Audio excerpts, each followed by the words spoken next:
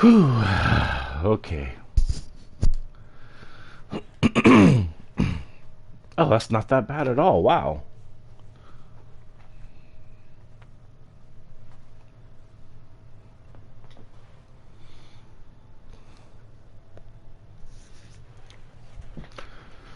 Whew.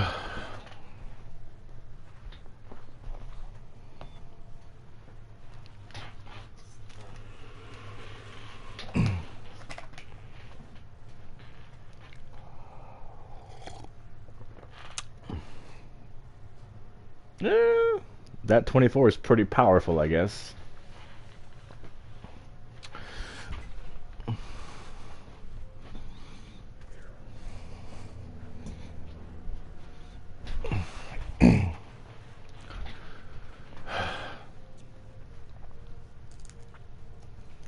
So I know one of the important things I wanted to do here, being a fan of this game.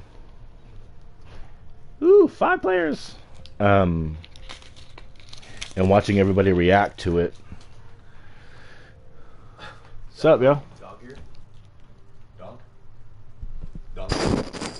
My dog, no. Or it sounds dog, no. Okay, I was just making sure coming out quiet with the dog. Um, yeah, I wanted to actually record my reaction because I lost my mind. So,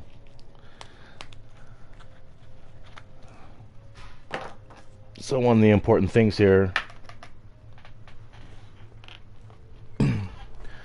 is to make sure that it's going to actually not block out the story shit. And you can't even see my reaction, or I can't see my reaction. So if it does that, then I might not go on. But if any friends join me during this time, then maybe I'll keep going just for to say hi to people.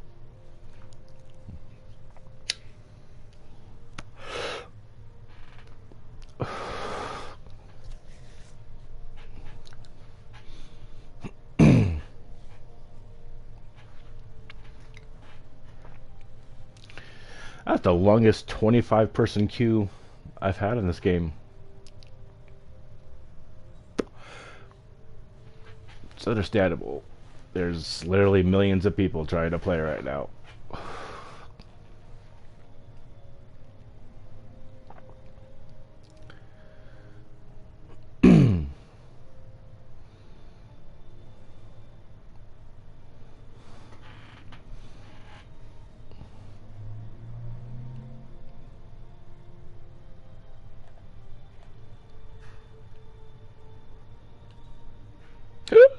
Only one more.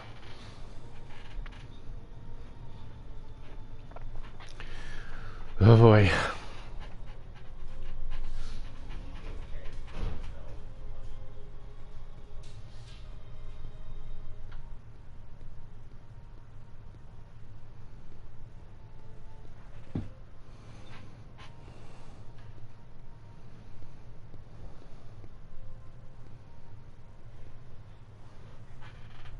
Okay.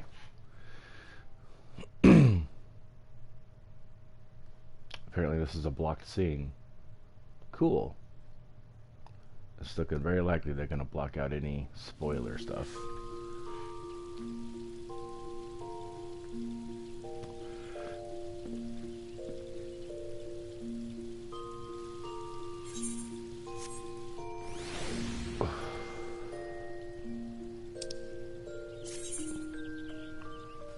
Why in the world?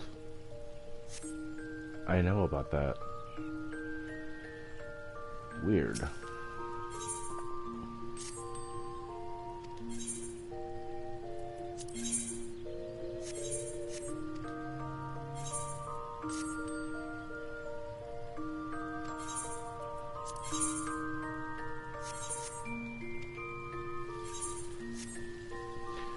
Okay. The next ship to sail.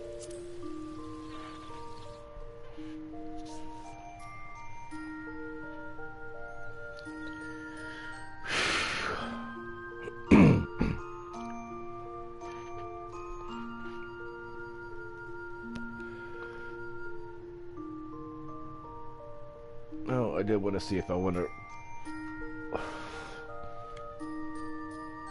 put the headpiece on my character.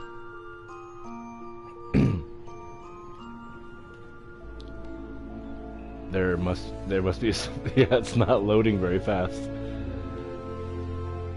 Okay. That's what I want to check out. Let's look at my guy. And then, oh, they changed the equipment. No more belts. Oh, they're gone. Belts are gone.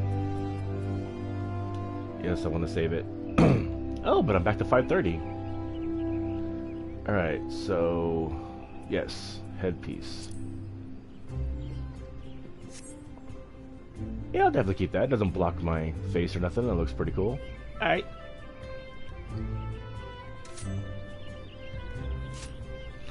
Alright. Where are we gonna go?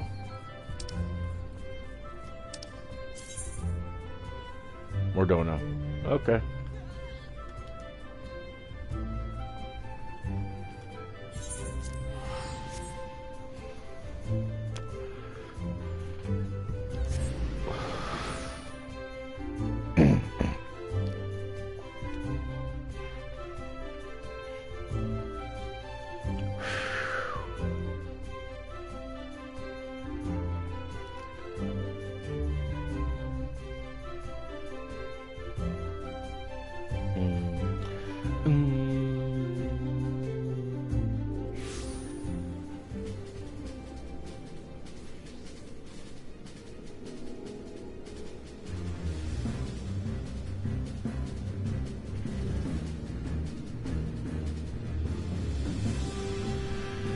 Okay. This way.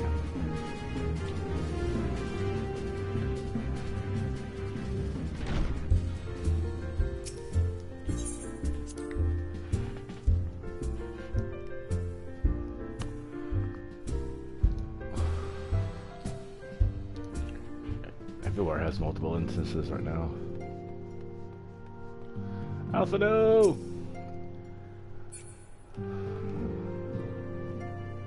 Is this gonna be the last time all the people will be here together?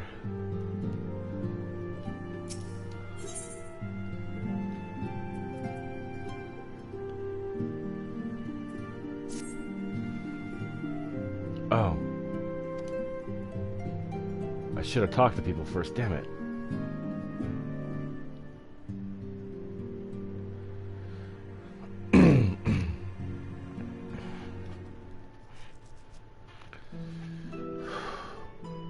Ooh.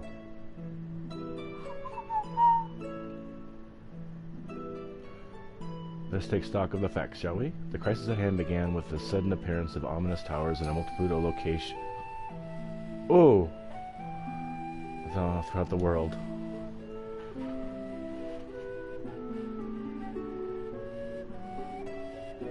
I love this song! Since learned that said structures have brought into being by an organization known as the Telophoroi. Just a refresher, it looks like. Telophoroi's stated purpose is to recreate the final days of eons past, an apocalyptic event that would result in the destruction of all we hold dear. Wow.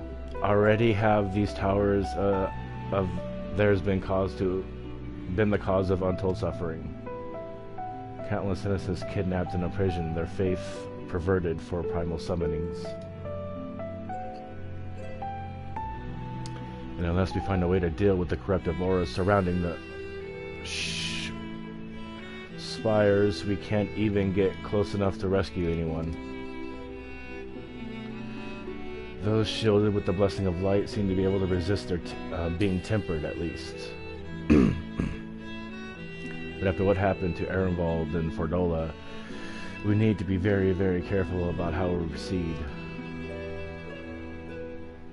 Yet while these threats close to home are of paramount concern, we must have lost sight of the situation in Garlemald. This fucking song is gorgeous. As you know, the Telophoroi are under the leadership of Fandaniel and one other delightful fellow, Xenos Yegalvis, the crown prince of our dear friend. Xenos, bitches. Meh. Alright.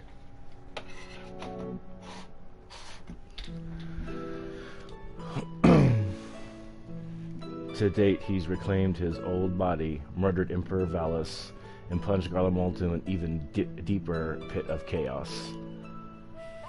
The capital has probably seen the worst of it.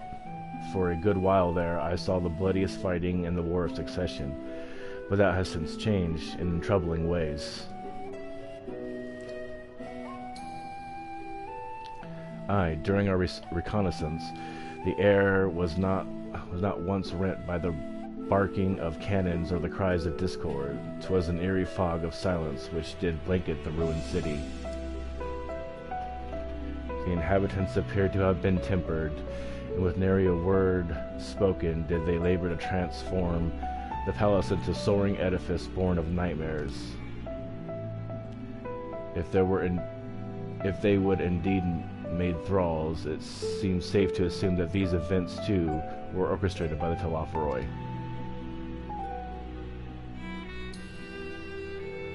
An army of primals is awful enough, but in light of recent developments, I fear it is only the prelude to an even greater catastrophe.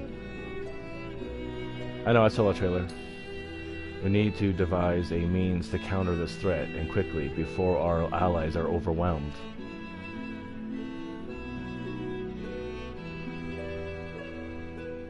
We will find a way in Sharlayan. I am sure of it. So we are going to Sharlayan first? Master First Knight's comments regarding the final days were curious, to say the least. The Forum knows more than it is letting on. And they sure the fuck ain't gonna tell us. Sorry to interrupt. We've just received word from Mrs. Kyle. She says the arrangements for your visit have been finalized. You're to head to Limsa Lominsa and board the next ship bound for Sharlayan. And on arrival, present yourselves as associates of the students of Baldesion. Come to assist in the Order's restoration.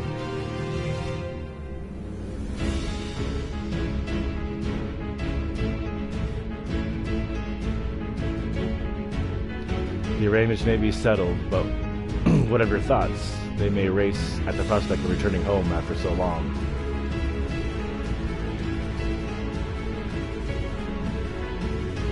I'm eager to see it, of course.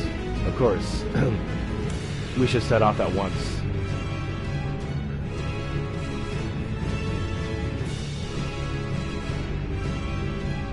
Then I'll accompany you to the docks. You need at least one person there to wave and cry and wish you a safe journey.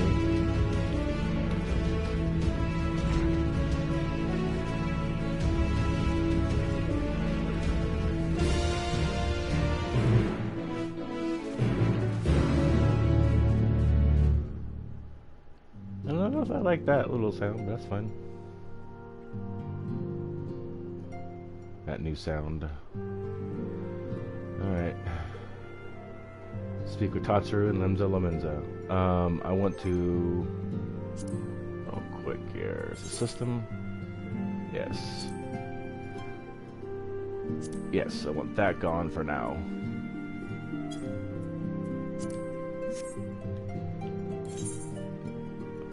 Limsa Lominsa.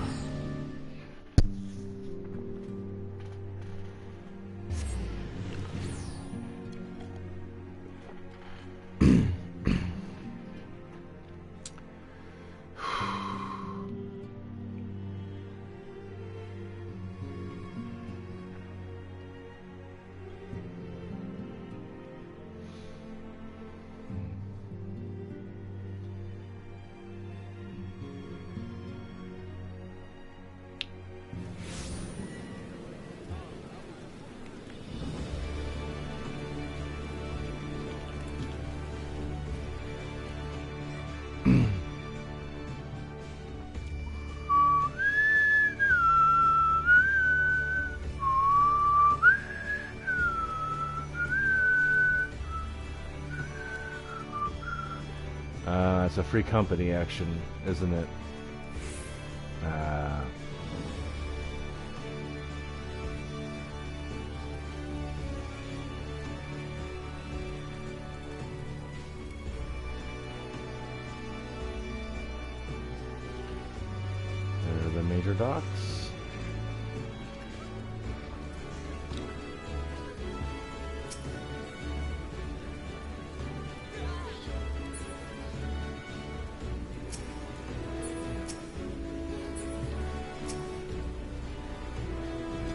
Contrary to what you might think, this will be like going home for me as well. I may have learned how to survive in Lemza, but it was in Sharlayan where I was taught, quite relentlessly I might add, the skills to properly live. I shudder to think what matter of truth awaiteth us beyond the indigo deep. Still more do I dread the prospect of discussions long overdue.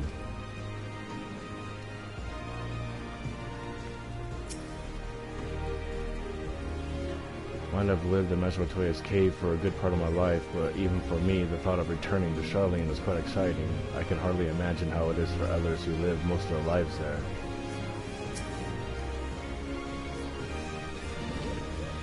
Though a part of me looks forward to returning home, I've not forgotten that my father stripped us of the privileges of our family name. I hope it doesn't cause trouble with the officials upon our arrival.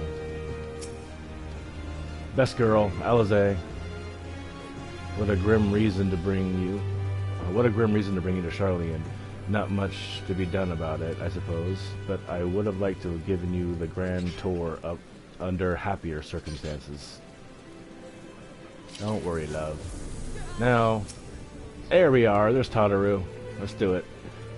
Everyone's here, which is good, because I've already paid for your passage, and the fee is non-refundable.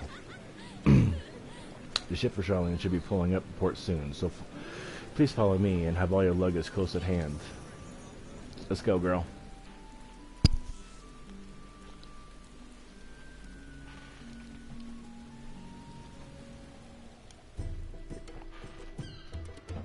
Damn, 1.0.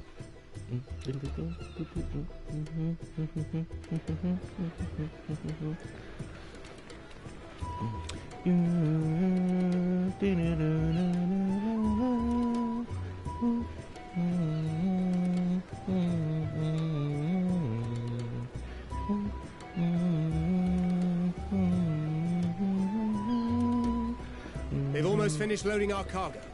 We should be ready to depart right on schedule, or so I'm told. Excellent. 'Tis nice to have a smooth beginning to one's journey, at the very least.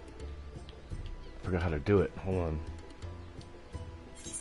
There we go. It's funny.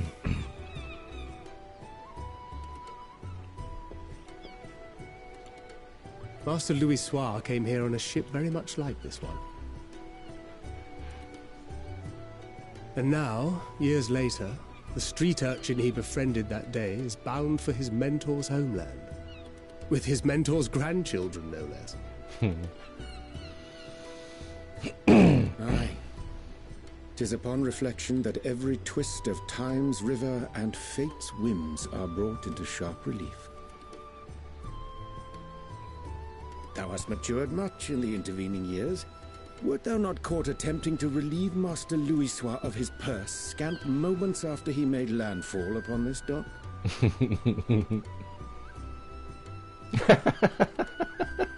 Oh, maybe. Really? Now that's a tale I'd like to hear.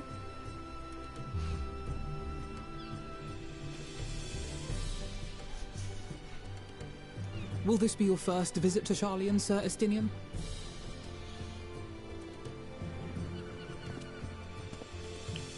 Sir Estinian?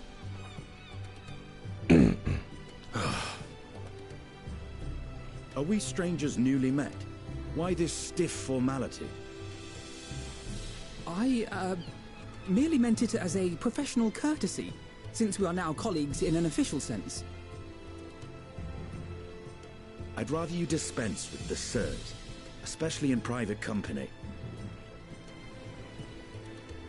Or I'll be forced to respond in kind, little Lord Alphino. You've made your point, Estinian. Painfully well. Better.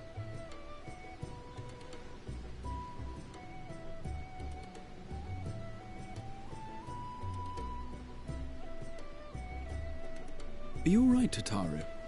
You seem positively distraught. Distraught? Me? Don't be silly. I think it's lovely that they get to see their homeland. It's just... We're trying to thwart the schemes of an army hell-bent on destroying the world. And once again, I have to stay behind and worry that this is the last time I'll get to see my friends.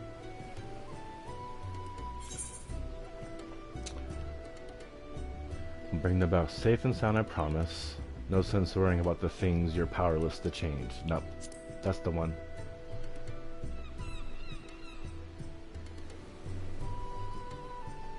I'll hold you to that.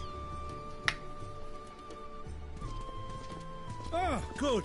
You're still here. Hori!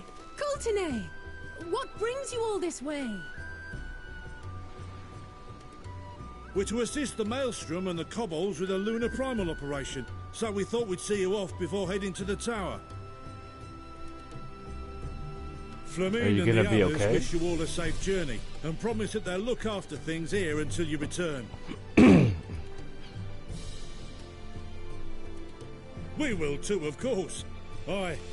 We, your fellow Scions of the Seventh Dawn, will do our part to ensure the end of the world won't happen on our watch. You're B team, you're gonna die. We're set to sail! All aboard for Sharlayan! Time to go. It's time. Then we must delay no longer. We will contact you the moment we learn aught of value. Wish us luck. Come on, sweetie, do it. No, come on. Alright, whatever. Have a safe journey, and please, please, be careful.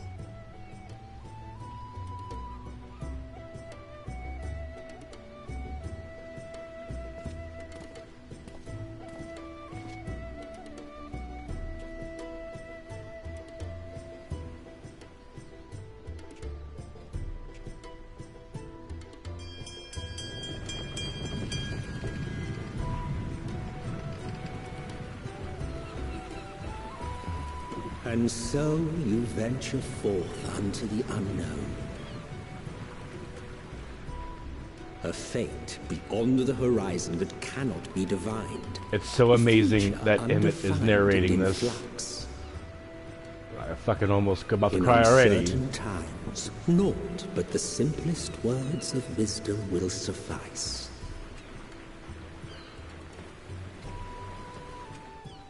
That which lives is destined to die. Love leads to loss. Every beginning has an end. Treasure every moment, every step of your descent. Okay, it's still broadcasting.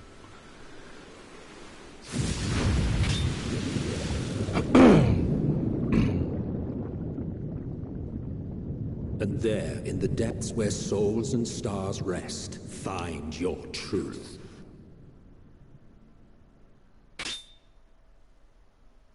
Kinda ominous.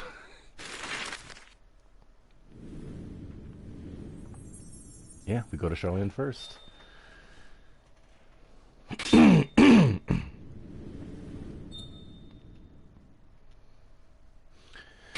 Ooh, boy.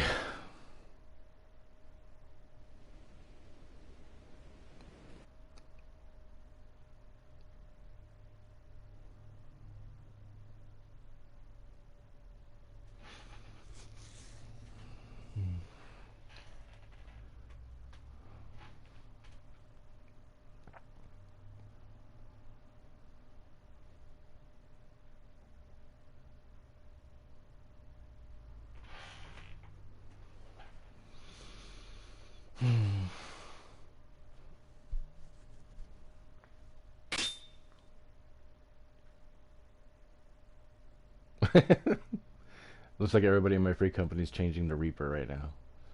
I'm gonna play this out as Samurai all the way through, and then check out Reaper. And I might end up being a Reaper from now on. I don't know. We'll see. We'll see.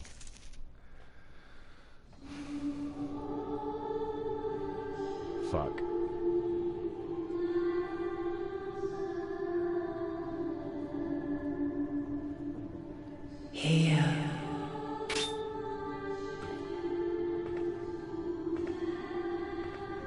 Feel. Think. Is this a 1.0 flashback? Think. Or is this happening right now? I guess it's happening right now.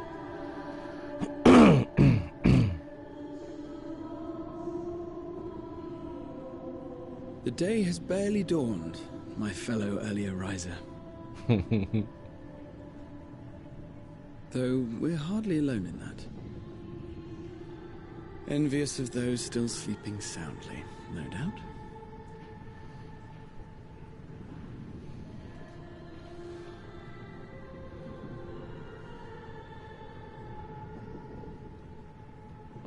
Called out to you, you say? So, okay. I've heard nothing myself. Yeah. Hydaelyn called.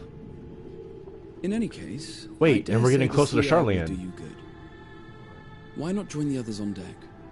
Sharlayan should be coming into view at any moment. Fuck, what does that mean?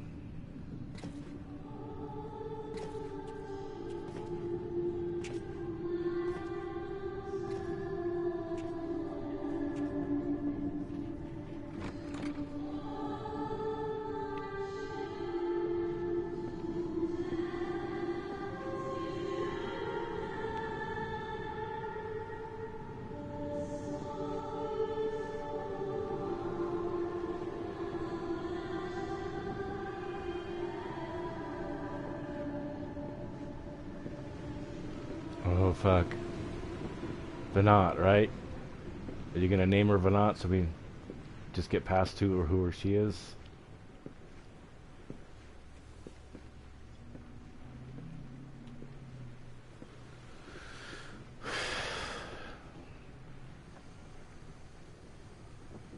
My voice yet reaches you.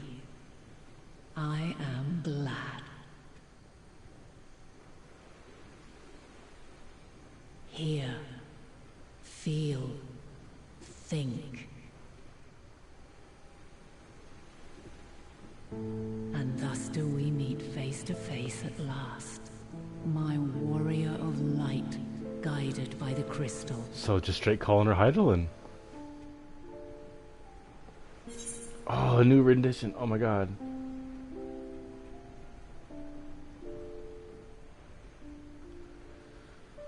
Nope, I want to hear her out first. I'm not saying I don't trust her yet.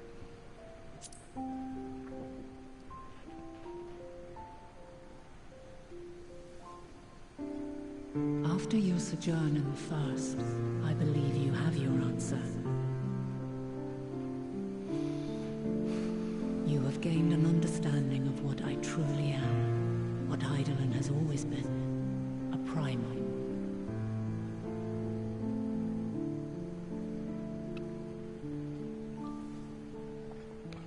Zodiark was created to forestall the apocalypse which threatened the ancient world, and I was brought forth to bind him. Yet 7 times now, those who would orchestrate a return to that bygone era have rejoined a shard to the god I had sundered. The greater his strength grows, the swifter does mine own diminish. The power to draw your mind into the rift betwixt is no longer mine to wield. Yet though it taxes me sorely, I dare not leave these words unsaid.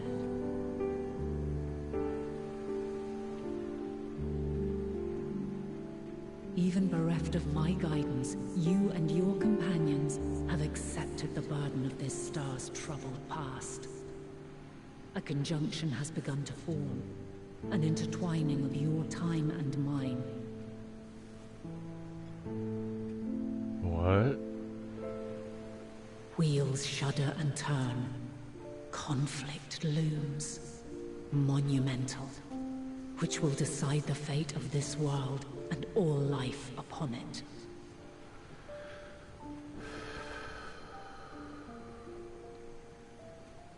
When you truly understand what is at stake, and your journey has prepared you to surmount the insurmountable, Then shall I honor the promise made in another time, another age.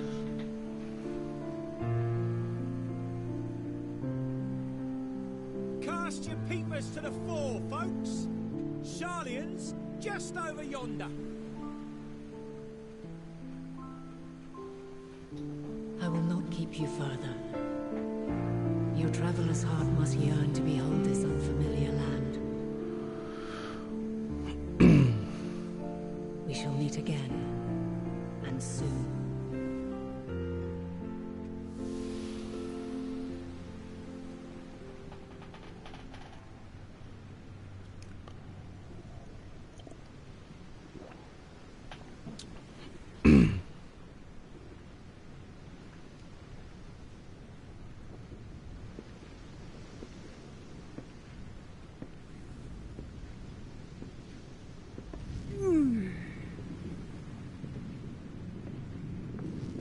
Oh, what a fine morning. Oh, still a bit stiff, though. And a good morning to you too. Taking a look at the island already? Then let's go. Let's go! Might still be room in the prow if we're lucky.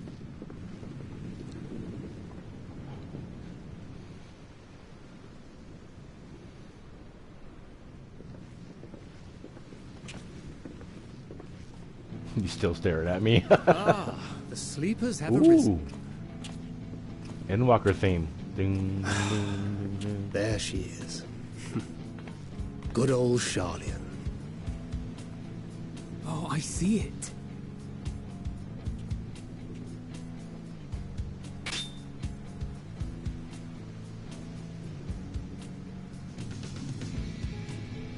Home. Home at last. Well, maybe not in Father's eyes, but we'll manage on our own, if we must. You do know you're not alone in this, don't you? That's right. Indeed. 'Tis as Sir Estinian saith. Forget not the comrades who boarded this ship at your side, I prithee.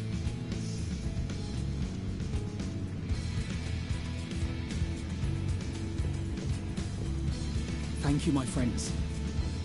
We are ever grateful for your steadfast support. I like this version. Upon arrival, we will be disembarking into the heart of Sharlayan proper.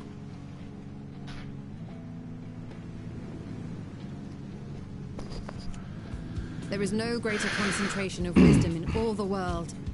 I am confident that somewhere within that center of knowledge and learning, we will find the answers we seek.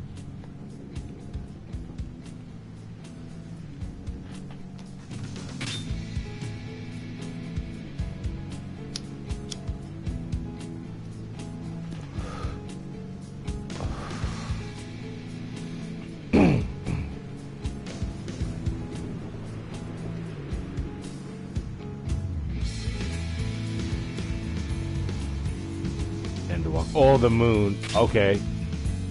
Endwalker right across the moon, yeah? Oh. Nice. Ooh.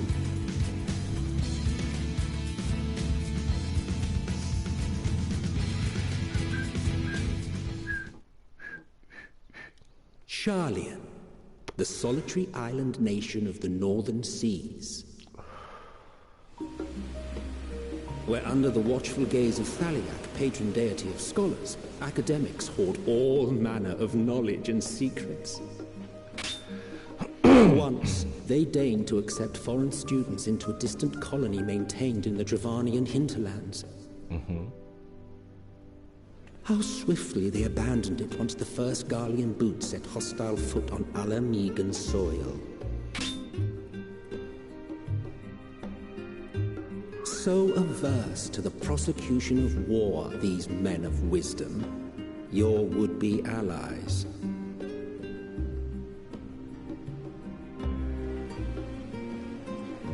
Ooh, this song.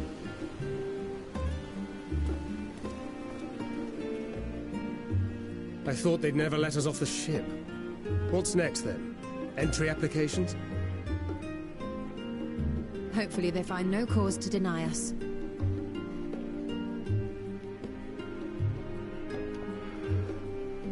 Hasn't Sharlayan all but severed relations with foreign powers? Those of us without direct ties, myself included, may be refused outright. 'Tis true that, as a nation, Sharlayan only forms trade agreements with a select few neutral countries. But from a practical standpoint, an island cannot afford to be overly strict with its borders. Fuck up. Especially not if that island's people are wholly devoted to the accumulation of knowledge. If one submits the proper paperwork, with satisfactory evidence of identity and intent, then foreigners may be granted entry. May. Quite. So let us be absolutely clear on these points before we proceed. The immigration officer will ask for your affiliation and your purpose of visit. Considering Sharlayan's views on intervention, I strongly suggest we avoid any mention of the Scions. Kral has laid the groundwork for us to act as associates of the students of Baldesion, and our ostensible reason for being here is to aid in their order's restoration. Okay. So she's already set that up for us, we just gotta continue it. Brahatir, it might expedite our progress should an actual student be seen at the head of our little group. Would you mind leading the way? Of course. This music's fucking amazing. This way, as I recall. Shall we?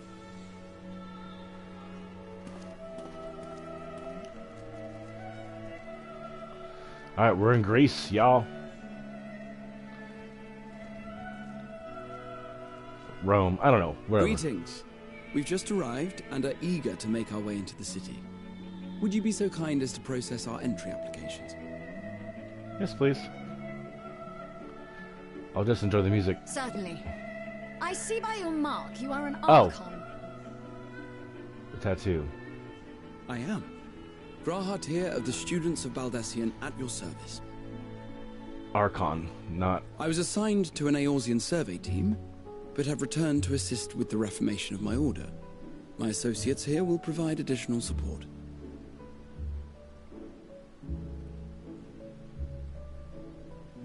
Very good.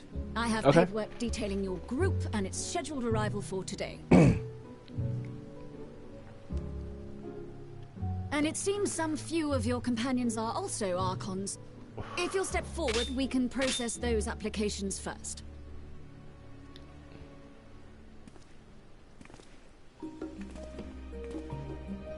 Ishtola rule.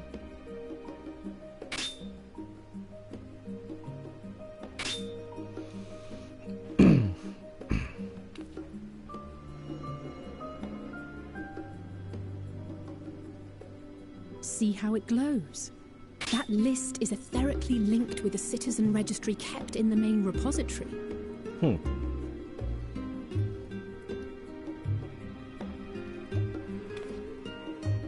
I've confirmed your status as Archons and amended your travel records accordingly.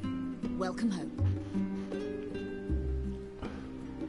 Yeah, this song is Now, sexy as fuck. Who do we have here?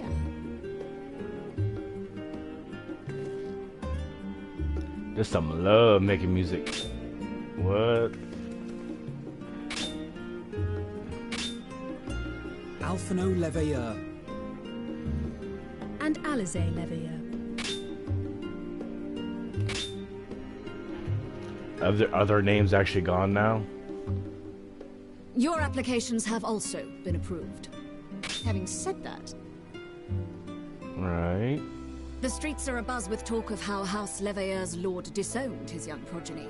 Okay.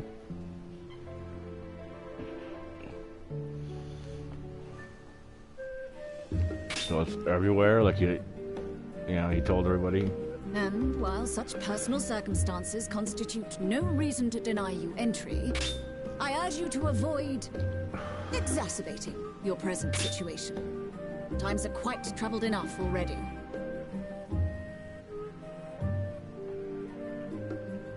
We shall keep that in mind. I wonder if there's a tower here. If there is, then you all better These last fucking two get are on board not with Sharlayan us. natives, but you will find their credentials are in order. An application was made in advance. Thank you, Cryo.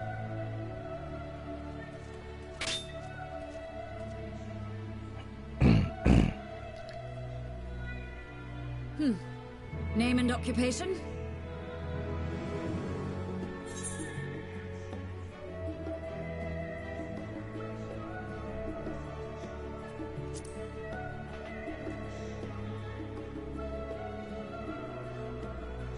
Indeed. Your profile describes you as an adventurer, but one also trained in the rather more constructive pursuits of procurement and production. You may enter. Sweet. And you, sir? Just badass. Justinian Valino, formerly of the Order of the Knights Dragoon in Ishgard. Formally, at least. And what, pray tell, is your profession now? Don't say Scion, brah.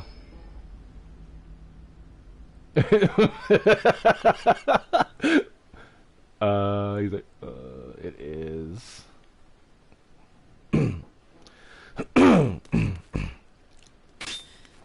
If you'll allow me.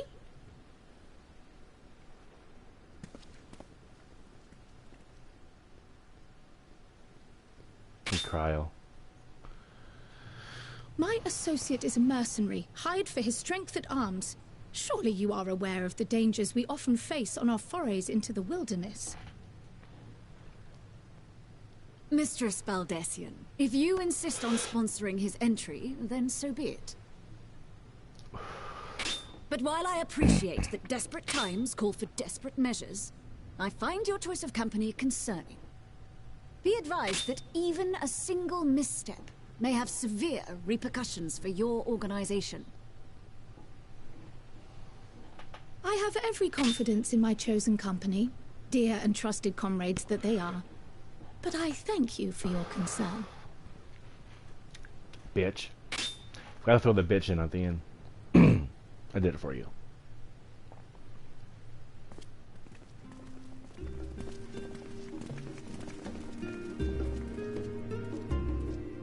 Cryle, it is good to see you.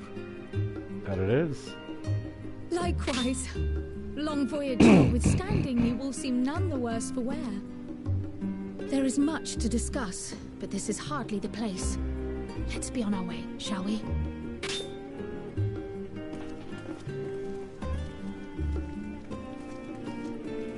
Oh!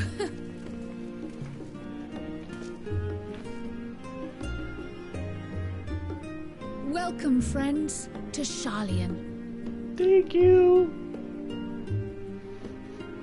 As your mercenary, I should hope my welcome includes a generous salary. Well, I had to say something, Sir Taciturn.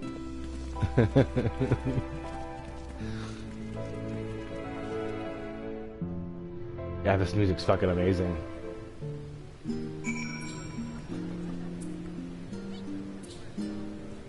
Oh boy. We're here.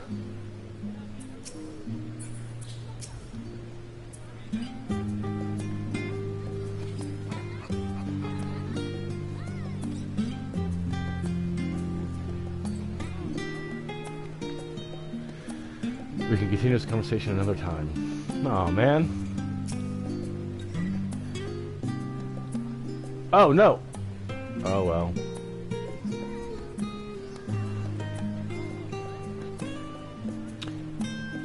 In any case, we may relax and take a moment to get your land legs back. Weapon, hey? I like that. I don't like the startup one very much. A lot of people to talk to, I don't know.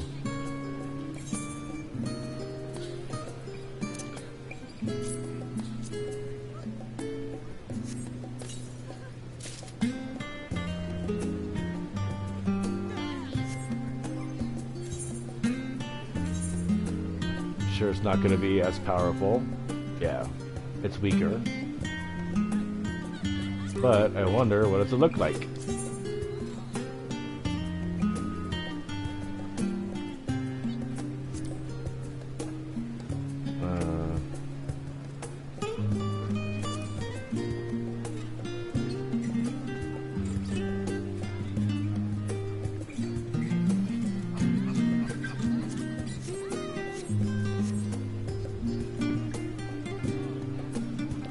Alizé.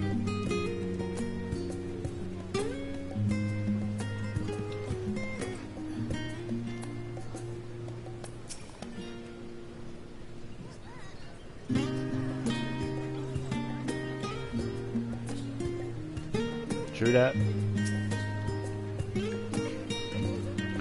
Allow me to extend unto thee my warmest welcome, Eric. May the wisdom of my homeland aid us in our endeavors. Even allowing up the years I spent in the first past here in the blink of an eye, the city feels untouched by time. You are doubtless eager to take in the sights. Worry not, Eric. The city is not like to vanish before we finish our discussion. G'raha? Here we are at last, the great city of Sharlayan. You must have noticed some similarities with the Crystarium, yes? In fact, okay, so he said the same thing, so I didn't miss... Okay. Oh, but we really should let Krile have her say first. We will continue this conversation another time. I am unaccustomed to fabricating lies on demand. Why should it matter how I earn my living? Because they're dicks here. Armor piece, horse chestnut chest gear.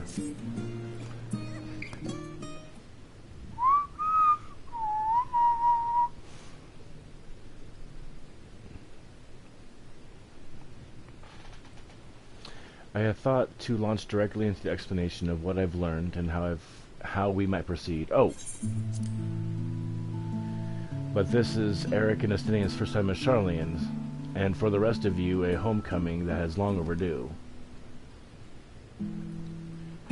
You must have places you wish to visit, the people you're dying to see. Therefore, I propose we postpone our agenda so that you all may have sufficient time to recover from your journey and get your bearings in the city. Once you've settled in, we can reconvene at Baldesion Annex. How does that sound? 'Tis a fine suggestion. We may not be welcome at the Olivier estate as such, but I should like to nose around the neighborhood all the same.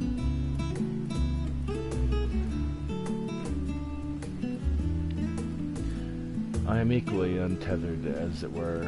There is no particular place for my kin, no particular place that my kin call home. Still, I would not pass up the opportunity to reacquaint myself with the city. Likewise, a quick tour of our old haunts might yet wield some useful gossip.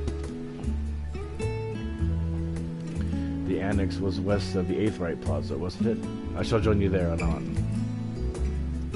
Yes, we'll see you there. Urianger, what's up? I too have places I would be remiss to not visiting forthwith. By thy leave. Are you coming with me? You guys coming with me? What of you, Estinian? My services as a guide are yours for the asking. That won't be necessary. Until we reconvene, I prefer to wander as the wind takes me. But I could... Oh...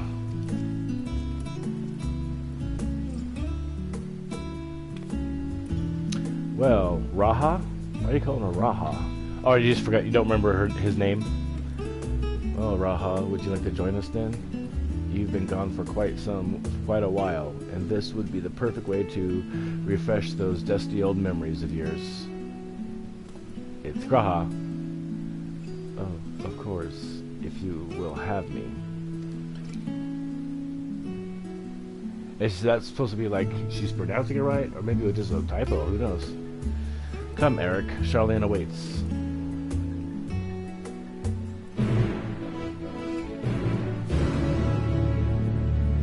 Oh, it's the main theme.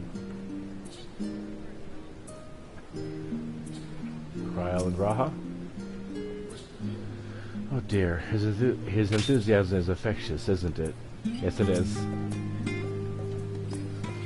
After you, my friends, I am more than content to follow your lead. G'raha is now accompanying you. Keep him at your side in order to proceed with quest objectives. You can leave G'raha behind by entering a different area using the Aethernet or by putting too much distance between you. You can also speak with G'raha and select the option to part ways. No, I don't want to part ways. If you wish to have G'raha Tia accompany you again, return and speak with him at the original location. While G'raha is accompanying you, next try to speak with Krile.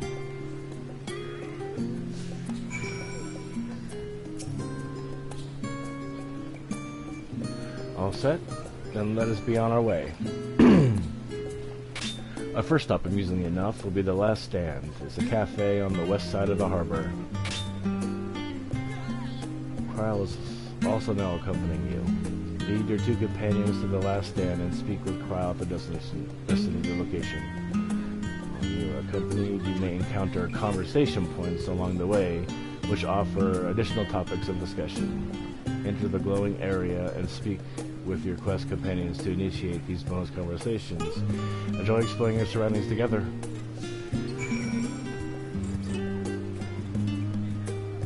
There's a spot. There's a spot.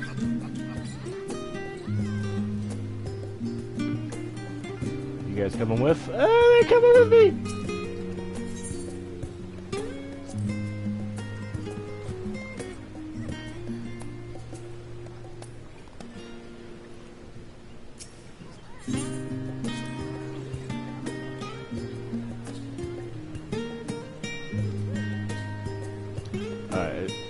Here for a second, see anything over here. There's someone to talk to, but alright, no blue area there, but there's one here.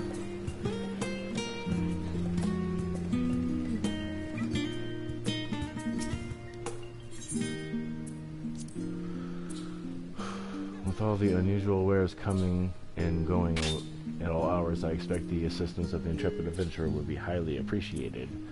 I see no reason why you couldn't undertake any tasks which pique your interest.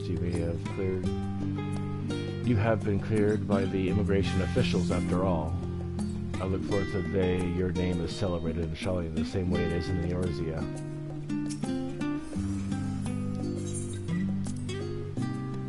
This place is called the Peristyle? And it is the first stop for cargo unloaded at the docks. You'll find the usual necessities for daily living and other imports vital to the running of Island Nation, but also supplies that further Charlene's pursuit of knowledge, namely large quantities of books, specimens, and samples. Sorting these stacks certainly seem to keep the attendants busy. This is really cool. There's leave mates. Guild ship hunt vendor?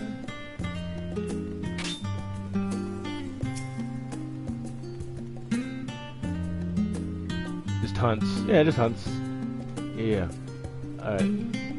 Can't do that yet, I'm sure. Any other blue slots? There's the Aetherite.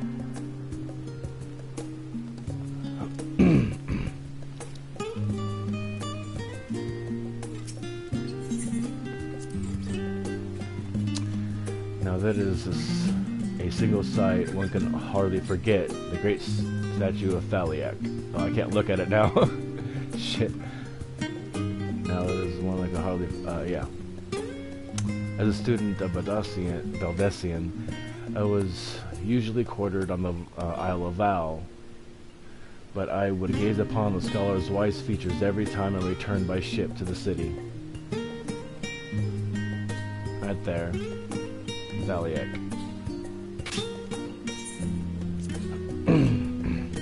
The path leading out towards the sea is known as the Valiek Stoa, so named for the statue of the scholar which stands at its end.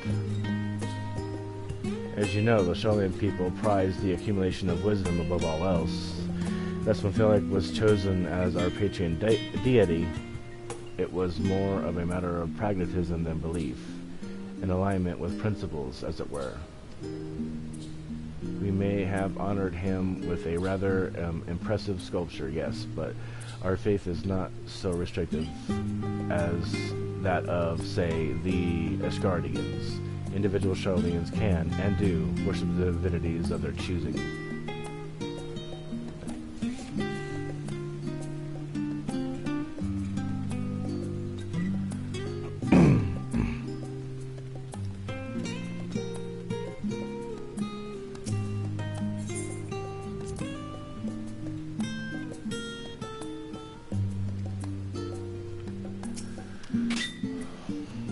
And here we are, the last stand.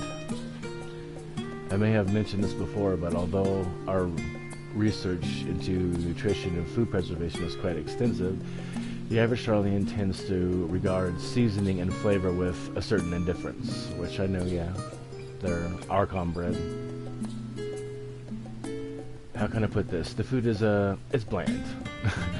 As encapsulated by our infamous Archon loaf, the prevailing sentiment towards cuisine is dietary value first and taste a distant second. There is one pupil at the stadium, however, who could stomach the school's intrepid meals no longer, so he quit his lessons and poured all of his savings into building a proper eatery. Last stand. And so the last stand came to be. It is, and the name implies, the sole dedicated outpost for fine dining in Sharlayan, the one and only bastion of the culinary arts in an isle of otherwise mediocre fare. I seem to recall their burger being hailed as one of the most impressive items on the menu, not that I ever had the pleasure of eating one myself. Because you were a typical Sharlayan when it came to cheap and convenient, Raha. It's not a typo. Maybe she's pronouncing it right. I don't know. But surely Katru has since taught you how to appreciate a well-prepared dish. You should all stop in when time permits to sample the cafe's delights. Shall we press on? The stairs to the side of the cafe there will take us to the Aetheryte Plaza. Definitely need to go there.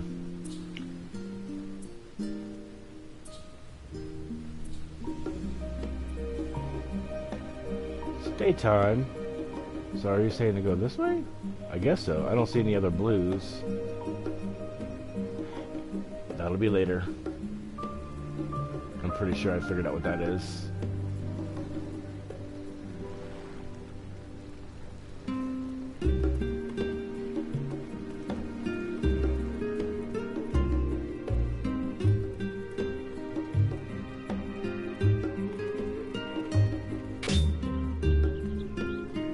Other blues? Alright.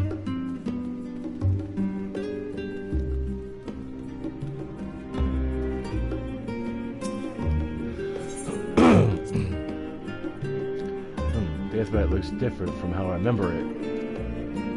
Really?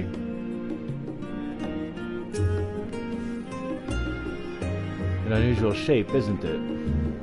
I assure you, however, that it is perfectly functioning Aetheryte. Remember to attune yourself before we move on. Now, being the diligent tour guide that I am, I should make mention of the Confluence, a research facility located in the very plaza. Okay. Its most lauded discoveries are the reason Sharlayan stands at the forefront of teleportation technology. They created it, I believe. And deciphering the underlying principles of Allegan Aetherites. Allegans created it? Maybe Sharlayan was around then, I believe. Maybe not. Well, I guess they're the ones that made it a thing. I don't know. In deciphering the underlying principles of elegant aetherites, it allows us to understand and reconstruct what was essentially a lost art. So, okay, so the Alligans first did it, and they they figured it out, and made it a thing for modern time. And now if we go to our next destination, our path leads northwest to the Aurora, Sharlayan's largest marketplace. Aetherite.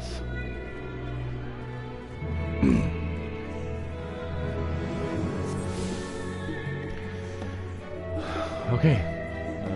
That away, huh?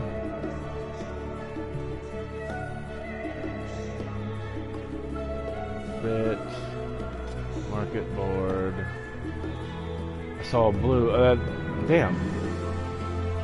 I don't see many other extra blues so far. I do need to do this. I noticed. Not that bad, but still, I needed to do it.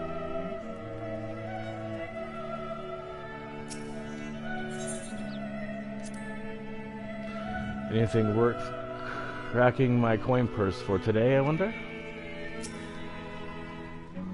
Welcome to the Agora. Where you can find wares made in Sharlayan, as well as a wide selection of imported goods. They also used to sell questionable prototypes from various research institutes, but I think that practice has thankfully died out, for the most part. Otherwise, I can think of no better place to stock up for the next big adventure. Am I overselling it? On a more serious note, the next stop on our tour is one which has particular reverence for our ultimate purpose here. We must head back to the Aetherite Plaza, follow a path north, and climb the stairs to the imposing building at the very top. Groovy. Materia vendor. Materia vendor. Yeah. So this is what I thought it would be. Gemstone trader. Alright, back to the Aetherite. I think it's to the left.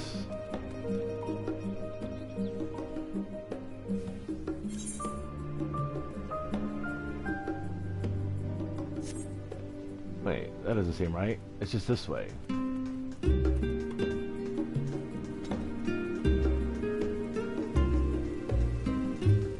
Boop.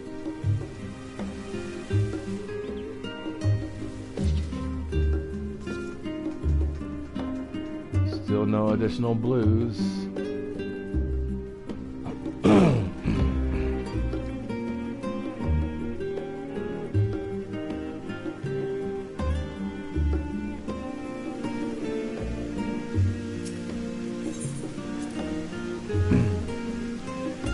These little decorative features are typical of Sharlayan architecture, aside from the research wing. Our headquarters on the Isle of Val were rather simple and rustic by comparison.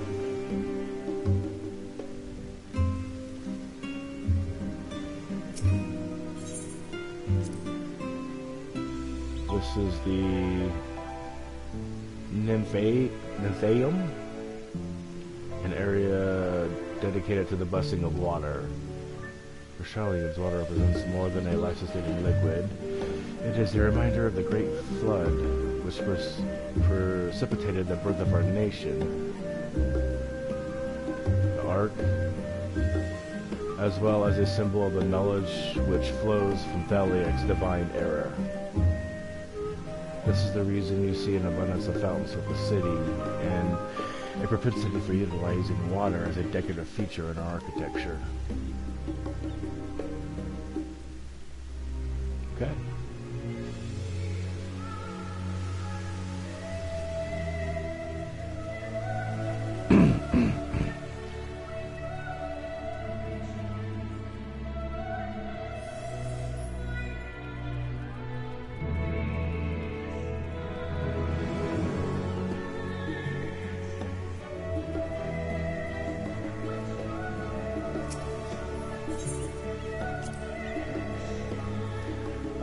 What an invigorating breeze. A touch bitey, perhaps, but pleasant nonetheless.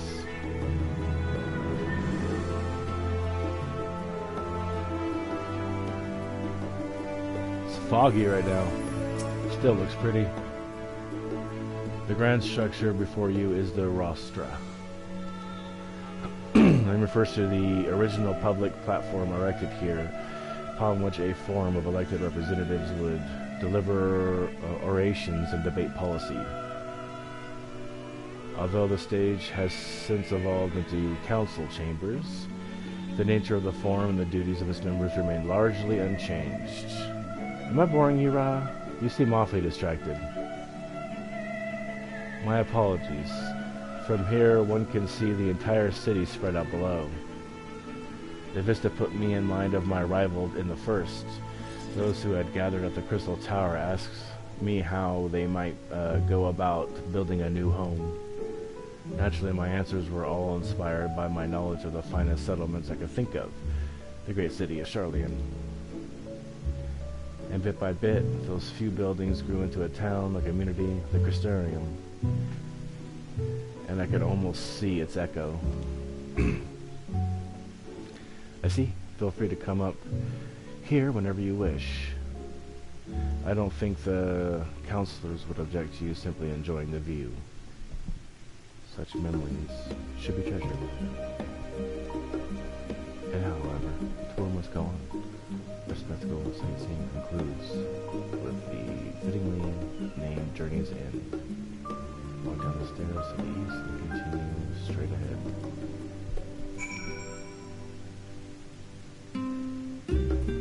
Oh, there's an even that.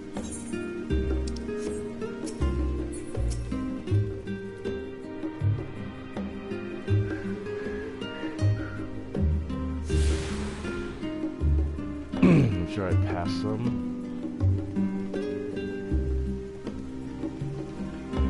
But I want to finish this first. When I have my guide and such.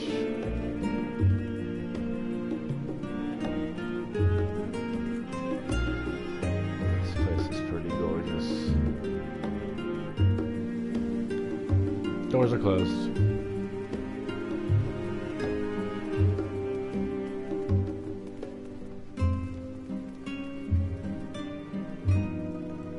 Oh, I saw that earlier.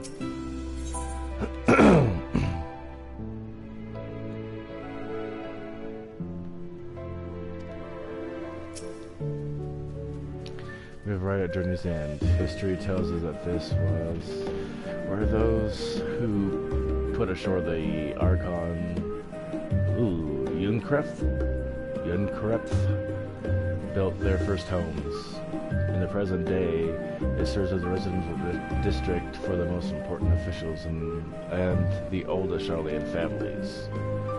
You'll see that one mansion is clearly larger than the neighbors. That estate belongs to our friends at House Levier. All things considered, we should probably keep our distance for a time being. And with that, we bring our little Sharlayan tour to a close. I hope it has proven to be an entertaining and enlightening experience. Now, shall we head directly to the Baldosian Aspects and remember the way, don't you, Raha? Let me think. We head down towards the harbor, across the bridge, to our right, and then follow the path below the 8th Right Plaza. Correct. After you, Eric. Wait, you're still with me? Damn it. Alright.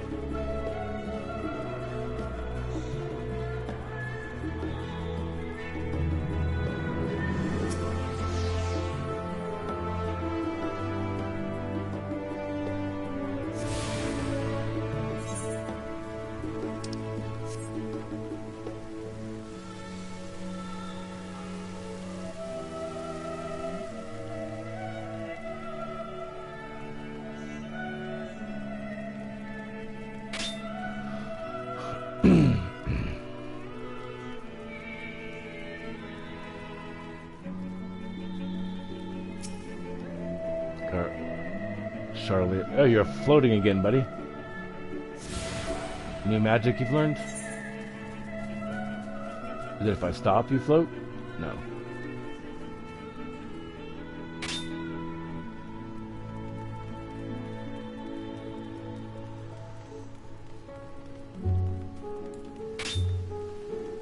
Keep up, guys. Let's go. Oh, another blue spot. See? All right.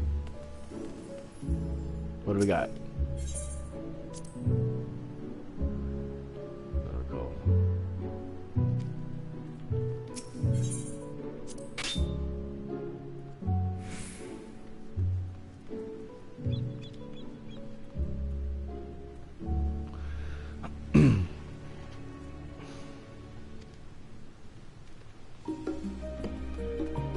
Maybe they could.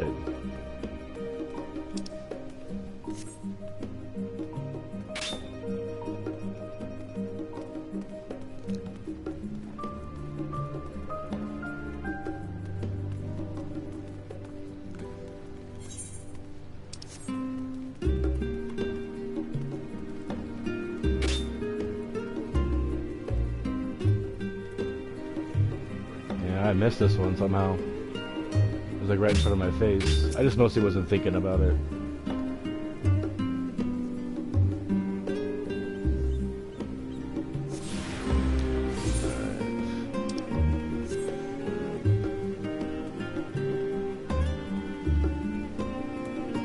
Keep up, lads.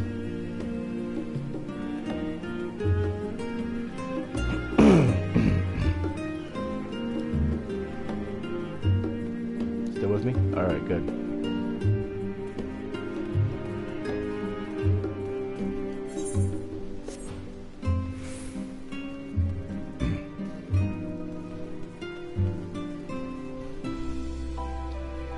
Be there in a minute.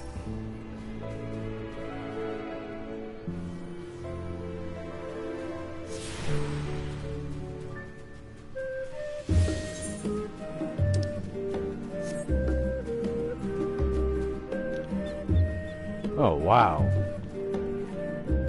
How fucking cool, dude.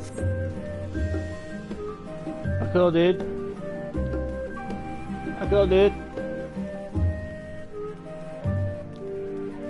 Oh. Tranquility. So yeah, this is just like, what is it?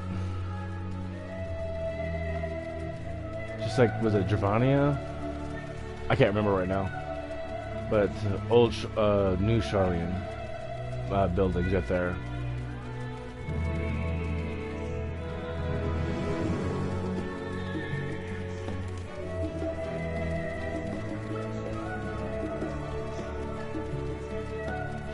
The Studium.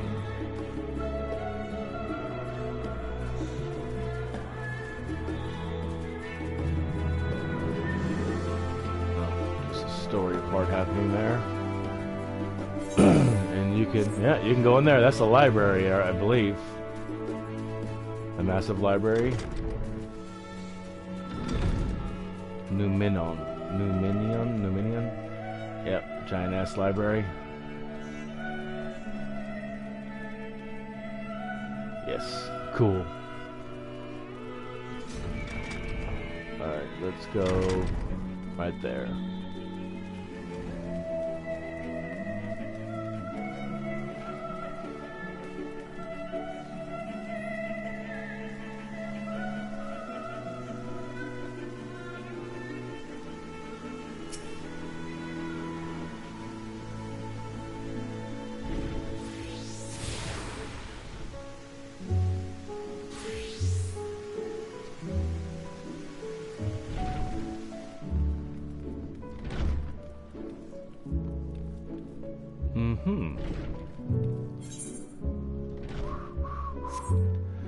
I believe I see. Man, I'm not sure of things right now.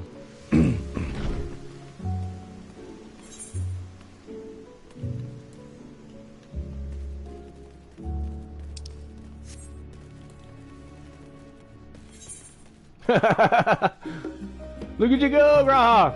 Oh, hi, you're back.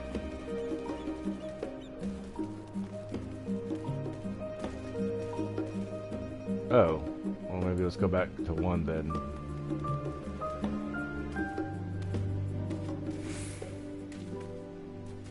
Ah, yes. So definitely.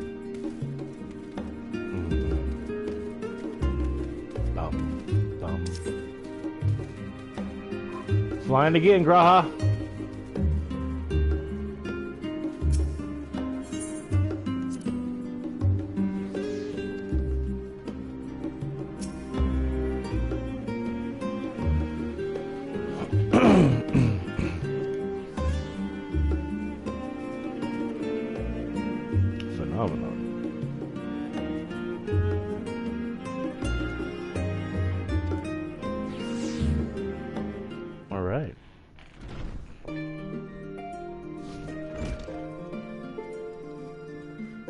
Oh, do do do do do.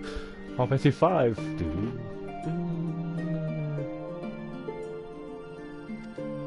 Wow, that was great.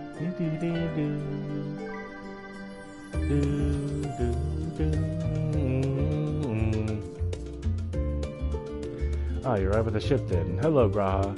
It's nice to see you again. It's a pleasure to meet you, Eric. I've heard many a tale of your exploits.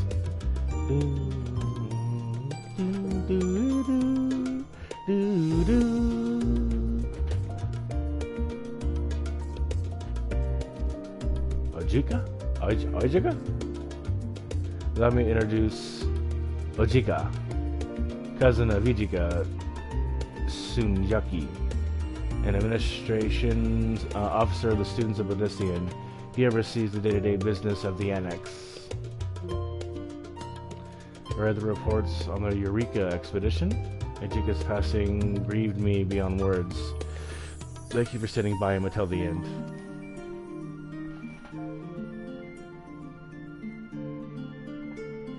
Ooh. This place is like a second home to the students. The Isle of Al served as the headquarters, of course. We often had occasion to visit Charlian. Whether we make use of the city's research facilities, attended conferences, or procure supplies from distant shores. And the Annex here has built to provide lodgings for our members while we engage in such activities. Now that our former headquarters is on the wrong side of the world, among other things, the Annex has become our new base of operations for all intents and purposes. And yet it feels so empty. With so many lost to us, our organization is a shell of its former self. The day will come when we will see the students rise again.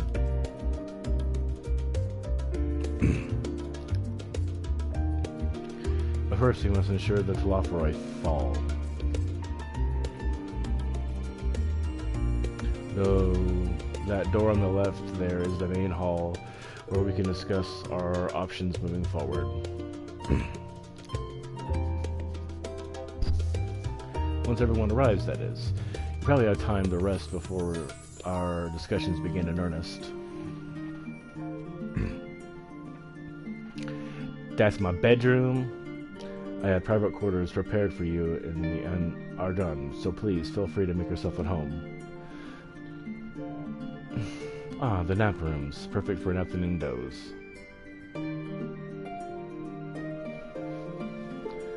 Oh, I didn't mean to give you the wrong impression. The chambers are quite well appointed. Far more than some cheap roadside inn, you may be assured. It was simply that we were often so busy with research or exhausted from journeys abroad that we would slip into the Andron just to still a few weeks. And thus they became known almost as amongst the students as nap rooms, even if many such naps might last well into the following morning. Say the word and I'll be happy to show you to your chamber. Hopefully the others won't be too long on coming. I'll wait for you all in the main hall.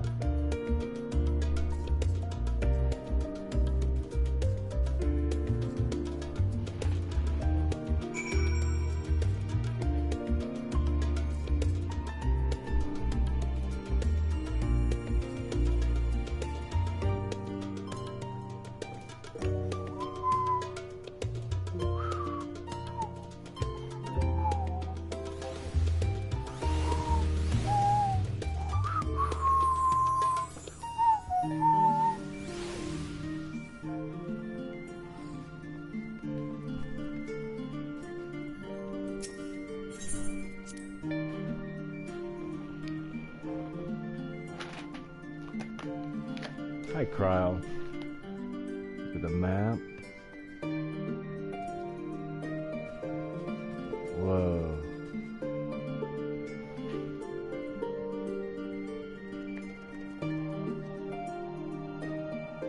That's supposed to be Crystal Tower. It doesn't look the same. don't remember that box. That's elegant shit. Is that Mordona? Yes, for the... Is that where the Isle of Alice? I'm not sure here. King Mugamog. That is a 2.0 area, I believe. I can't remember what it's called right now. I'm pretty sure that was supposed to be Mordona. I remember that. That's Azaslaw, of course. Is that in Eureka? Maybe? I think so. That looks like a rendition of the Crystal Tower. Garuda?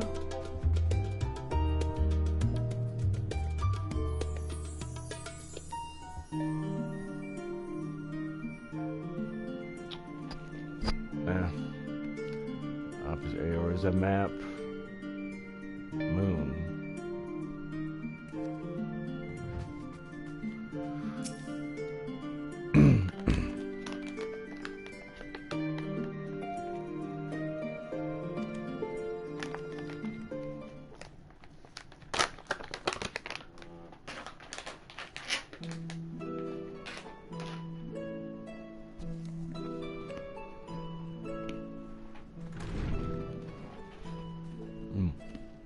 Pray forgive me. I was delayed. No problems, Urianger. I will be right back.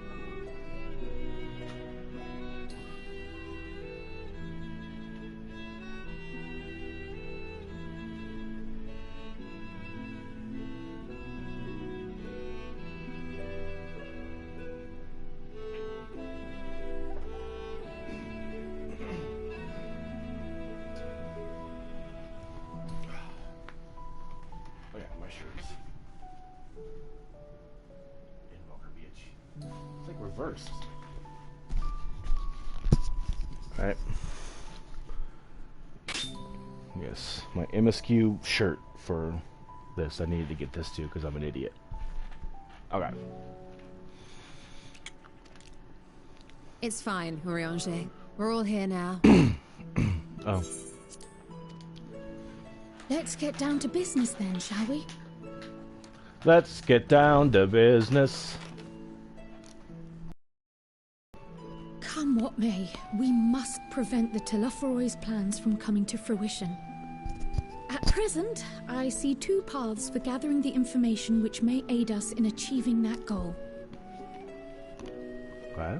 The first involves an investigation into the change which has come over Sharlayan, not to mention the recent inscrutable behavior of the Forum. As most of you know, the 99 members of the Forum are elected from the general populace. This alone guarantees a plethora of opinion with regards to foreign policy.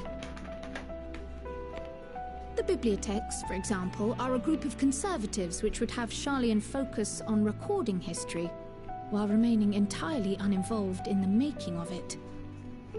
And at the other extreme, we have advocates for proactive diplomacy and direct intervention. My grandfather Galef was one such member, as was Archon Louisoix.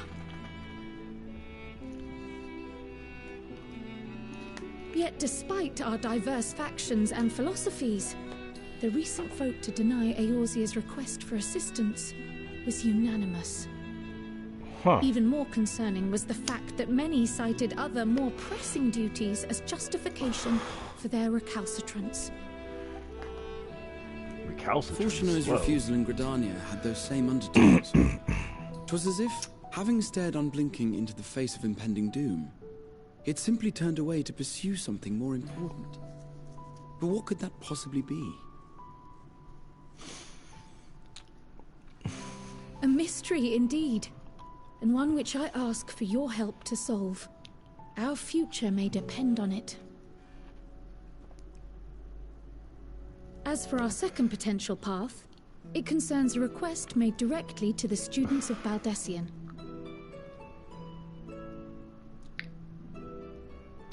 Our organization was founded primarily to study strange and unexplained phenomena the world over.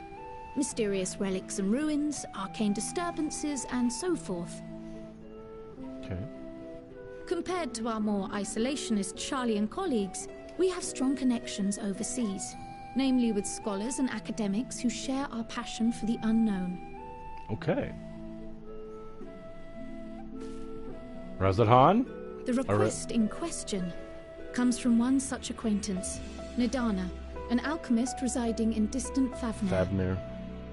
Her missive describes the sudden appearance of a tower, and the subsequent summoning of what I can only assume is a lunar primal.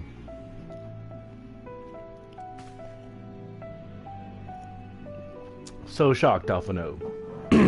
Yeah, of course, the Sinian's not. In response to this threat, the Satrap of Radzat-Han, the individual who governs the city-state, has instructed Satrap? the alchemists to find a means to deal with the spire.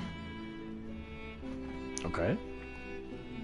The artisans of that land are heirs to an ancient tradition, one rather unlike that of their Uldan counterparts.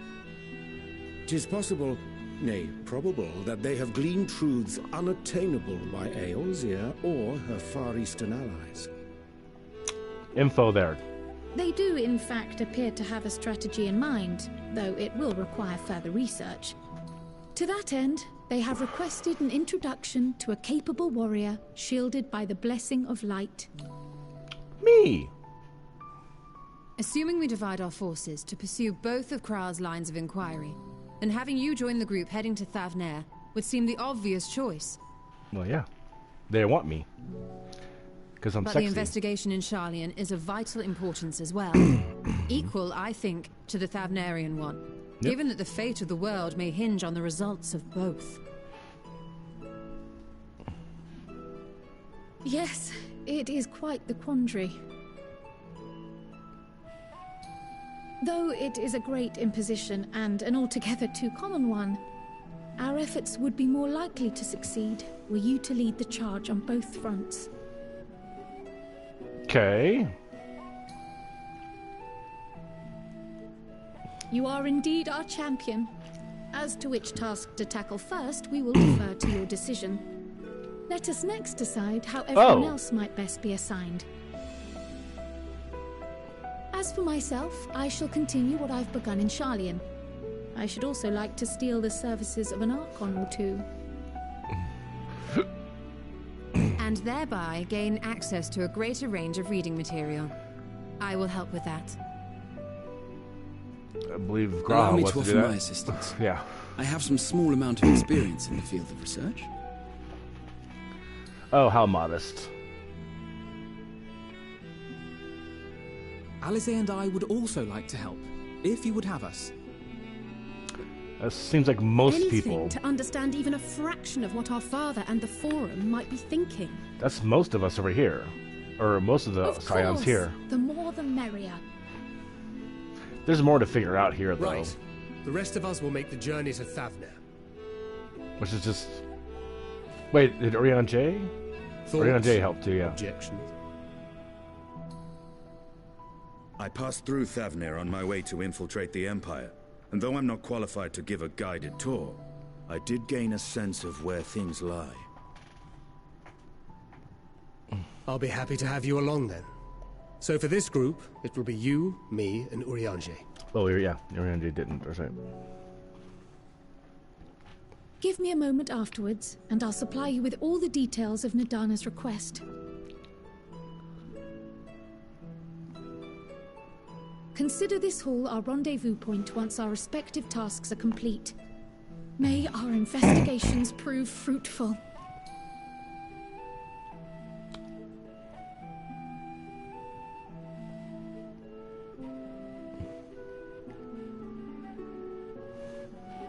My boy.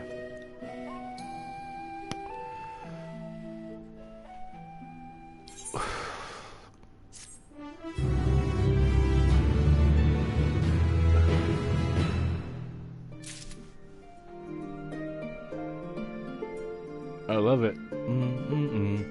Okay, so now I gotta decide. Yeah, there's a lot more people staying here. Which direction to go?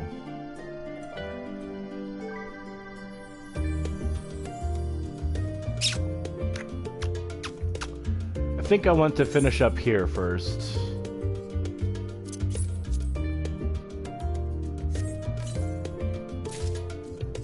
Or, you know, see this out, or whatever.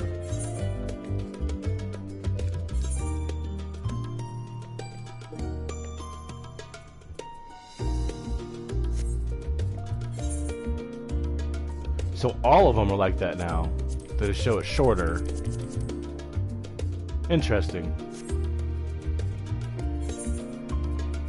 I think I set up because they're eventually going to try to add more slots. Anyway, let's try this on. How do I look? Oh, I like that.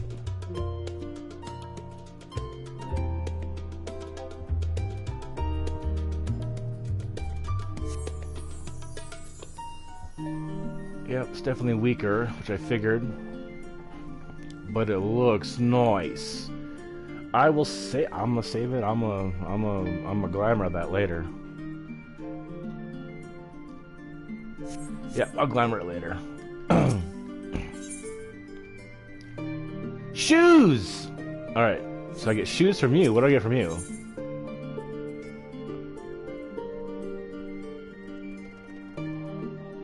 Is that a food? Yeah. Experience bonus. Alright. Oh, let's talk to some people too. I still don't understand how the vote could be unanimous. Me either. What could possibly convince them all to turn their backs on Eorzea? If the Forum is intent on concealing its intentions, then a cursory investigation will avail us little, I suspect. We will need to dig deep. And with the greatest of care. True dat? What's up, Stola? The process by which the Forum members are elected is fair and equitable. Whether neither wealth nor social standing offers any advantages to a prospective candidate. But fairly elected or not, Master Montoya still found them all to be insufferable. Our tour of the city was a pleasant distraction. I feel more than ready now to tackle the challenges of the day. Nice. Alright, let me see what's going on here too. So I have read much on the subject of Razatan. This visit shall be my first. It will be interesting to see how the Hanush mean to contend with the tower, different as their magical and technological disciplines are. So it's back to Thavnair. Had I known earlier, I would have considered more suitable attire, because it's hot! Alright, yep, let's start this way. An unsettling change has come over Sharlayan, but together we will divine the underlying cause of the Forum's callousness. As I mentioned before, however, questioning the counselors directly is a fruitless endeavor. They seem to have already come to the consensus as to what and how little they are willing to divulge. Which is why I began scouting Sharlayan's archive of historical records for any hint of a connection to the final days. I don't think they have any knowledge of the final days, because of everything that happened to Shadowbringers, we basically changed what the timeline's supposed to be, so their prophecies and old texts say that the calamity is supposed to happen, but we stopped it. And that didn't change anything in the world. It didn't change, you know, it didn't go into our past and change stuff. It just changed the direction that things were going to go. So the prophecies that they're leaning on are not correct. And there was never going to be a final days situation. So of course I don't think they would know anything about it. Suffice to say that progress has been slow. There are only so many dusty pages one can skim in a day. But now that I have this band of willing reinforcements, the search should proceed all the swifter. Let us reconvene outside Numenon, shall we? Exit the annex to the right, and we'll be able to find the archives to the west edge of the woods.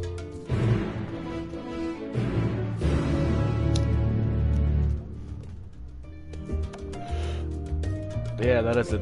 Oh, I could take both though. Yeah, let's take both. Oh, we get an actual cutscene for this? Oh, alright.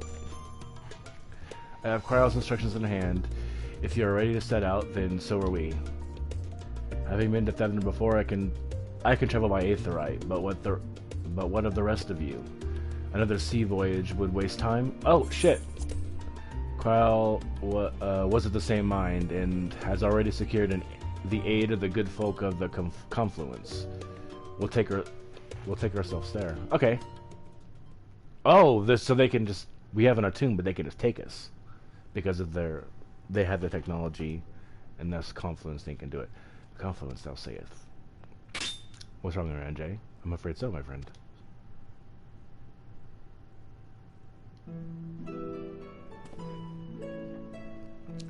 Thou wilt recall the hunt for Iceheart, unto whose sanctuary we delivered thee, owing to the knowledge of our comrade Moonbreda. We delivered thee...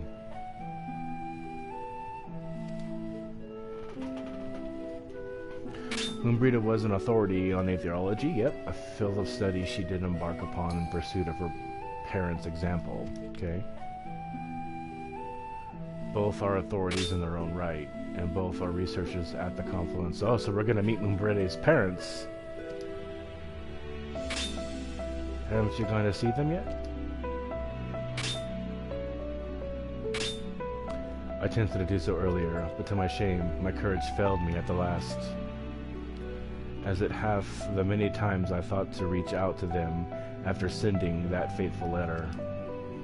Neither time nor introspective have revealed unto me the words I should speak, and thus have I kept my silence. You say a lot of words, bro, so don't worry about it. Whether you come with us or no is your choice and yours alone. If it is too difficult, we'll manage. Thou art kind to say so, but I have no intention of forsaking our cause. I shall go to the Confluence, and I shall face that which hath long been overdue. If it's settled, then let's be off. When we arrive, we should look for a researcher named Kite. Kite? Kite? I don't know. I'm not sure how to pronounce it yet.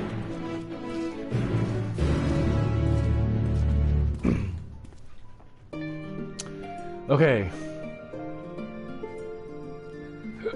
So, hitting the books is what I'm doing first.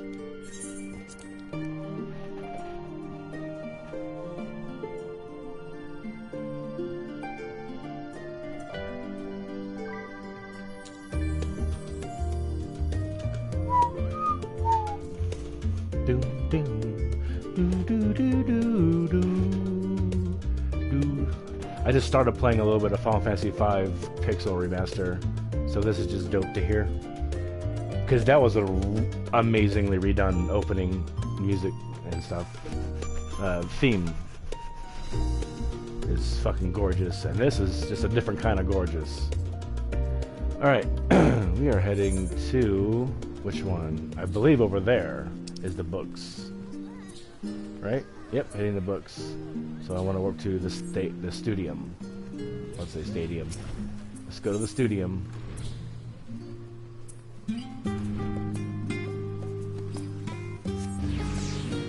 I like that. That's nice. I guess there aren't that many people in here right now.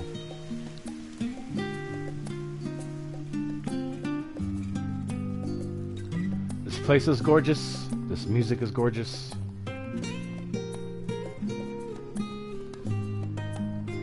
Load, please. Hi, Cryo. Let's just go. My directions were easy enough to follow, I hope. In any case, you stand now before the doors of the Numenon, Sharlayan's grandest collection of books and tomes. This building is actually only an entrance, and one of many that, at that, for the archives of Numenon extend deep beneath the surface like the roots of a tree. The vast halls of the great Gooba library pale in comparison to Numenon's endless maze of subterranean chambers. Any citizen of Sharlayan is free to enter and peruse these shelves, well, most of the shelves, but Archons are afforded access to certain restricted vaults. I've dispatched Tola and Raha to investigate those. Meanwhile, Alice and Alphano will help me continue my search to the stacks open to the general public. Your status presents more of a problem. As a non-citizen, you are only permitted to browse the first floor here at the entrance. So, even so, there should be a number of books which touch upon the Sharlayan history of foreign policy. Your task will be to find and study the relevant publications. I promise you a working knowledge of those subjects will make it far easier to spot the sort of clues you're looking for. Let us be about it, shall we? I've told the others to meet up at the stone benches over there once they have some promising tomes. Happy reading. Time to read books! Time to fucking read books! What'd you do? I played a game. What'd you do in the game? I read books! Here's one. Brightly colored book. What you got? Title on the spine reads The Story of Sharlayan. Let's do it.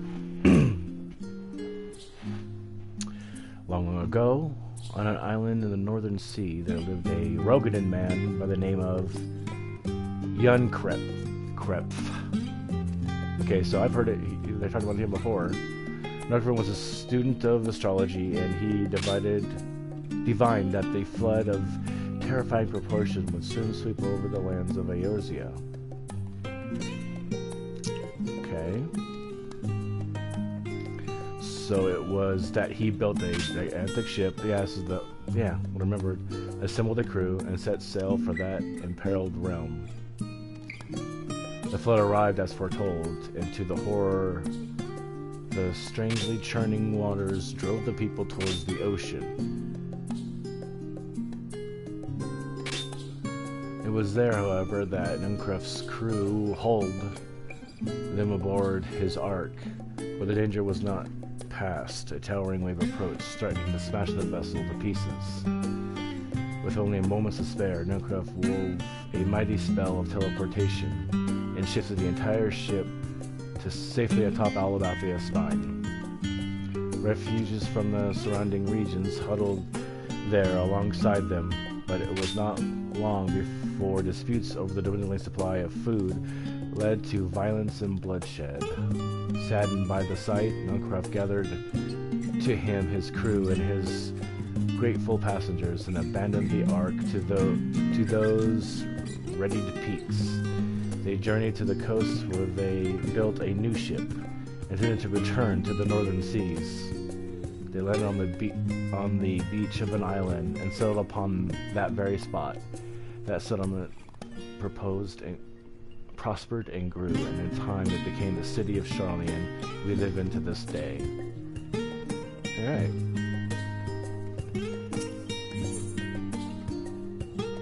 Roads of the old colony.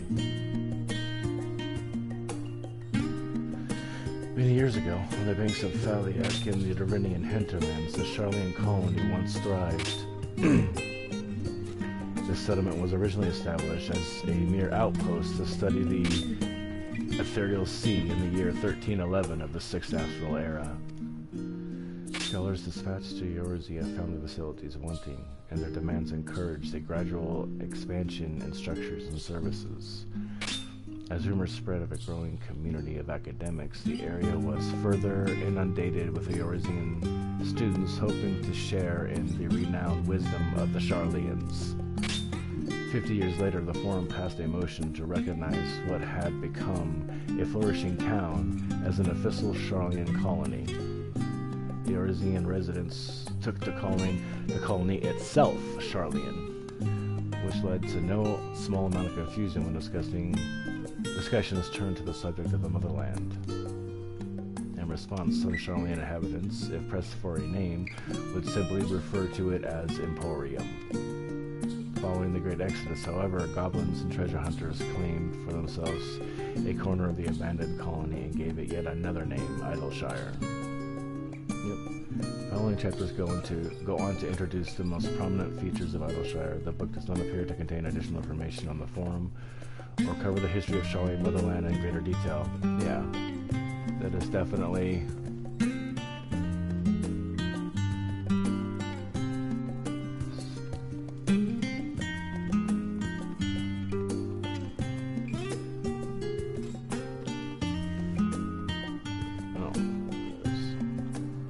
books over there. Alright, this will be the next one. Time-worn tomes. This is old. Stewards of Wisdom. Okay. During the chaos of the Sixth Umbral Calamity, Archon Nilnkemph, founder of Sharlayan, bore witness to the madness and savagery of men brought to the brink of despair. Upon raising a settlement on an island in the northern Empty, he instructed his people thus: renounce the ways of war, and pursue enlightenment through knowledge and reason. The Sharlayans took to heart the words of their savior, and thenceforth served as stewards of wisdom. Upon the foundation of accumulating learning, they built a homeland unlike any other, a nation born from strengths of minds rather than strengths of arms. With knowledge of economics came shrewd trading. With knowledge of agriculture came bountiful crops. Engineering brought wells and sewers, ending squabbles over water. Wealth and expertise could be bartered for wealth and coin. And the more their wisdom spread throughout the world, the more mankind as a whole would thrive. And so it was. So they used to always share stuff. Obviously, like teleportation and stuff. Now they're not. And so it was, no matter the trials and tribulations of the age, the citizens of Sharlayan would live by their founders' teachings. For the sake of a better tomorrow and for the sake of a brighter star, they would eschew the tools of war and with knowledge deliver the world.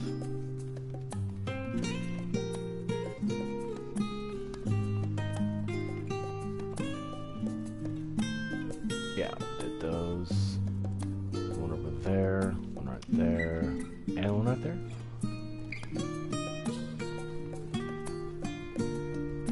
Well-worn manual.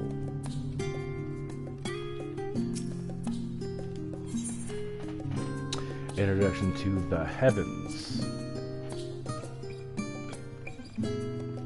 Have you ever gazed at the skies above and contemplated the mysteries contained therein? I speak not of shifting cloud patterns, but in the vastness beyond, of the sun and the twinkling tapestry of the night. Some think the dome above us is to be a finite space, yet amongst the leading thinkers of our age, one scholar's suspicion of a boundless sea of stars has firmly taken root. Alas, this heavenly sea remains an unreachable, unknowable destination.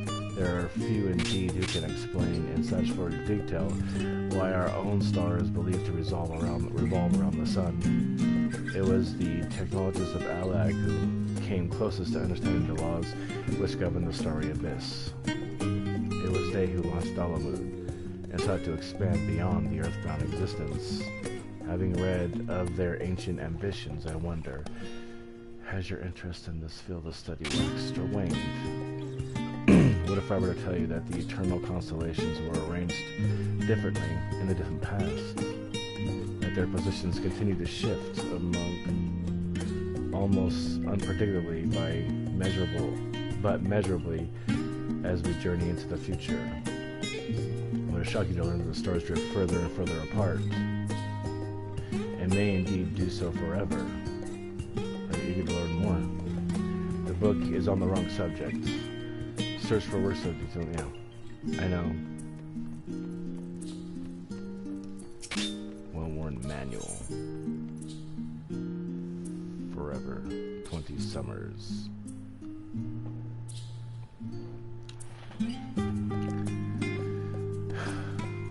My beloved seekers of knowledge, have you ever put learning before your health and neglected to feed and rest your body as you should?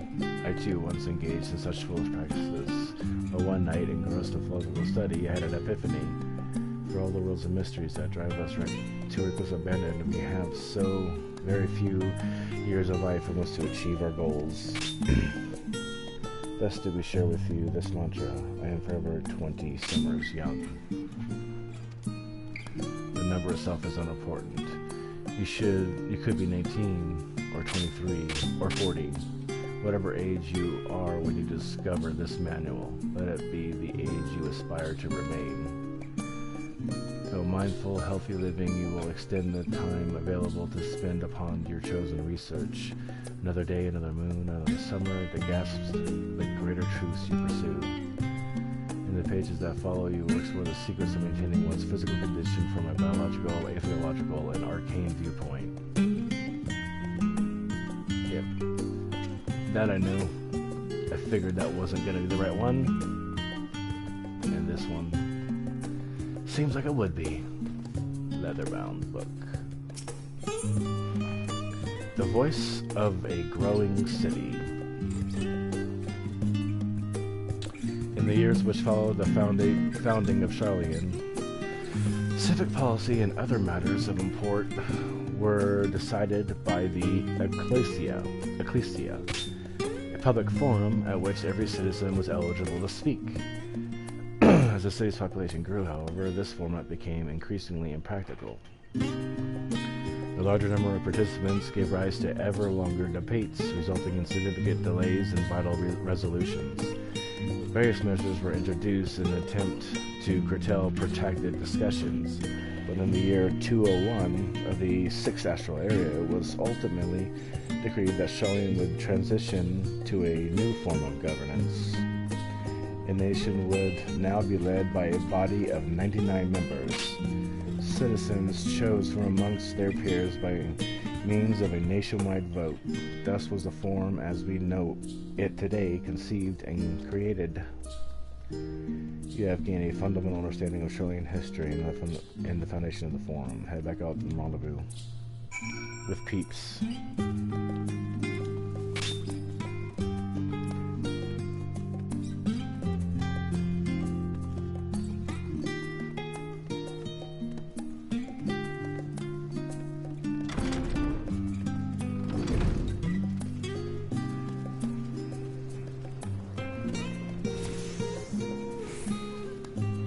Someone leveled up.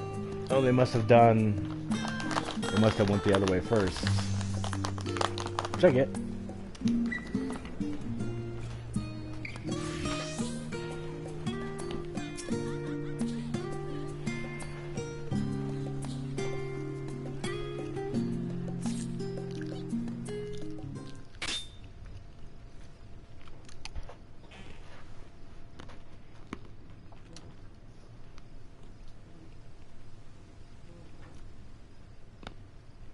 Sorry, were you waiting long? No, not really. Want to make sure I'd borrowed at least a few promising volumes. Alpha Note and Cryal should also be along shortly. I was delayed in a similar fashion. As far as I could see, no titles in the Archon stacks mention the final date specifically. So we have no choice but to start with the tangentially relevant tomes. If they were even that.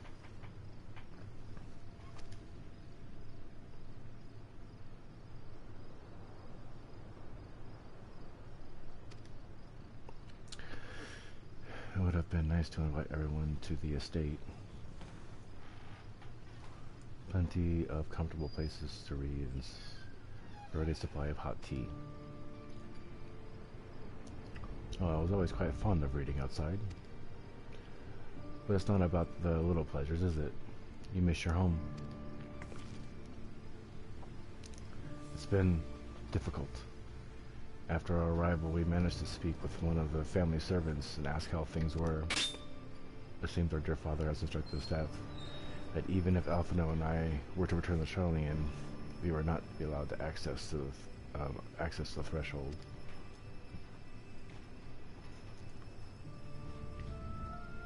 A harsh measure indeed. I hope that our efforts to understand this position and that of the Forum will perhaps lead to reconciliation. Same. We'll mend this rift one day. I'm certain of it. And what of you, G'raha? Have you been to visit your family, or do they not live here in the city? Ah, well, my situation is also somewhat complicated. I was raised in Sharlayan, yes, but I was born rather further away. In the southern reaches of Isambard. In fact, for generations my people have dwelt in Corvus, the coastal region opposite the island of Thavnir.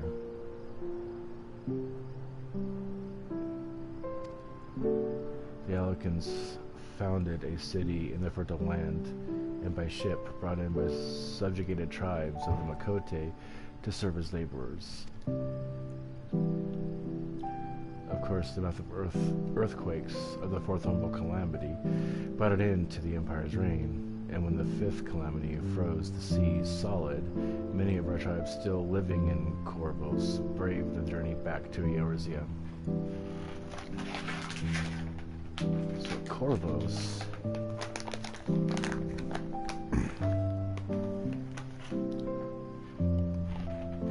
is an empire I don't think I've heard of before. An old empire.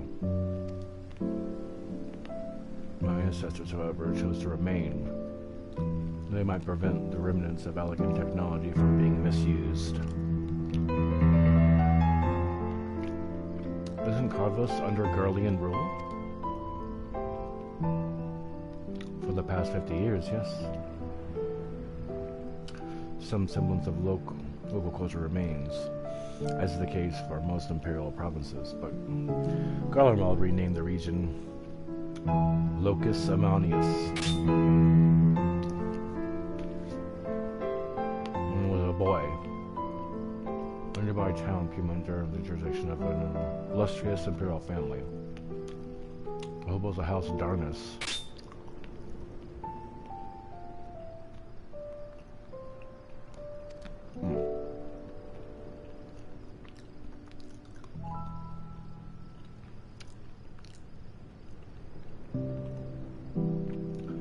House Darnus demonstrated a singular interest in Alagan civilization, and so my tribe was forced to consider a plan of action.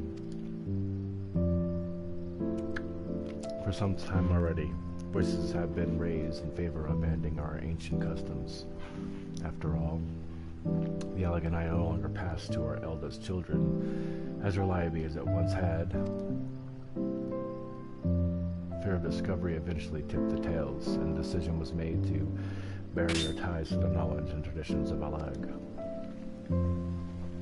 As the last child born of the Alaganai, I was given over to the custody of friends and the students of Elysium, who had me registered as a Sharlayan citizen. I never even considered. Forgive me. It was an unkind question. Even Thancred was taken in by the Archon Louisoix, was he not? Stories of adopted waifs and rescued orphans are more common among Sharlayans than you might think. Yet regardless of our origins, we have all provided with an equal opportunity to learn, and with significant perspicacity? I don't know that word. Our outsiders can even earn the vaulted title of Archon.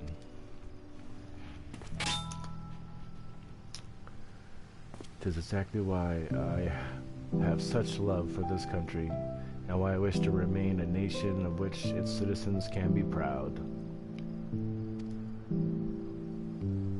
Hear, hear. Another good reason at the bottom of the forum's stubbornness.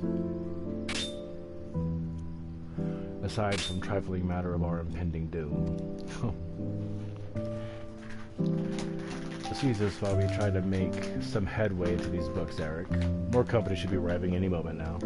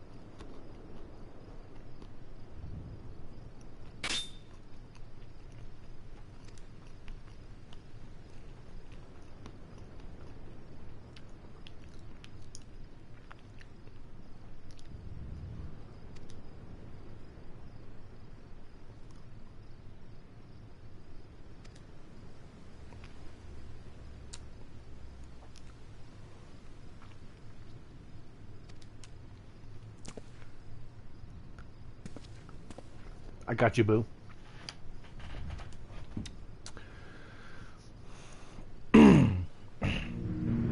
First things first. What kind of phenomena did the ancients encounter as the final days drew nigh? A complete distribution of creation. Okay. Primals of unrivaled power were summoned from the aether. No, I mean, kinda, not really. That's that one.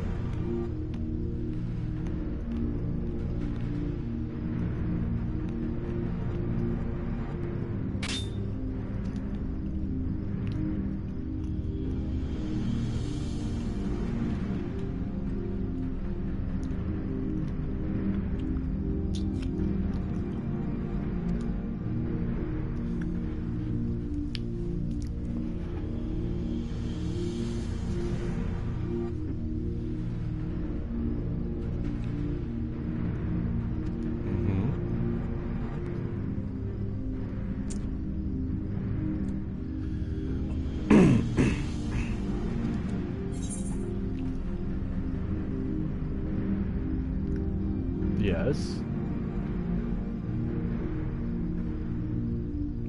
The wording's weird.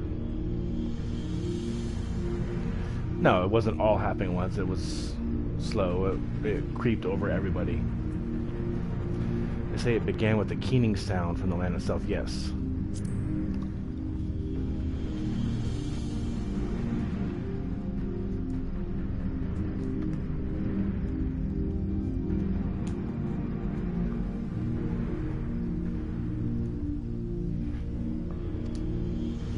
Slavos, confirmed.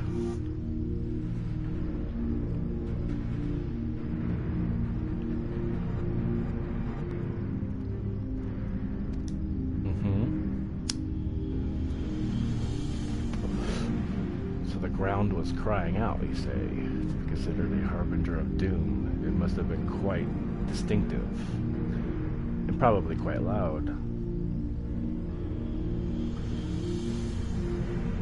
I'll have to speak with one of the Nemorian's mammoths and ask after any books which make mention of such a sound. Good idea. It'd be nice to know what that is. Last but not least, would you describe how the ancients sought to quell this unprecedented calamity? What definitive action did they take? They created a Zodiark.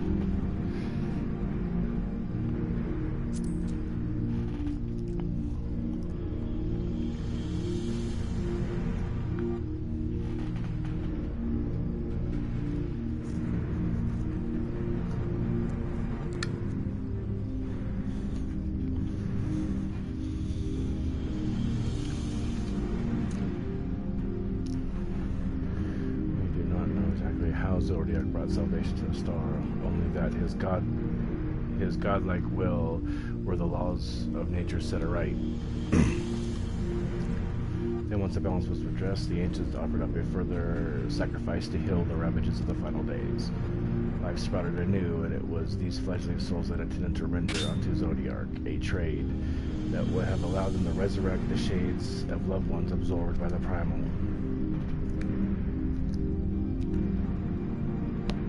Or might have, had the Knot and her followers not manifested their opposition in the form of Hydaelyn. Thank you, both of you, for the detailed review. I feel much more confident now in my understanding of events. With all of this freshly in mind, it does make me wonder what the Telophoroi truly meant when they speak of bringing back the final days. We've seen what they're doing with those towers of theirs. Is forcing people to summon primals a kind of catalyst? Are they attempting to mirror the conditions caused by unstable creation magics? Or are they simply using the final days as a figure of speech, a convenient metaphor for the scale of destruction they plan to unleash? But this is all pointless conjecture at this stage. Let's return to our attention to the forum, shall we? We should keep an eye out for Y'shtola, but it's time to begin studying these research papers. So now we're waiting for Y'shtola to show up.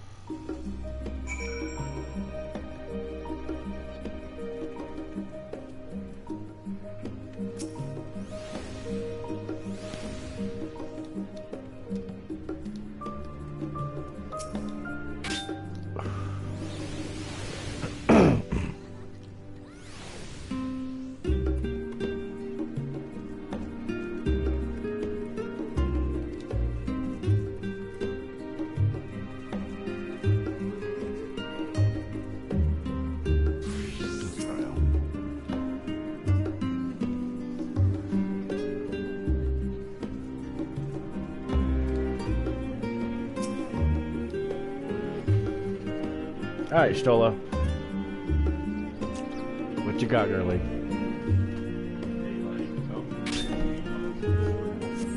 What? Daylight comes in from your home.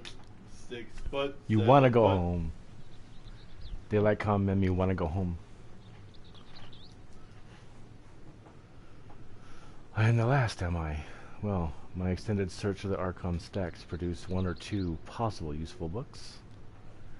But I wouldn't get my hopes up. If you recall, Urian J learned of the source's reflection from the Gurun oracles. For its potential to cause panic and confusion, that tome was deemed apocrypha.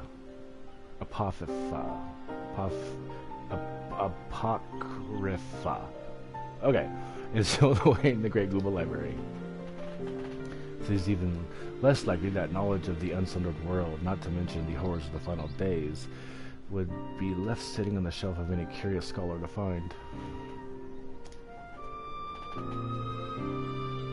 It stands to reason that my colleagues, be they archons or consulars, should perforce be largely ignorant of the subject. Yet when you confronted Master Fortunato, with knowledge of the Telophoroi and their machinations, he scoffed at the suggestion that they posed a threat.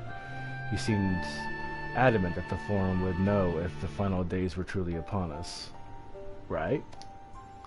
Which only supports the conclusion that whatever privileged wisdom is guiding the Forum's behavior, it is kept secret from the rest of the nation. So we're not even going to be able to find anything. Not that I mean to excuse myself from reading duty.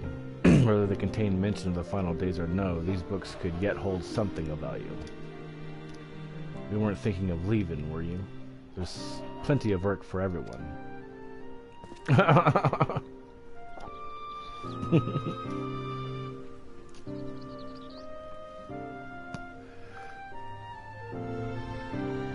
This little area is beautiful, dude. You labor for what feels like an age as your Stola's research assistant.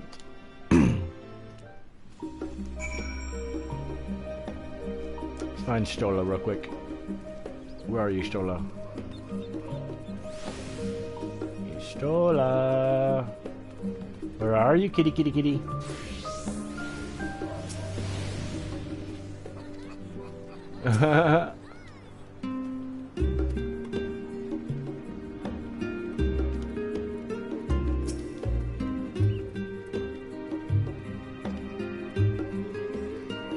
Oh, there you are, Stola.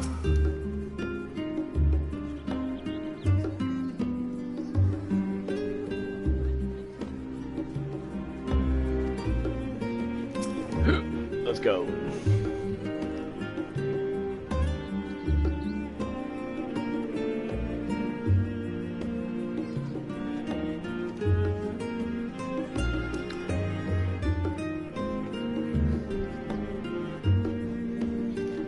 Should we wish to read them again? For the moment, though, I suggest you take a well-deserved rest. We might be occupied with our research for quite some time.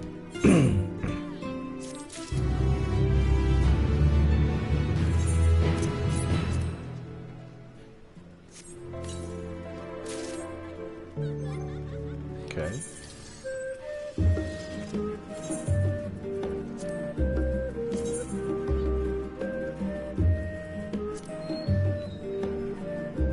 There's some boots. Could go nice with the outfit, I'd say.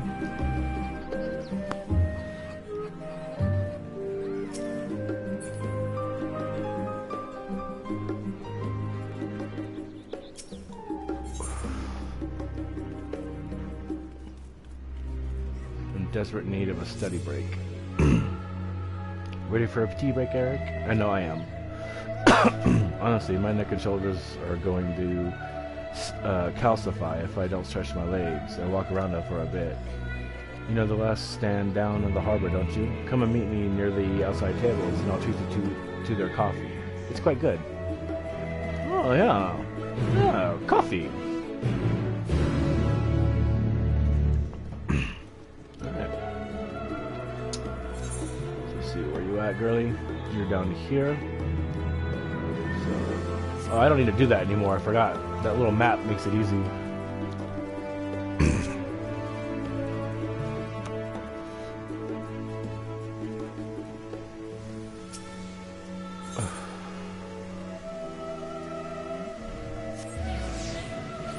Yeah, that's so cool. I love it. Alright, lady.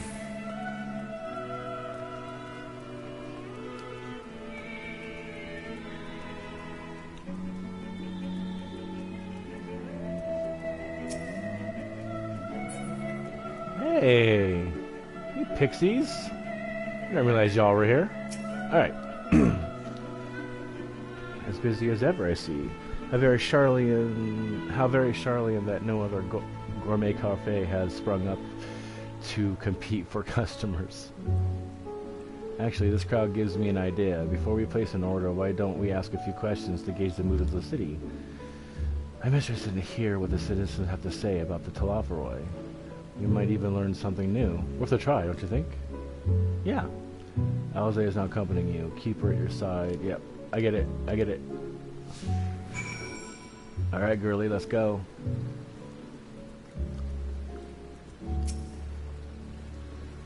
What? What is it? Can a man not enjoy a moment of private respite? If you're looking to share a table, then I respectfully request that you look elsewhere. You misunderstood, sir. We're simply wondering if you knew of the Talafaroi. Their enemies of peace have promised to end to all who hold dear and... Wait. You're that House Lovier girl, aren't you?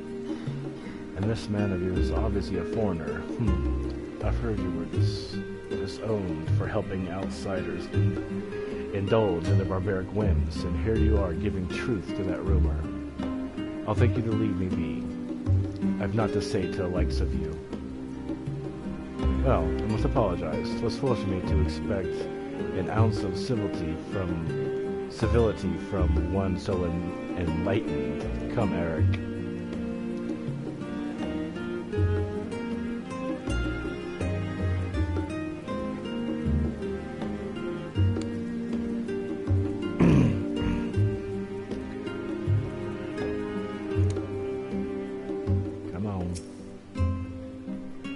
Yes, I don't believe I've had the pleasure.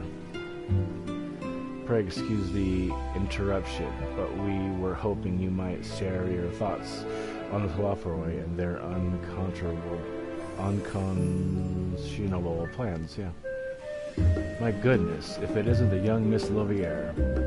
My apologies, but I work in the office of the Forum, and if word reached Master Paulchenot that I was helping you. I see. We're sorry to have bothered you.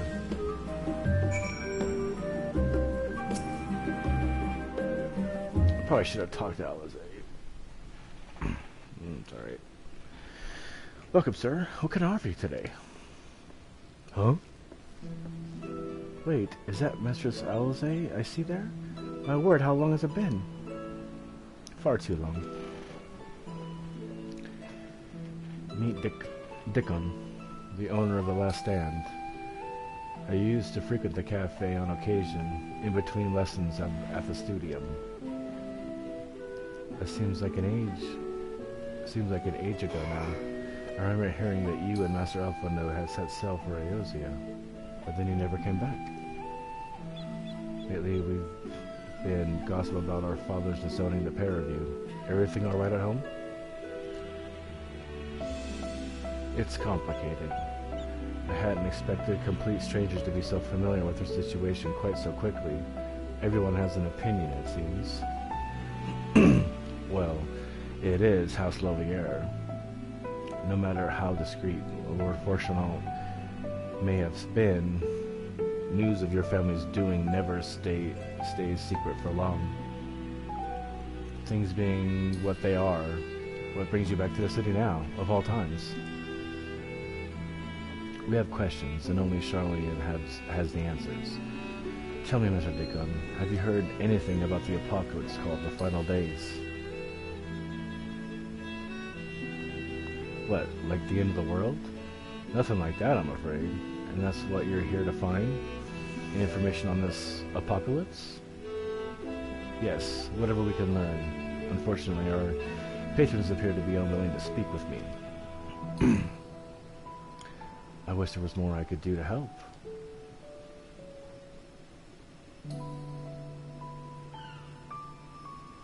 But maybe there is. You're a visitor of Charlene, aren't you? You're a visitor to Charlene, aren't you? Then few will know your face. We should be able to pass you off as a server, with none the wiser. We just finished preparing a few orders. Strike up some friendly conversation while you're sitting down the food, and you might get the answers you're looking for. Not a bad idea. I hate to ask, but what do you think?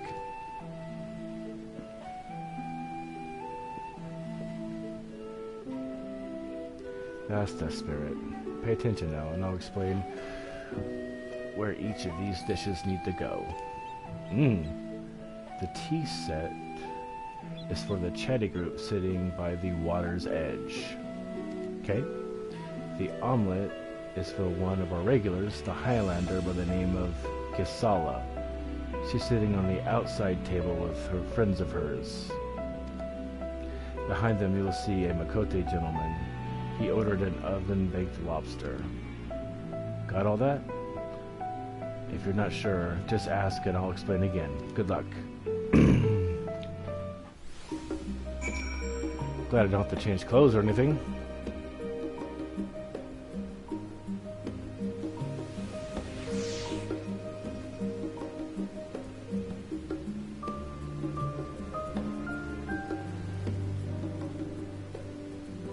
Chatty group.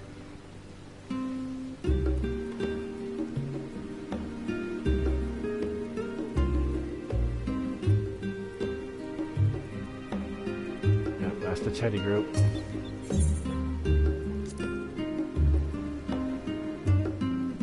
Oh, my tea set. Lovely, thank you. To the Talofa who? I'm sorry, I never heard of them. Or their final days. My friends are somewhat uninformed when it comes to current events. Now, if you wanted to hear about ritual arcane practices of the Sixth Astral Era, common or esoteric, then I'd be happy to talk your ear off.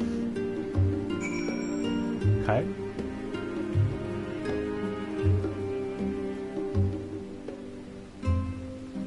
That's the Makote. So this is the omelet. Oh, finally. 2, 4, 6, 8.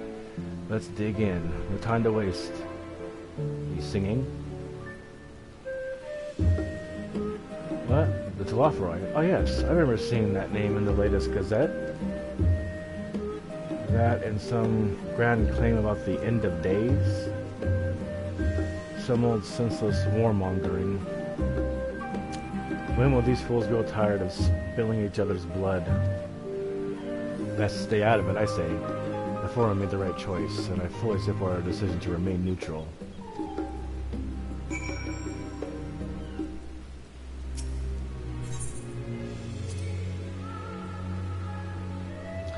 Alas, the oven baked lobster is mine.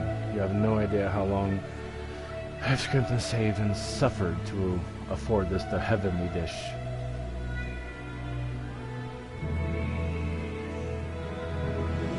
The final days is the first I've heard of it.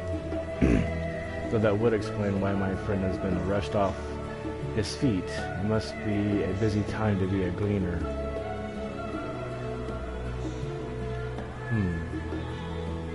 You don't know what a gleaner is? They're collectors of a sort. Travel the world procuring things that we haven't got here in Sharlayan. Priceless books, unusual live specimens, and so forth. So named for these folk who trail after the reapers in the fields, picking up every grain which was missed. Aye, by all accounts, gleaning is the most meticulous and demanding profession. If these Telophoroi make good on their audacious threats, then many uncategorized rarities could be lost forever. Why else would the gleaners be buzzing in such a frenzy? Okay, so they realize something is happening. Watch the harbor, and you'll see what I mean. They're carting loads in from the docks all day. It's never been this hectic before. Not like this.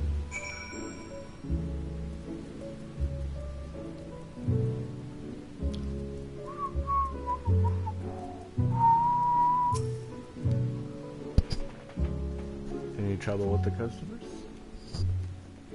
Were you able to get anyone talking? Nothing of huge interest, except for the guy collecting shit. They seem unaware of the final days, aside from whatever vague news the gazettes are printing. Even Dickon had nothing to offer. He's the best sort of gossip in the city. If the Forum does not have secret knowledge, then they've done an impressive job of ensuring no one whispers it into the wrong ear. In any case, thank you for playing a part as well. Here, a cup of coffee I promised. Thank you. Let's enjoy our drinks somewhere else, shall we? Maybe behind the peristyle, away from the gossipers and waggling tongues?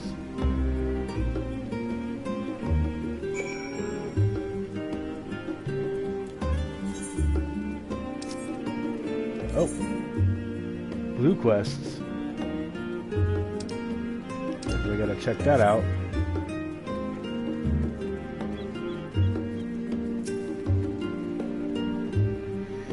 Yes, that should do nicely. Out of the wind, out of sight.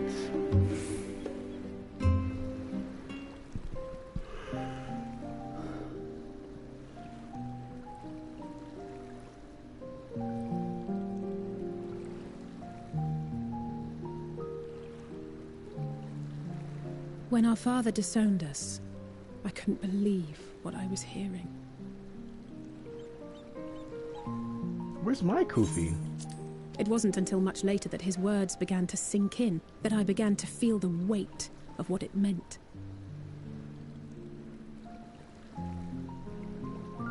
Do you remember when the decision was made to come to Sharlayan?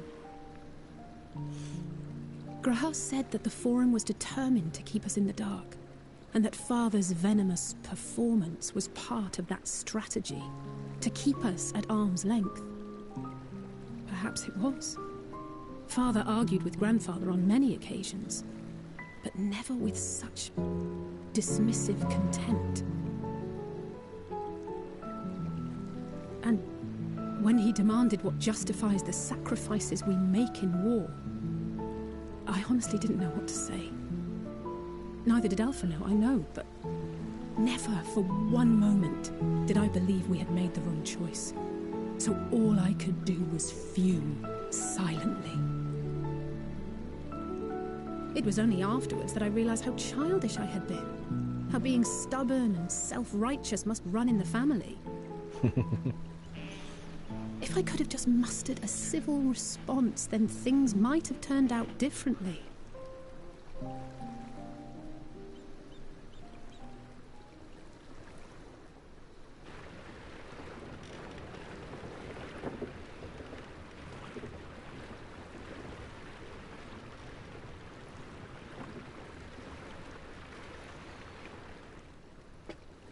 They must be ferrying goods to Labyrinthos. Are we gonna actually go there now? A vast complex beneath the island. Sharlayan is famous for archiving knowledge from around the world. Well, that knowledge is not preserved exclusively in dusty tomes and desiccated samples. Oh, so we could find something there, possibly. Our living library, comprised of all manner of flora and fauna, is housed and studied within that underground facility. Okay. Cool. Still, that did seem to be an unusually large shipment. When I lived here, it was rare to even see such cargo transported by boat.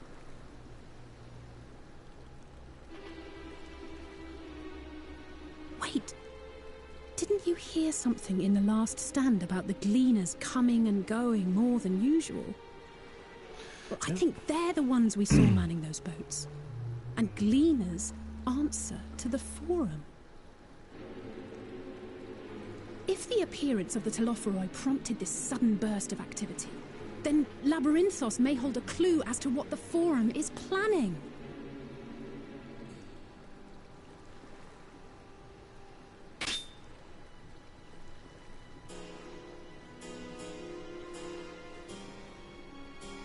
We gotta get our ass to Labyrinthos.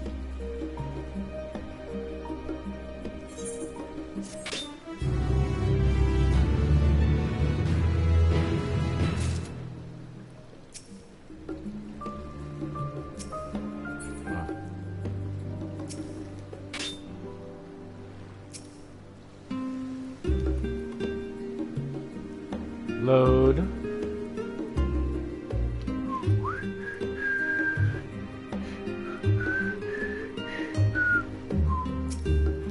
Alright, Alice. Time to go to Labyrinthos.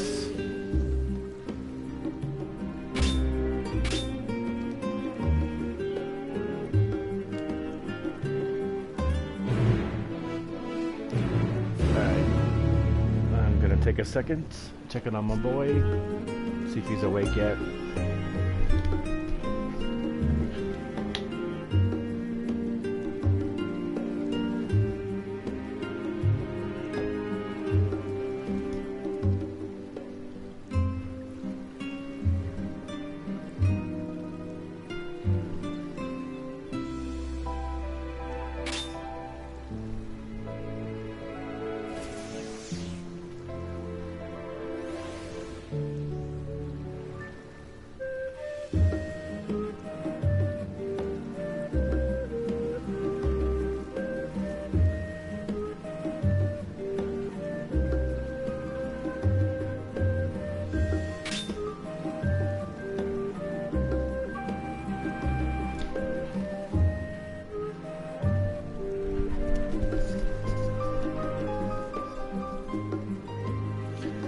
Alrighty.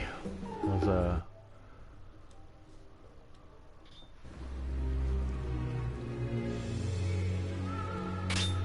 Alrighty.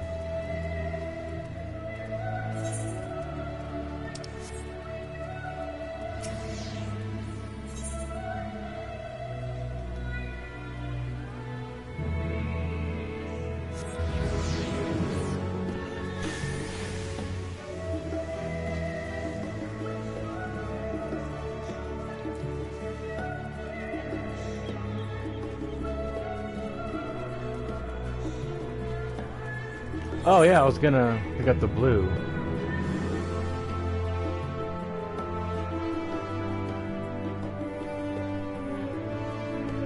You know what? I want to do that real quick. I want to see what the hell that is. To hunt for specimens.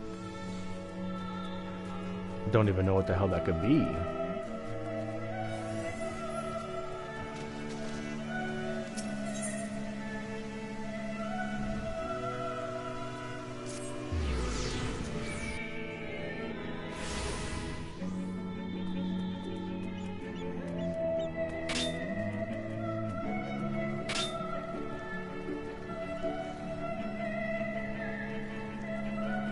Load, load, load. If only I had a PS5.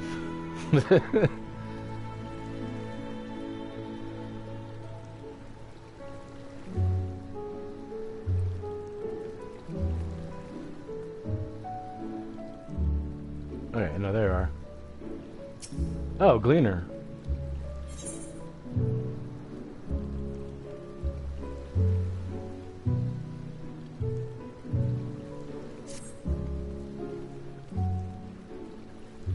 Yeah, that's me.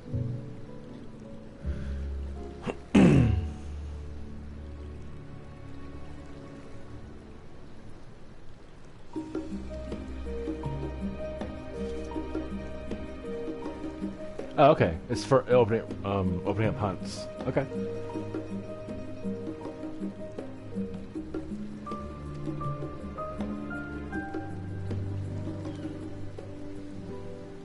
Will do.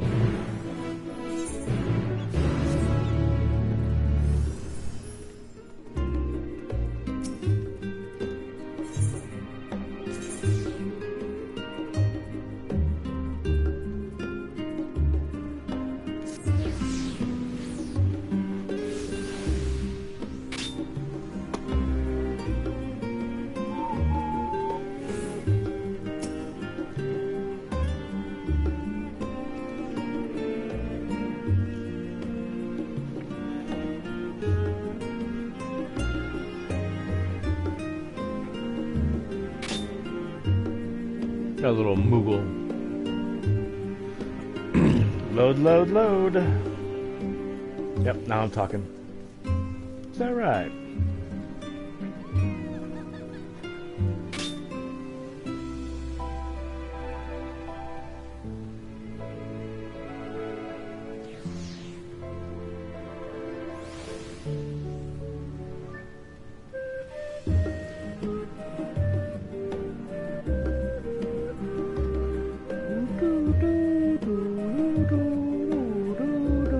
That sounds like a Sting song.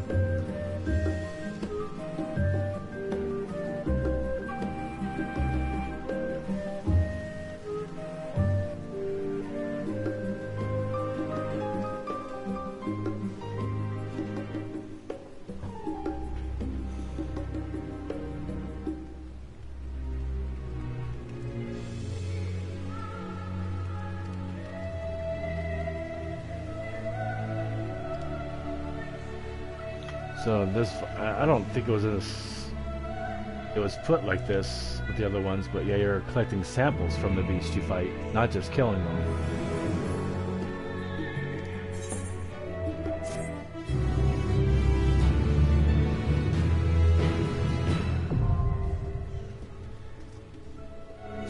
Sweet.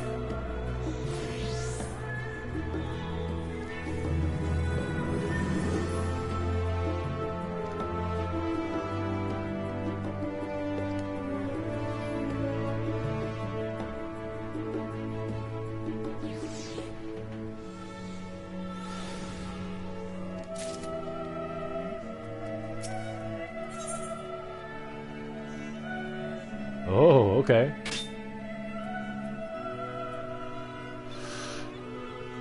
Nine and 10, huh?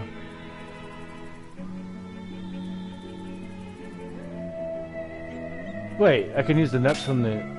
Well, damn.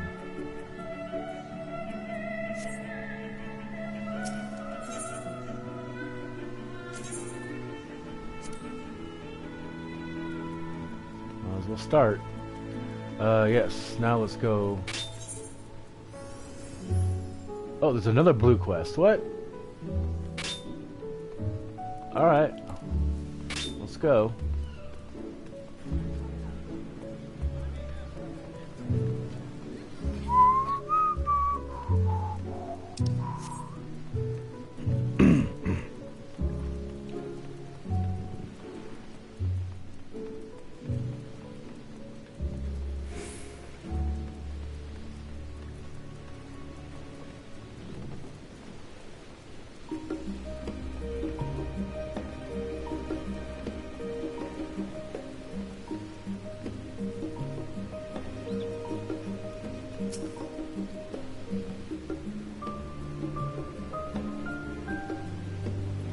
Sightseeing log? Okay. Okay.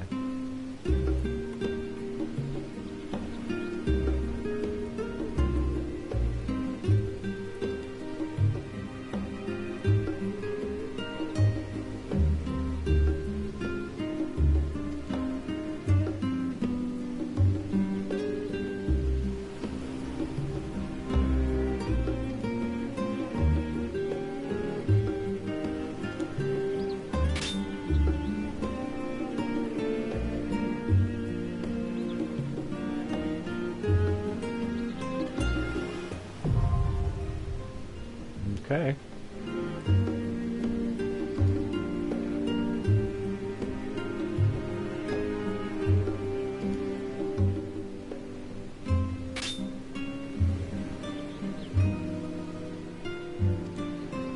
Okay. Let's see. Leaves 80.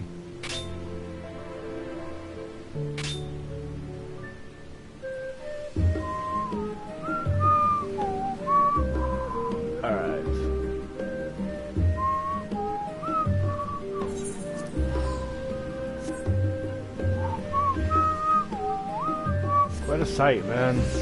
Quite a sight.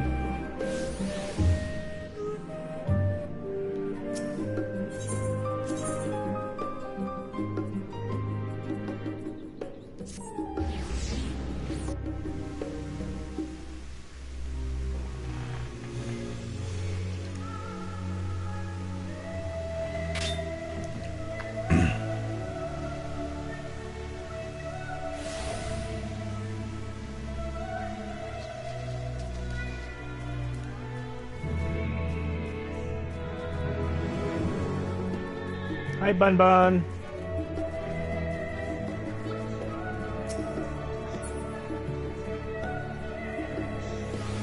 Whoa! Lady Dimaskew.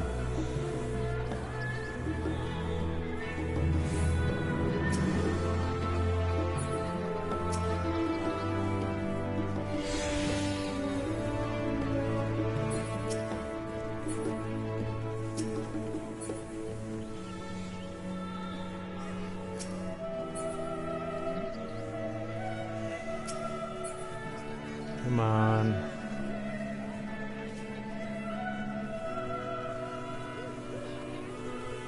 Oh.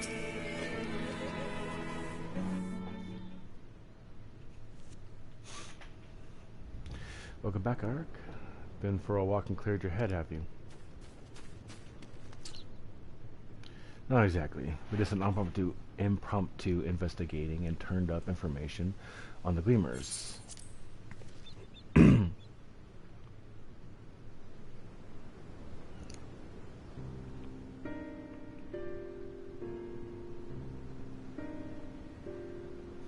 It makes sense.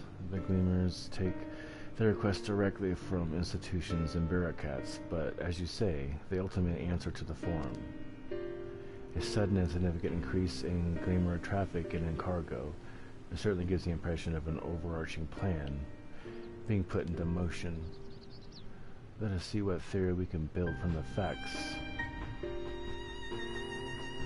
As you still observed earlier, Numeron's archives appear to contain no information concerning the final days. Coupled with what Eric and Elisay learned at the last stand, we can be reasonably sure that most Charlians know nothing of that particular period of ancient history. Yet, my father and his colleagues are not only familiar with the final days, but are also somehow certain that the destruction being perpetrated by the Telophoroi is wholly unlike those apocalyptic events. Moreover, the Forum claims to be so occupied by a duty of such pressing importance that they saw fit to unanimously deny Eorze's request for aid. And now the Gleaners, official agents of the state, have been mobilized on an unprecedented scale. I do not think it is a stretch to conclude that the Gleaners' recent activities are in service of the Forum's secretive ends.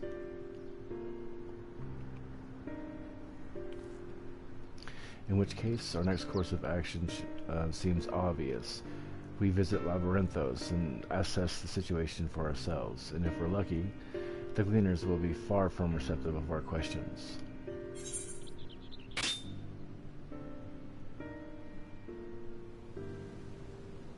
Let's just go with one idea. I'm glad you approve. You won't be disappointed, I promise.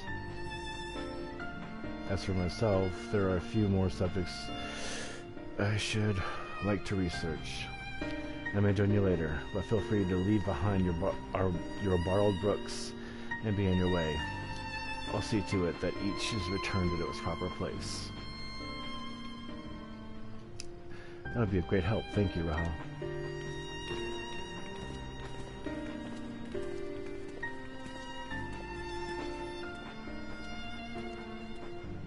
Let's head down the stairs over there, and I'll show you where the entrance is.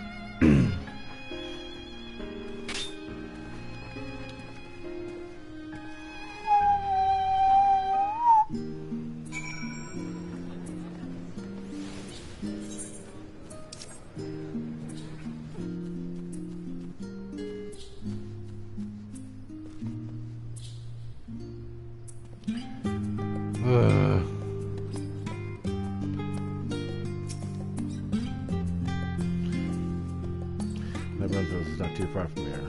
You may find the path a bit disorientating. I'll take the lead, so stay close. Alright. Okay. Oh, RP walk, huh?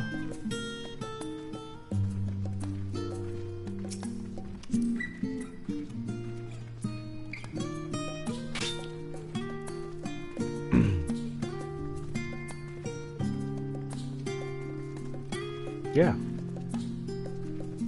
Go out like a brisk walk or something. That'd be nice. This is slow, girl. Come on.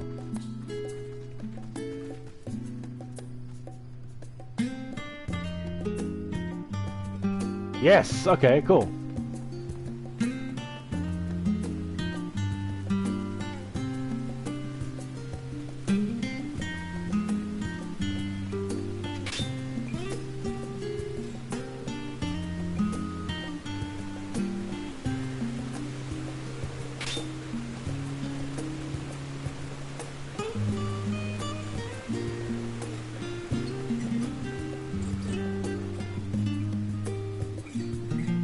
Okay.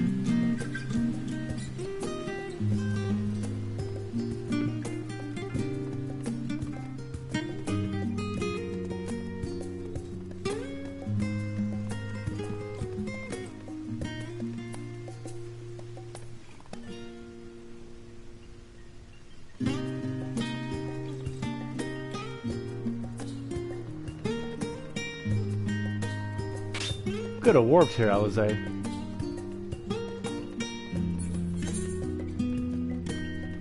Oh.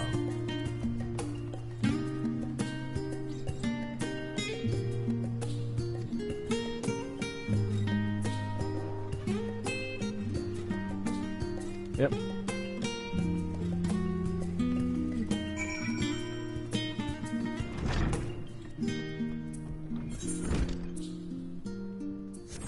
Have I even been in here?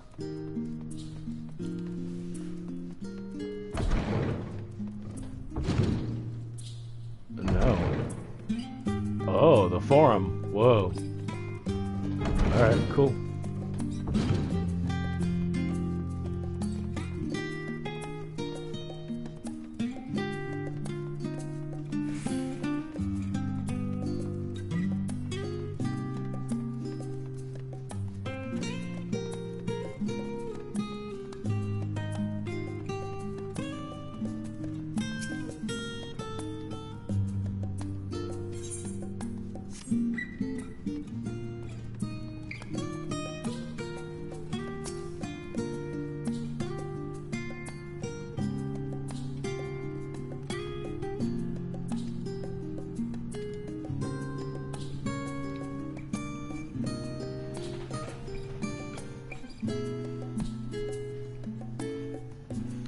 I gained some experience points.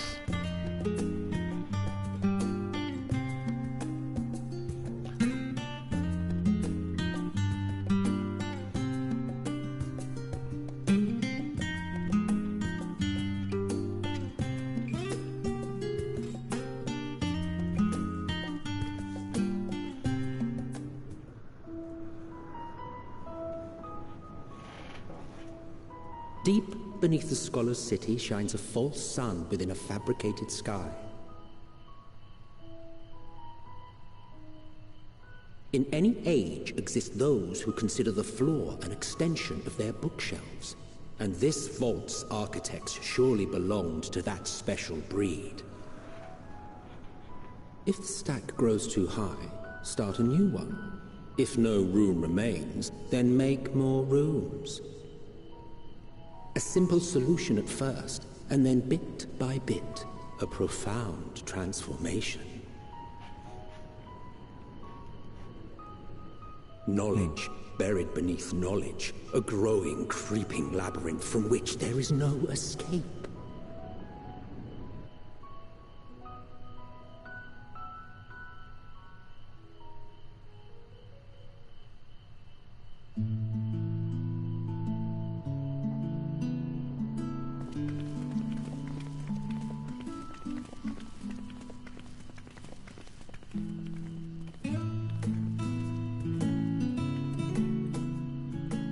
Not what you expected. I must admit, the artifice is very convincing. But I assure you that we are beneath Sharlayan itself. The breeze you feel, the flowing waters you hear, all created by the hand of man. The island is volcanic, you see, and once upon a time this great hollow must have been a reservoir for magma. It was discovered some 400 years ago, at which point it was repurposed as a storage facility for scrolls and samples and such. Renovations have continued, with nigh on no interruption to this day, with the lower levels still undergoing expansion. Aren't those people gleaners?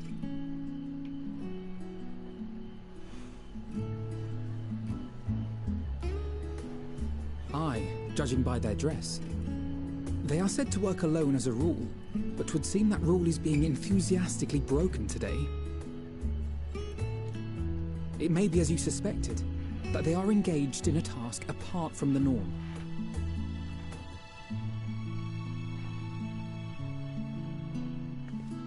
Let's spread out and get some answers then.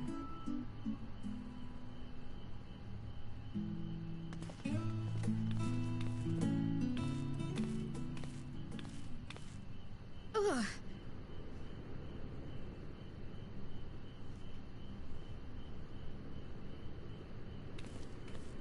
Did you call to me just now? No. No. How odd. I must be a bit dizzy from the descent. I'll be fine, I'm sure. Let's get to work, shall we?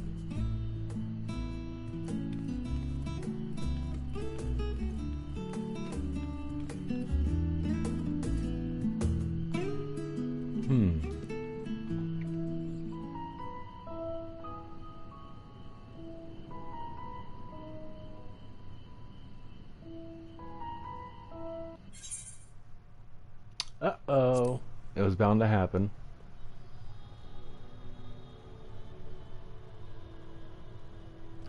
Well, since nobody can see that, it's fucking gorgeous, but you can't see it.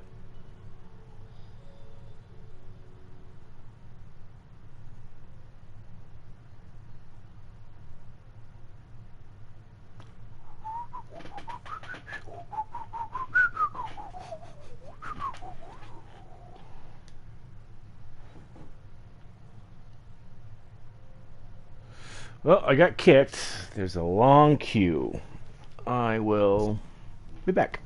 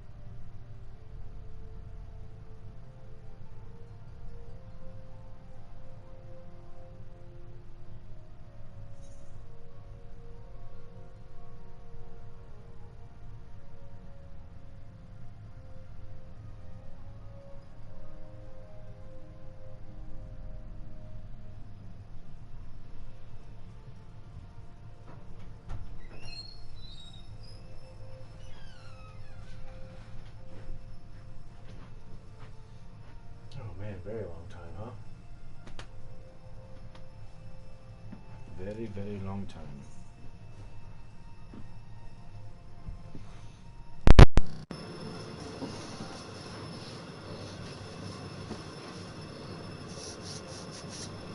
Yeah, there's a microphone in the camera. We could turn the sound up so I can hear when it logs in. I'm going to prep some more food because I did not get it all done, so.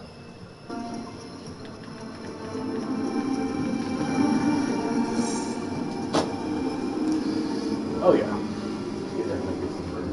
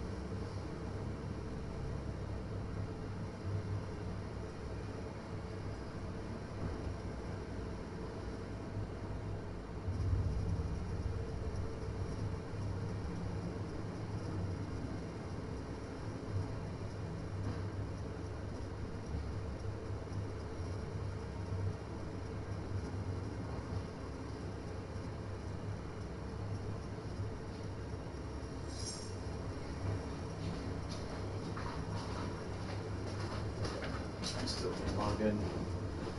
Much for the Romy? 200?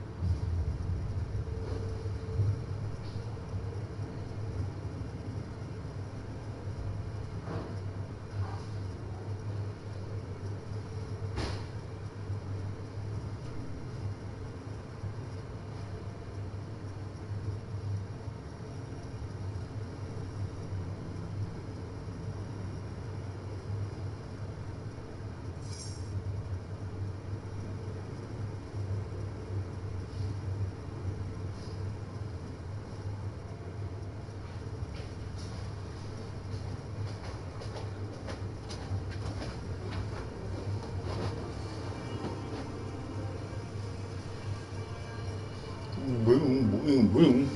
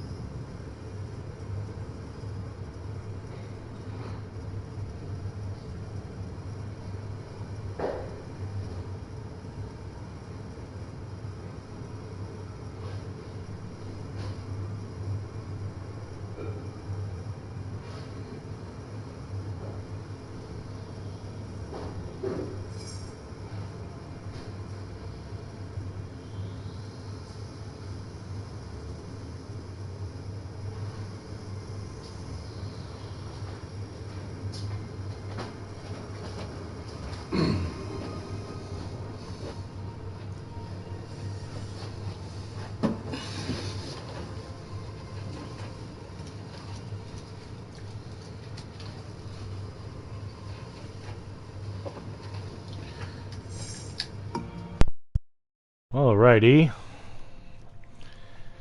I am back. I don't think anyone showed up anyway, so that's fine. Yeah, this is a long queue. Sucks to get kicked. Think I'll bring this with me and smoke outside.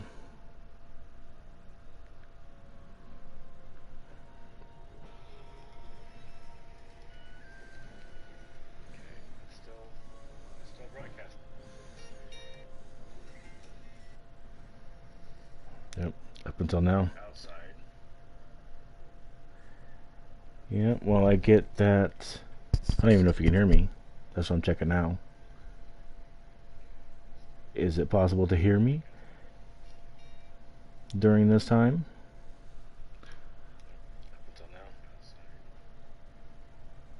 Sounds like it, yeah. Oh! I'm loading in.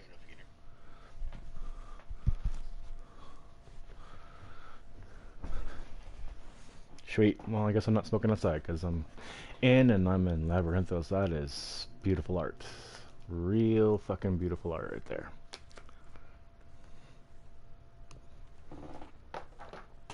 Uh-oh. I should have taken a quick look to see if Ezra woke up, but... Okay. Okay.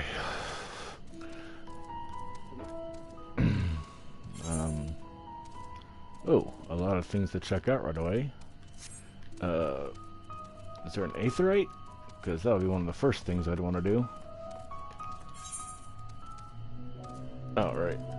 Oh, aetheryte's... Well, I wouldn't say far away, but it's... Oh, also... Let's see...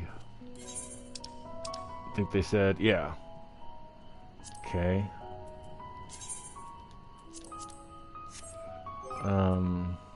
It was in collections, they said? Yes. Let's put that...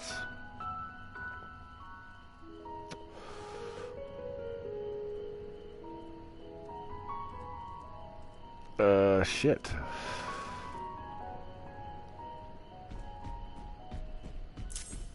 That'll work. East.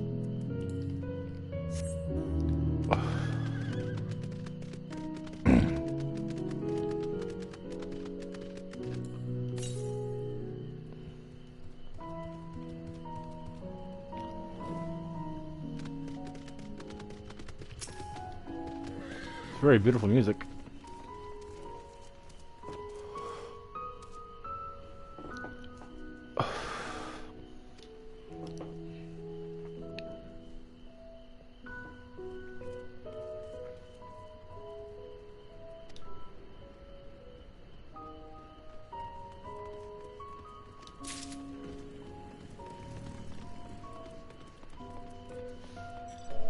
There's a sightseeing log thing.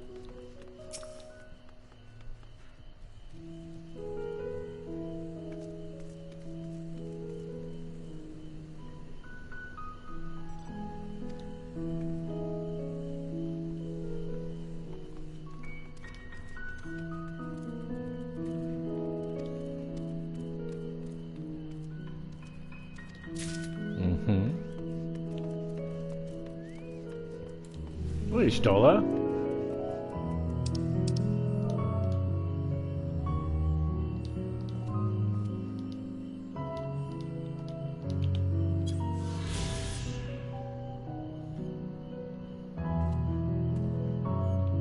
Speaking of looking out, oh my.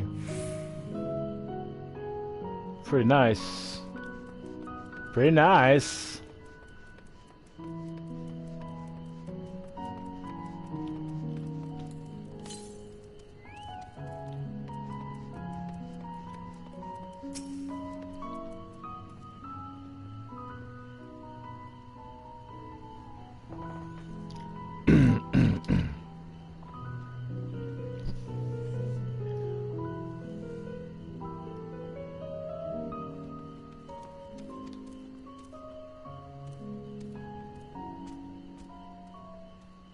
few summers ago.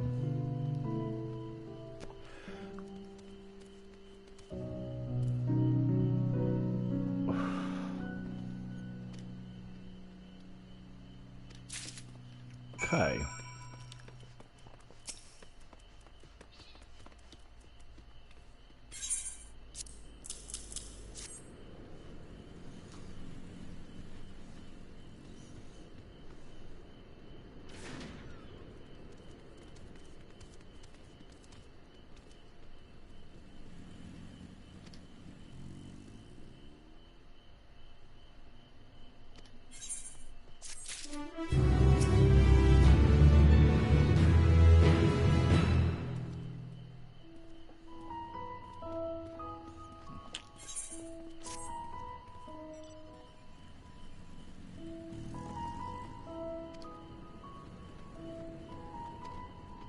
What's up? Oh.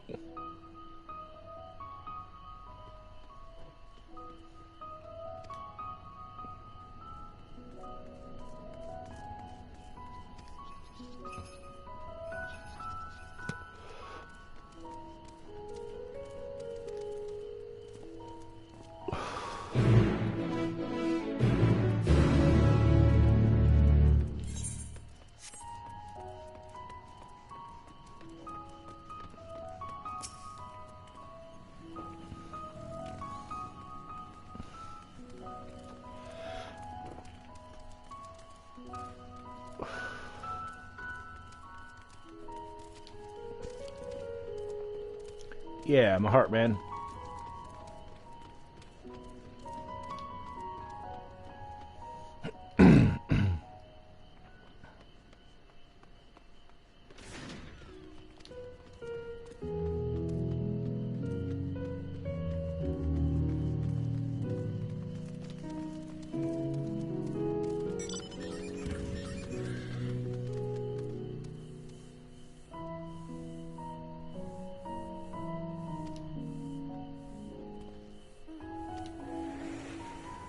I got him, don't worry.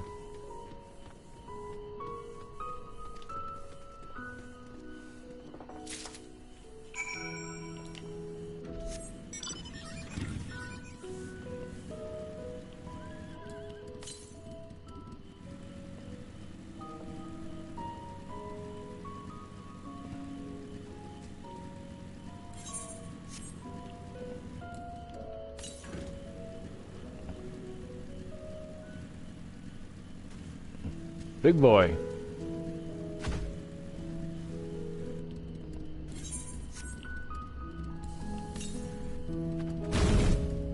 Northeast.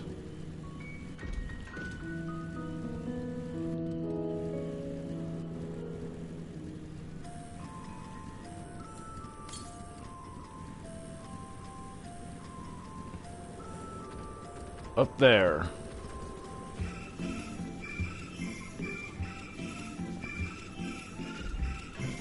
Nope, they didn't change the music.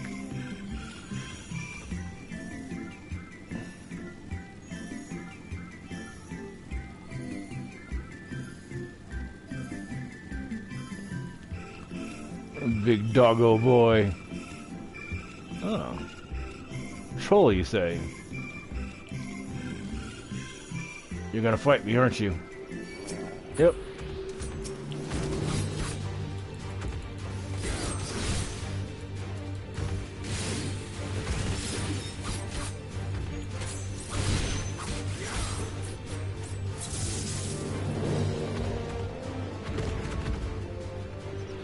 Good fight music.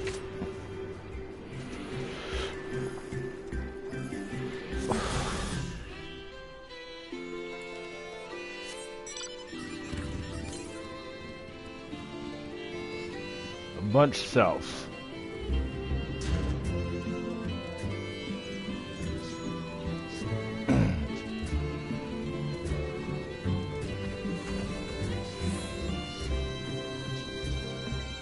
Wonder how south can I go? I can go pretty south, it looks like. Southeast. even. Okay. Oh, there's the Aetheryte.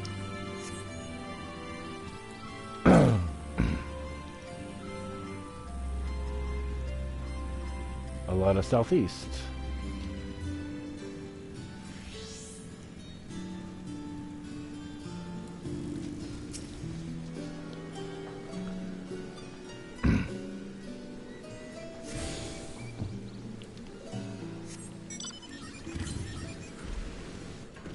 Just south now, but a lot south.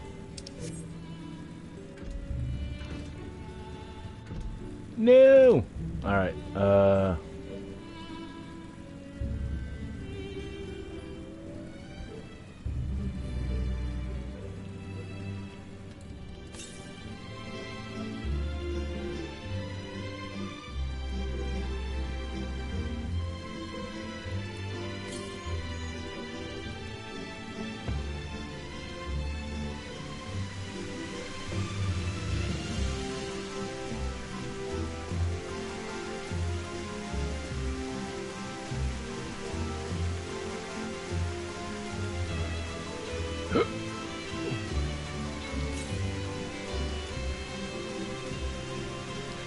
Alright, don't know if I can go there yet.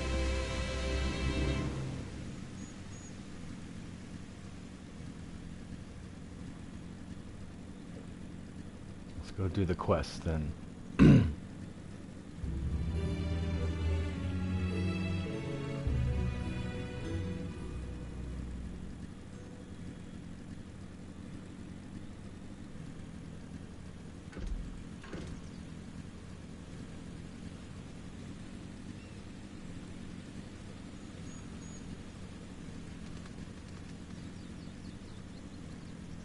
Sup, y'all?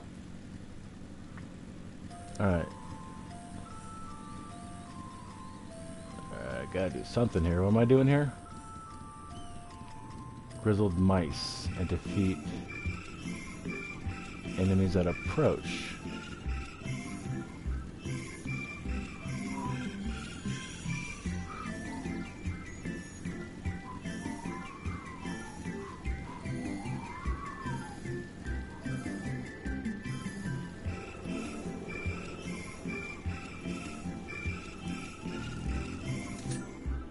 Oh, also, let's call my bird.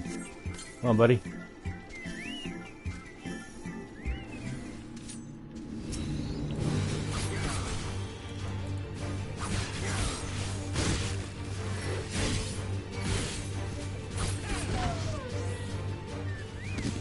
Yeah.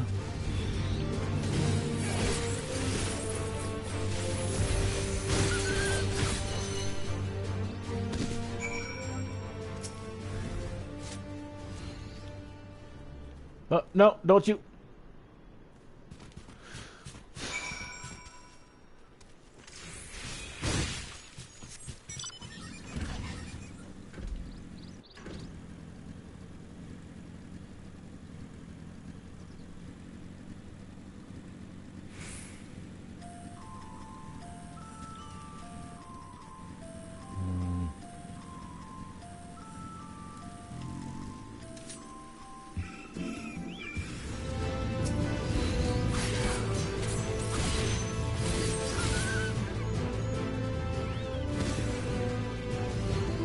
Hi there.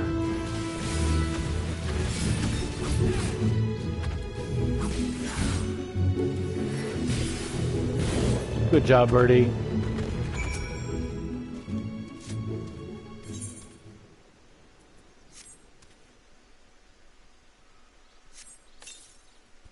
Oh, what? No, you got away again? Let's go.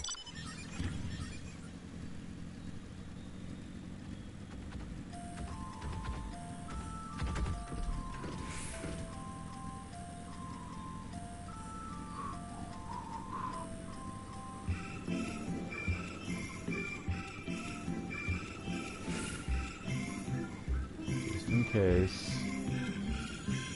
No, it's up there.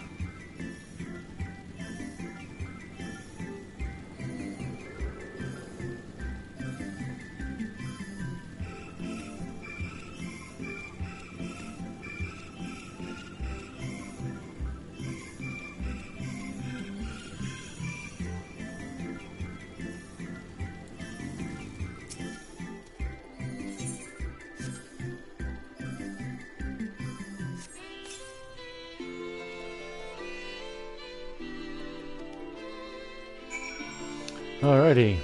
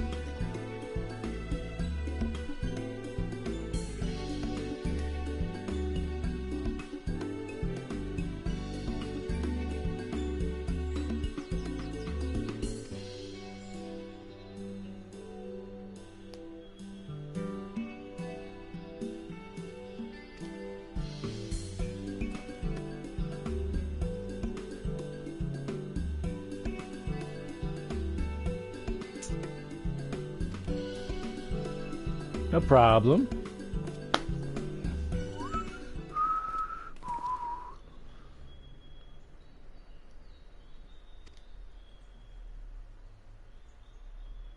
Oh, a mammon over there.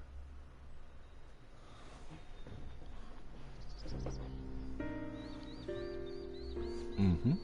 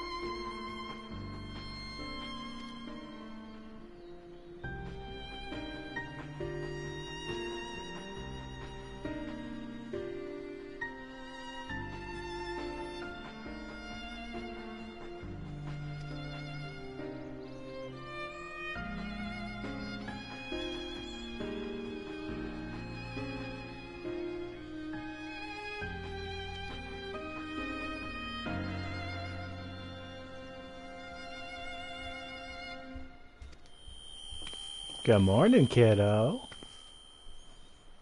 Hi, handsome boy.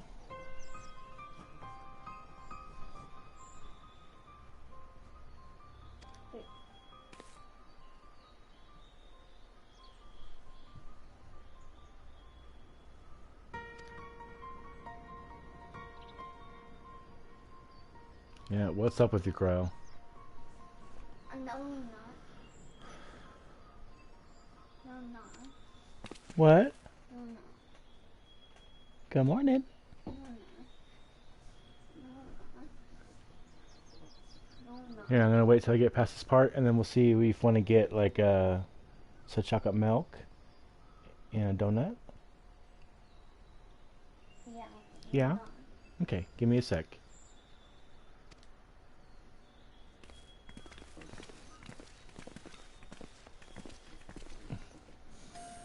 Okay. Got no blues. Okay, is there another? There is. There's three. All right.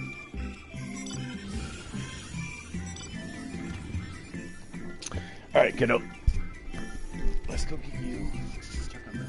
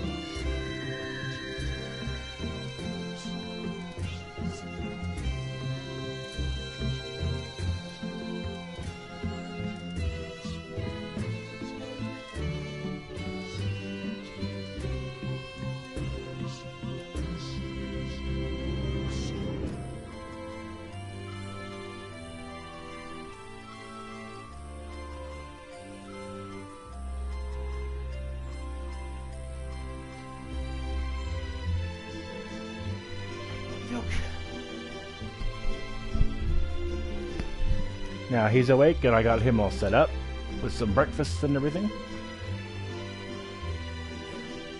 Alright, so I'm just gonna start doing that. I don't care if I go slightly faster with the motorcycle.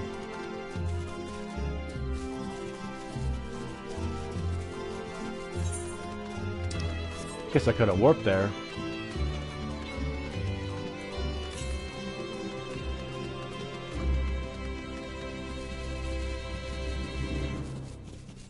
Hey, okay, maybe not there.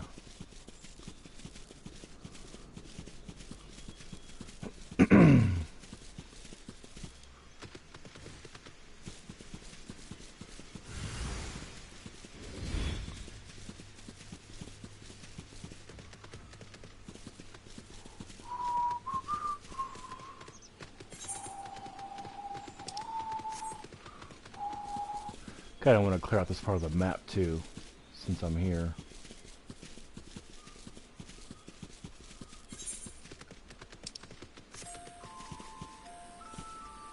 Oh, I'm killing those.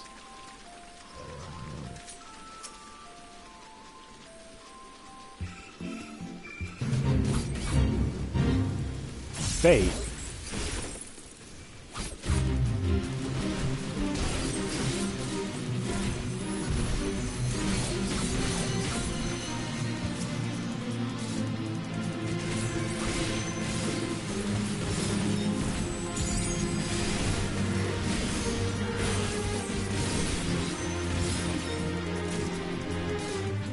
Alright, got those guys.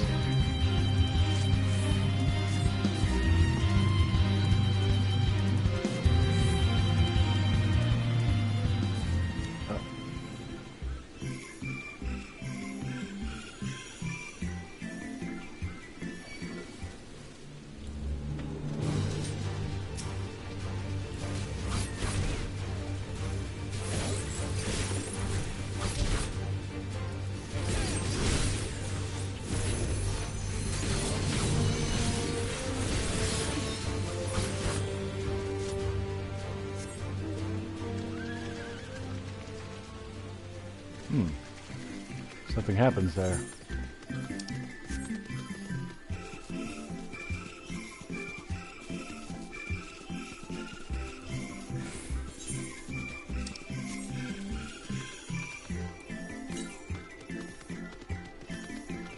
Still says that, huh?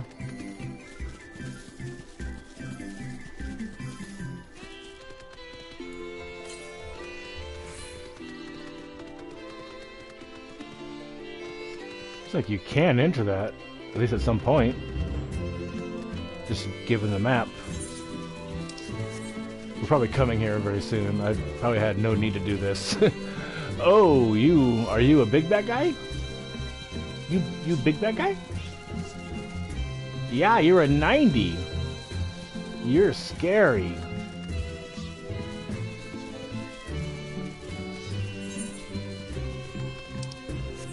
Alright, yeah, let's move the story ahead.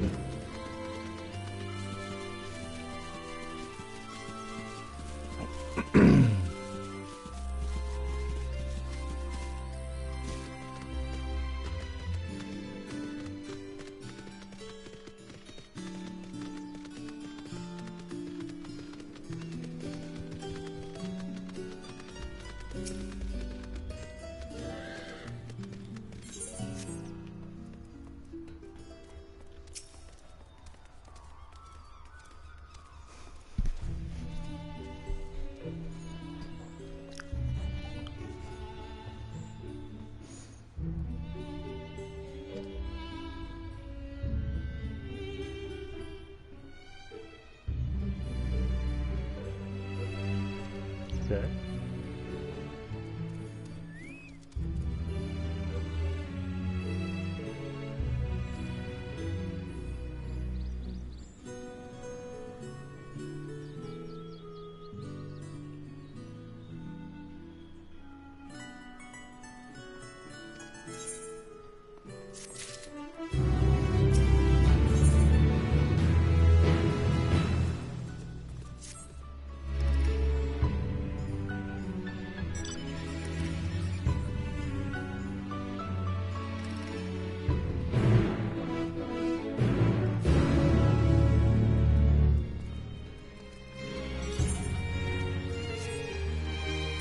Casino Blues. The gemstones.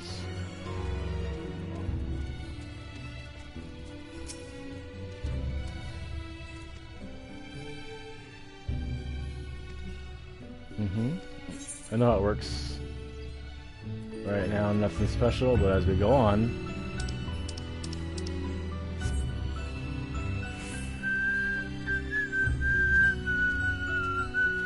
how do I know the song already?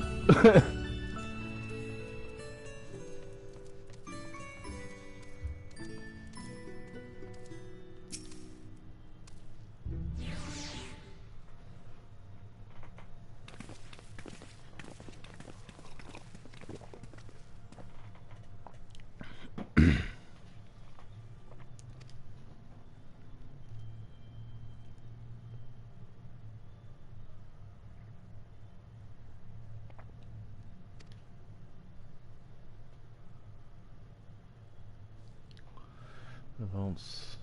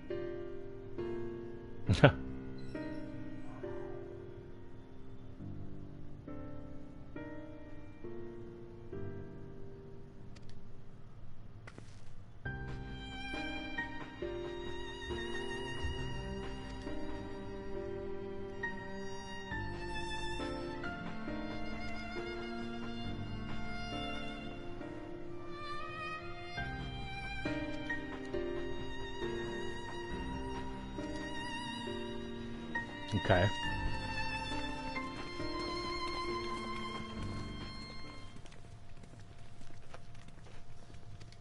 I don't like you already. I don't like you now. I don't like you now. I didn't like it that much already, but no, I like her. Give me my friends the dirty looks. I don't like it.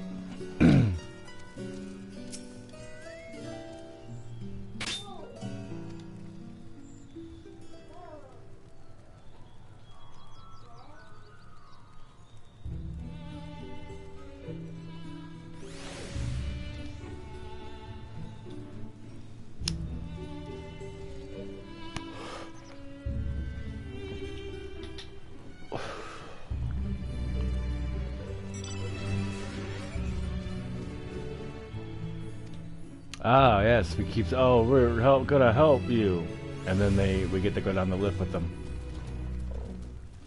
That's the thinking, girlies. That's good thinking.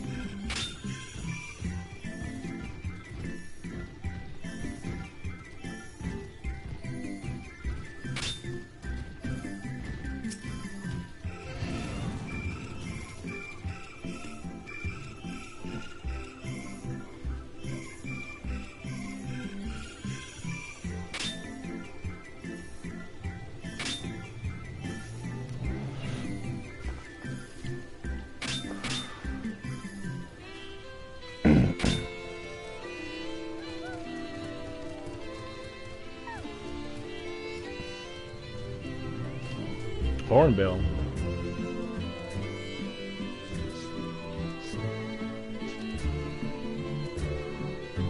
This minigame again.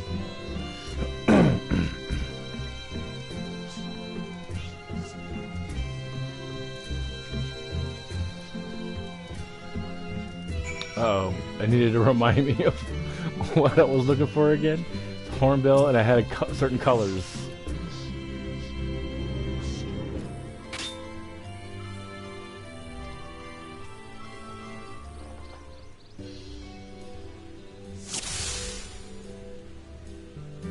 Look at that.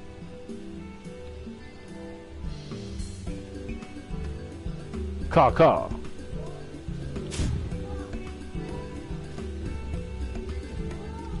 I did. Yeah, I need a reminder of what it was again. It said caw was its thing. But I remember green too. Another one, the one that was green. Oh, you moved you back there, huh? Must be you.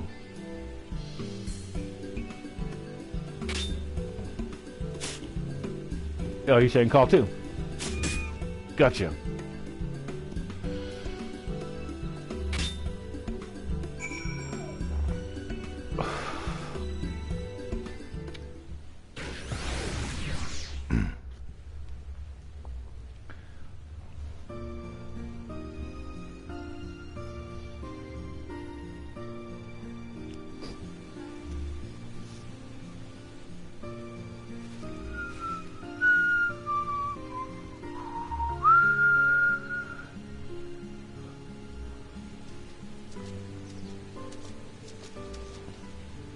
Fair shot. Ooh, voice acted. Okay. Nicely done. Let me truss this one up, and I'll make my way over to you. Groovy. I like this guy already. Obviously, he's doing things for me. Well, he doesn't really know he is. I'm really doing shit for him, but he's doing something for me, too. Good voice actor, too. There you are. Any new revelations? I got a bird.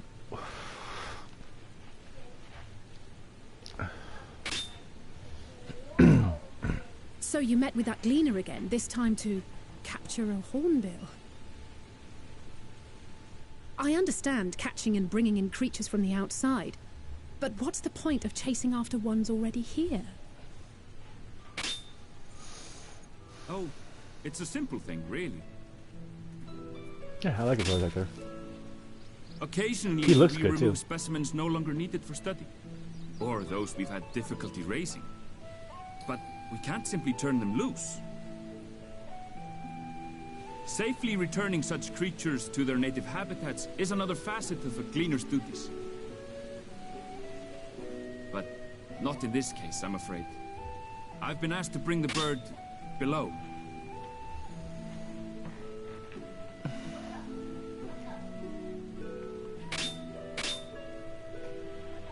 The restricted section in the lower levels of Labyrinthos. Open only to a select few researchers hand-picked by the Forum. The projects down there are the subject of rumor and hearsay. Forbidden magics. Advanced technologies that can never be allowed to fall into outside hands. Even Archons are not privy to the truth. Those who are, the researchers involved in this secretive work, are not permitted to walk freely in the city, and are instead required to live in isolated quarters. That sounds pretty shitty. What could a facility subject to such strict security protocols possibly need with a hornbill? An experiment? Possibly. I wasn't afforded an explanation. But judging by the requisition list given to me and my colleagues, I doubt it's for any kind of advanced research. I'd be more inclined to believe we were making preparations to migrate to the south. Mericidia or thereabouts. Whoa, what? What? Why would you say that? Much of the flora and fauna we were asked to procure could serve as reliable sources of sustenance. They're comparatively hardy species, too, able to endure harsh climates. And among them are specimens known to be effective in improving soil quality and purifying water. When you put it that way, migration does sound like a reasonable assumption. Yeah, to where is a little like, what? That's all it is, though. An assumption. Through our tasks, we gleaners glimpse only bits and pieces of the Forum's plans. Our prime concern is that our requisitions, be they living or otherwise, are properly preserved for the knowledge of future generations. Now, I really must be going. I regret that I cannot reward you as you deserve. No problem. Perhaps Wait. you might reward us after a fashion then. It is imperative that we reach the lower levels. And seeing as you are already set to descend with your assigned cargo, mayhap we could accompany you as your assistants. I'm afraid that won't be possible. Once the animals have been prepared for transport, we send them down separately via the lift. Put us in a I box. will, of course, follow after to make my report, but I can hardly pass you off as porters when there's nothing left to carry.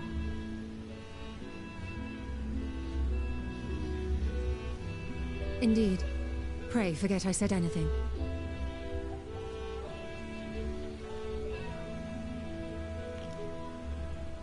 How do you feel about climbing? If you've strength and the courage to brave it, then there is another way down. Okay. This path leads to the 33rd facet, a mine shaft excavated during one of our expansions of Labyrinthos.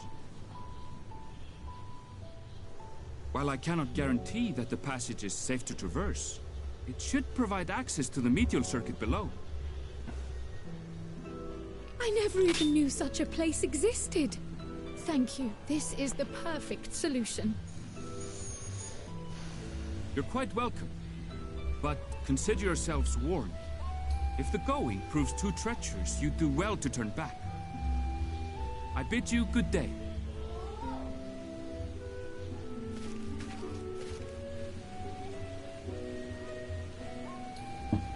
Nice, Turning bunny back is hardly boy. an option, not when we've come this far. Let's go and take a look at this mine shaft.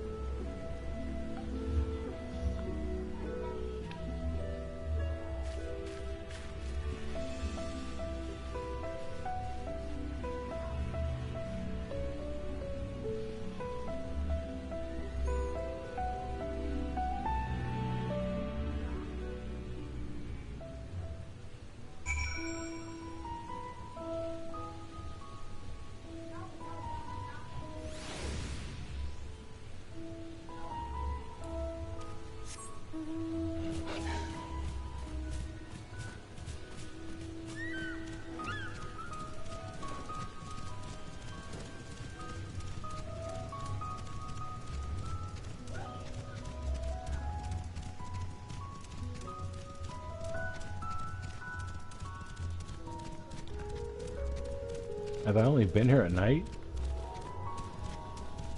Oh, look at the gears turning over there and shit.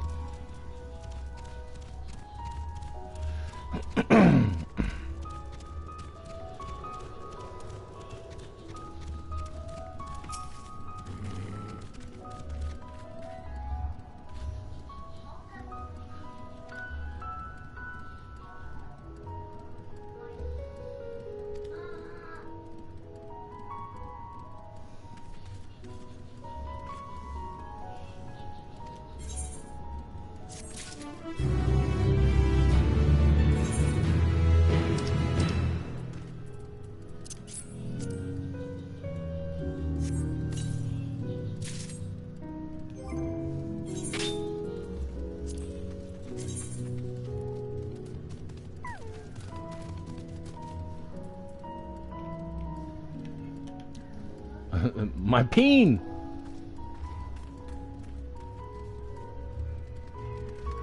Wait, no. Oh.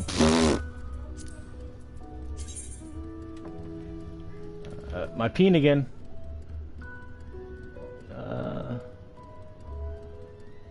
Yeah, alright. Alright, whatever. I mean, it looks good, but I want something that shows my face a little more, I think.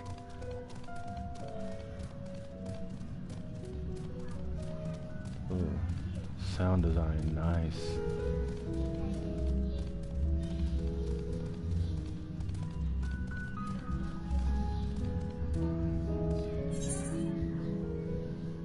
Oh, I didn't get the fucking quest. Yes, I'm gonna need that.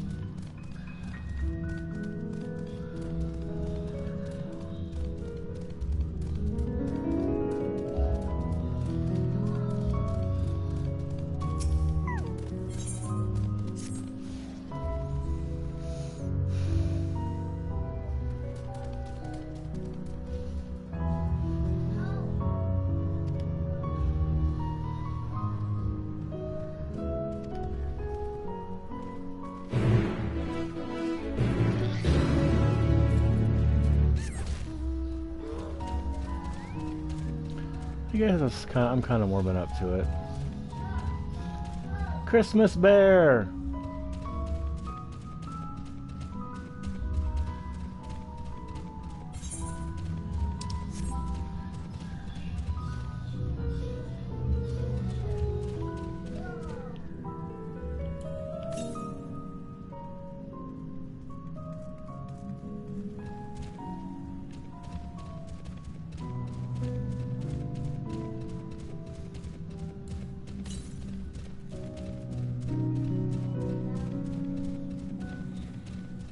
Yep, there we are.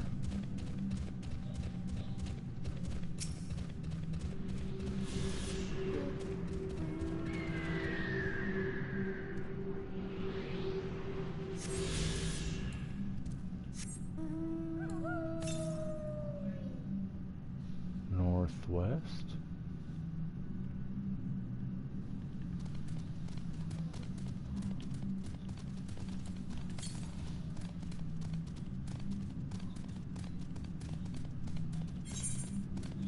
Okay. I think I get it.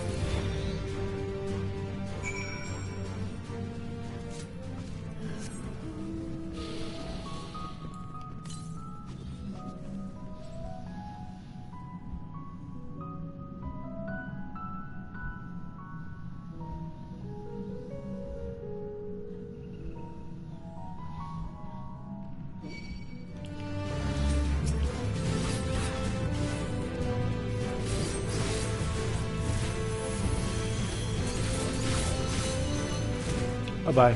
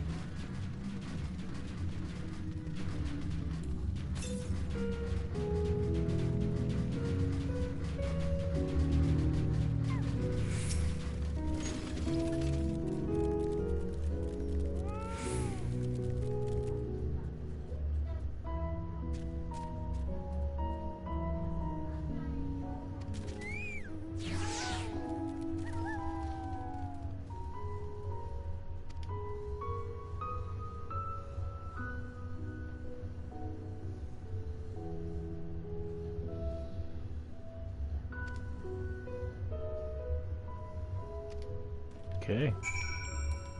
Let's do.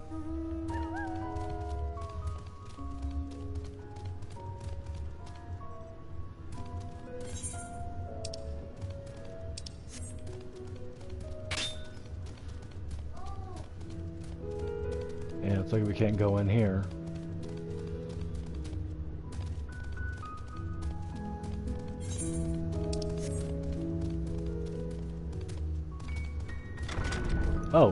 Oh, you can.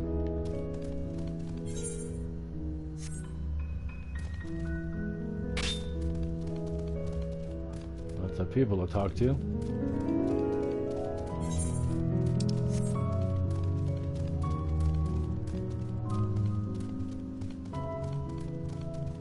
Lift upper.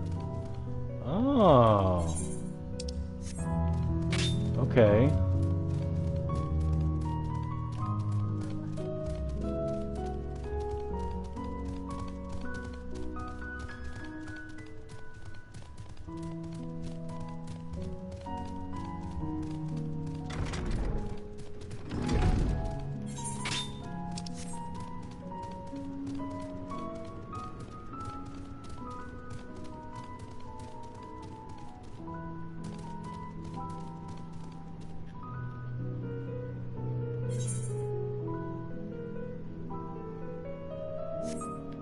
Okay, I see.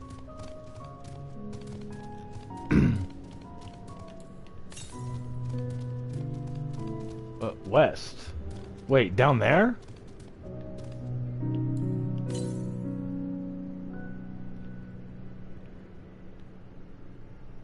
Maybe over there.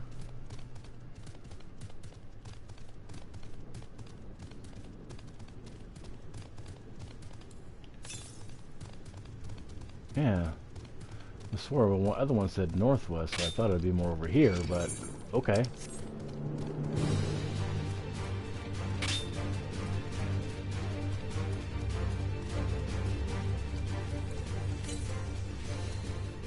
Yeah, okay. So there's one up here.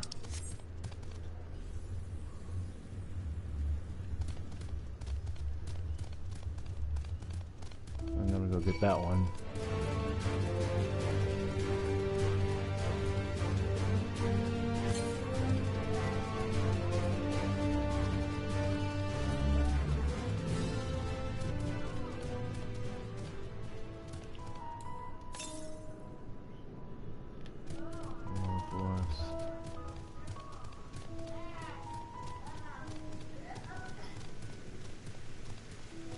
There we are.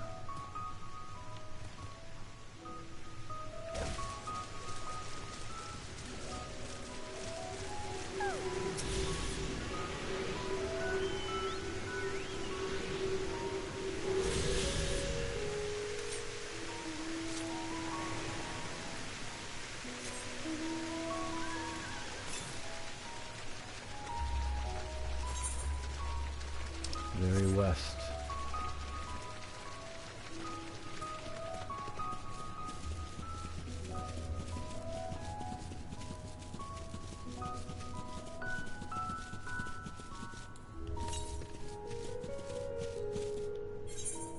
It's a lot.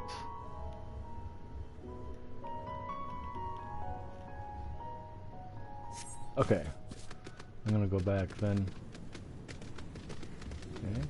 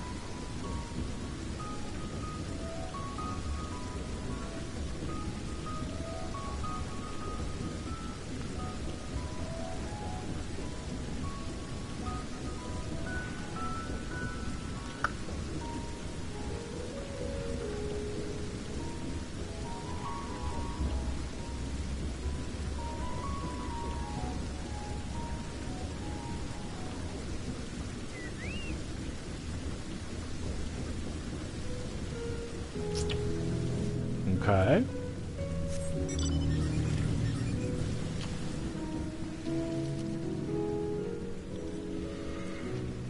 Okay.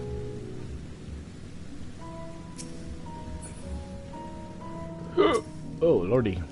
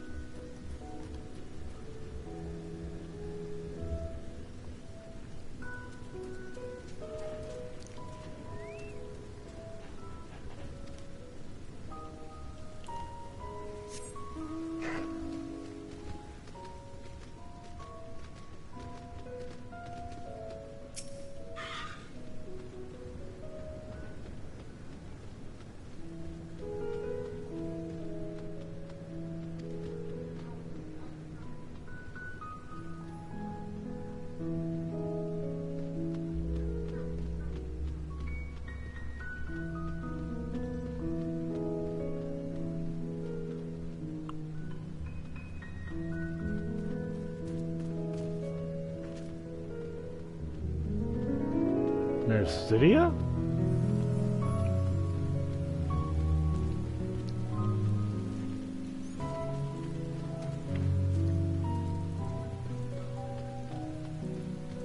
Or are you talking about...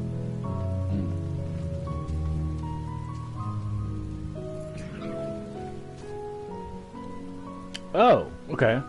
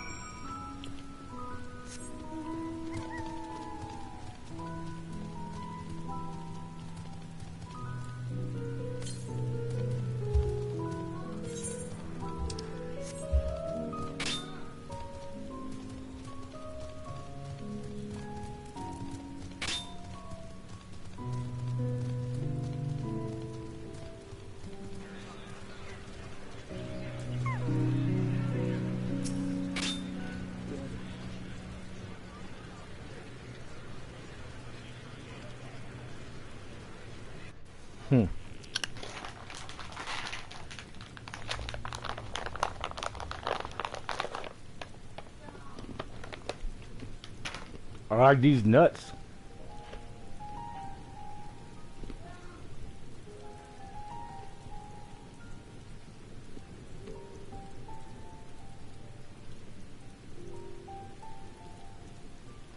Hard to look away, isn't it?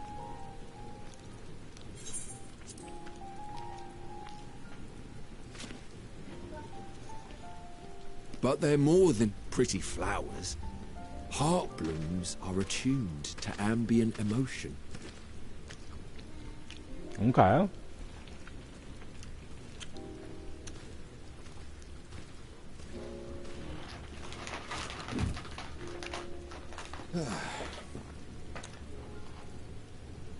You don't seem convinced, but believe me, it's true.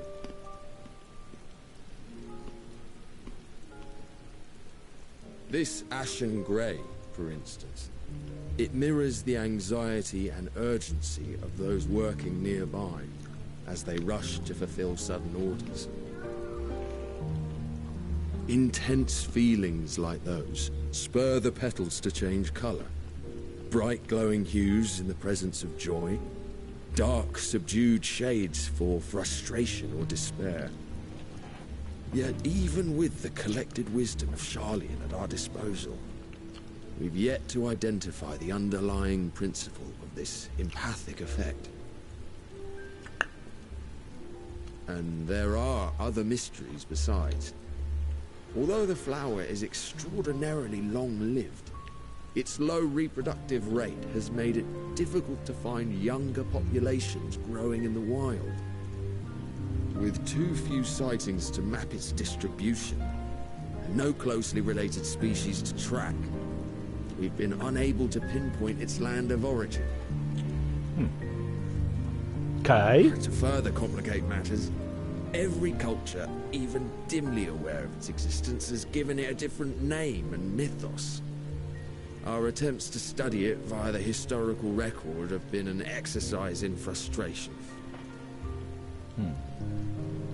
As an avid botanist myself, I should one day like to unravel the Heartbloom's secrets.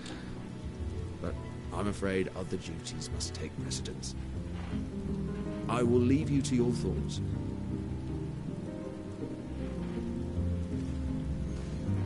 Ugh.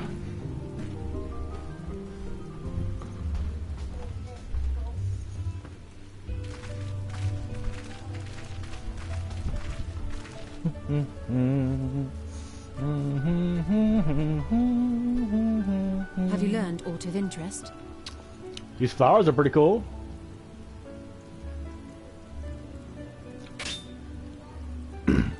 A flower that reacts to one's feelings.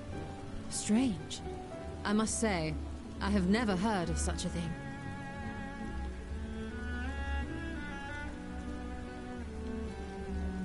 This is all very fascinating. But as it stands, we fail to gain any significant insight into the Forum's undertaking. Indeed. While there is certainly enough activity to support Erenville's supposition that a priority has been placed on improving food production, unfortunately for our investigation, these workers were never informed as to how their duties serve the master plan. If only we could interrogate the Forum members directly.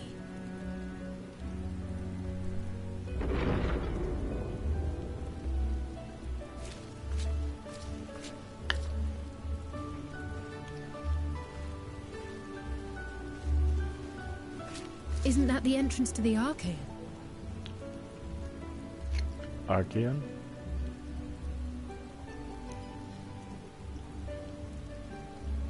Oh! He's down. Look, there.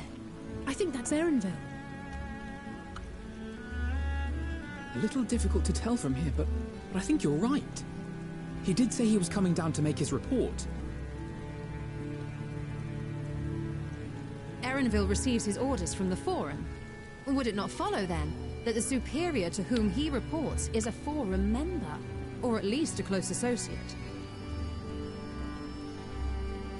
You mean to eavesdrop on their conversation? What of the risks? Ours alone to bear. We won't interfere with Erenville's work, nor will he be implicated as an accomplice. If you're not comfortable taking part, I can do this alone.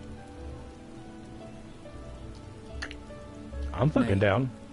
I said myself that I wished to know Father's intentions. And no answers will be forthcoming should we simply ask nicely. We can apologize later, should it come to it. Right now, we need every crumb of information we can get our hands on. Consequences be damned.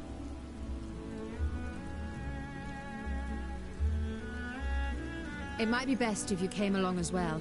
In fact, we should all... Yeah, I saw her fascination. She's either fascinated or knows something. Crier?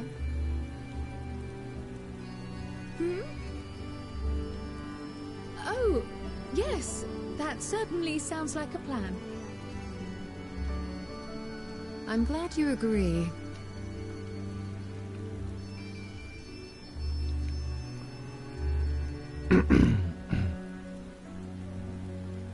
Quickly!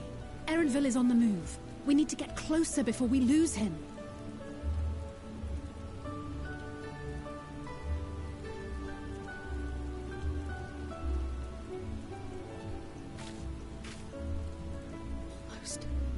I can almost reach you.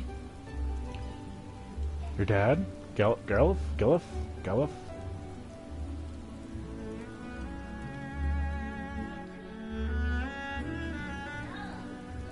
Or Hydaelyn, maybe? Not sure yet.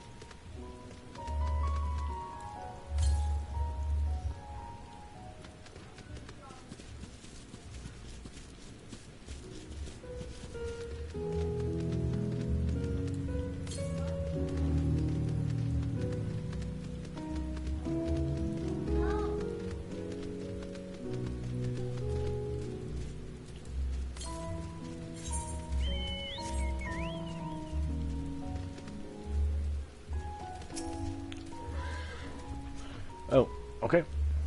Hold on a moment, I have an idea. Do you now?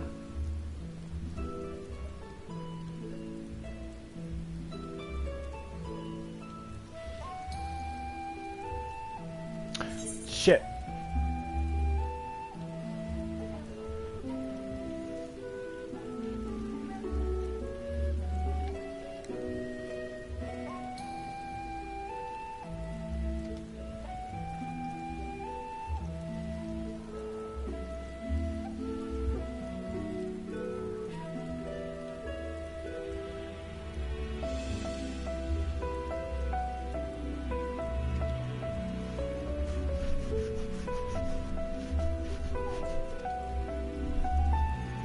Yeah, we shouldn't have split up. Oh, okay.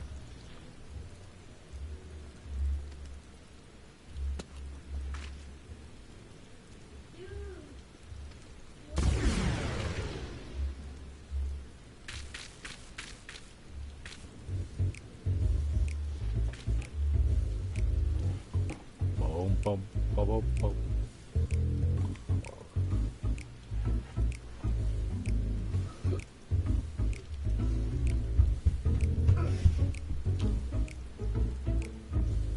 You having fun, Bubba? Yeah. Look at, I got turned into a frog. What?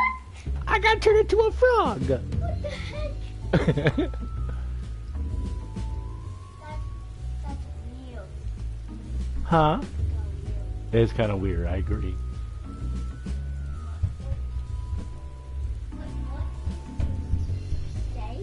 I said it is kind of weird, I agree. I agree with you. I think it's kind of weird.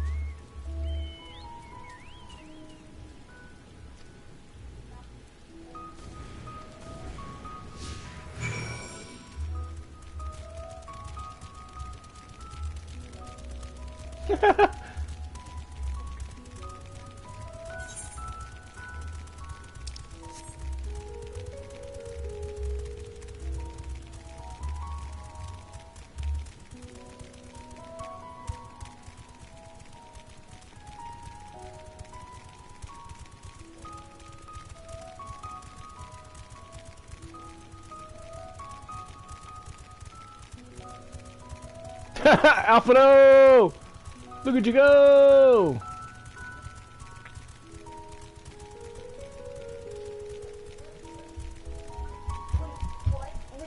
Look at, I'm a froggy! You froggy? I'm still a froggy just bouncing around. What are you still a froggy? What the heck is that froggy?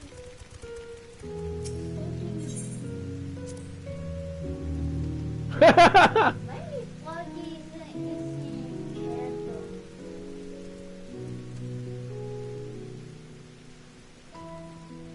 Okay. This is the wrong way, he says.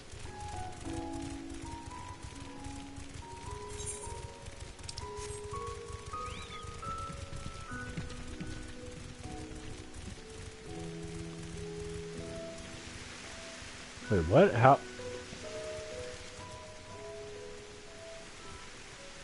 Oh! My. Okay.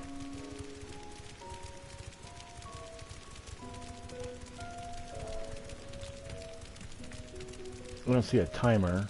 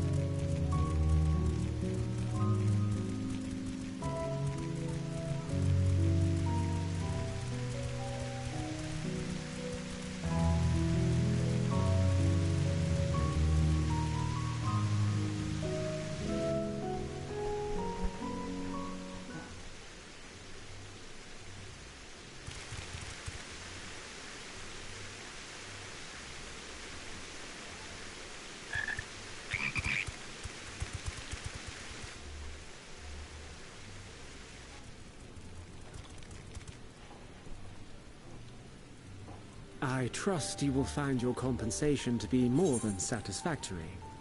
We wish to make clear that we are pleased with the efficiency and thoroughness of your work. So much so that we have come bearing new tasks in need of your competent hand.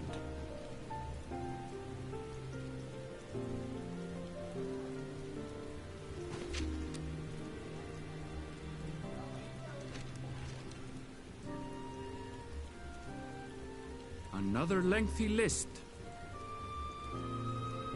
If I may speak frankly, the Gleaners have been pushed to the point of collapse by your unending demands. We are not familiars to be exploited. We are Sharlayan scholars, and we deserve an explanation for this unseemly treatment. What warrants such urgency?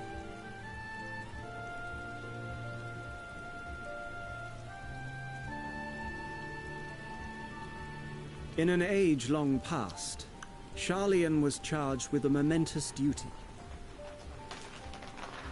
And now that word of the final days hangs heavy in the air, the time has come for us to fulfill that charge.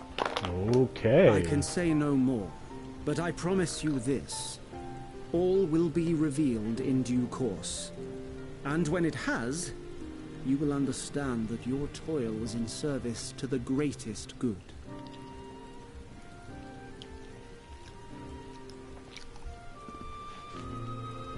Then I will do your bidding.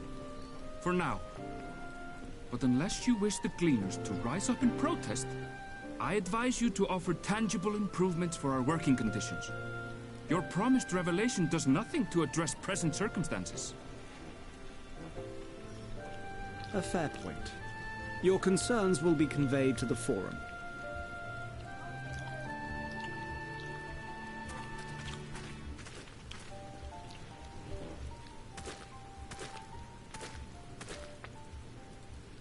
Oh.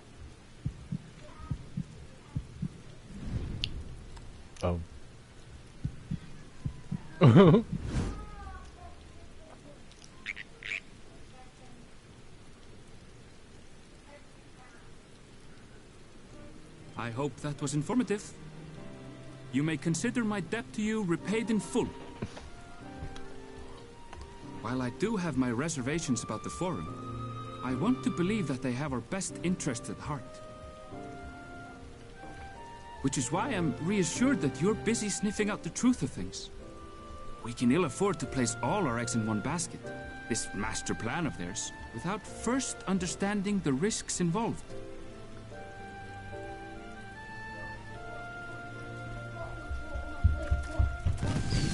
Woo! Oh, we just turned back out Wait. from frogs. How did you know it was us? We're not frogs anymore. If you mean to impersonate a toad, try studying the real thing. And don't try to fool an expert. Yeah, that's me.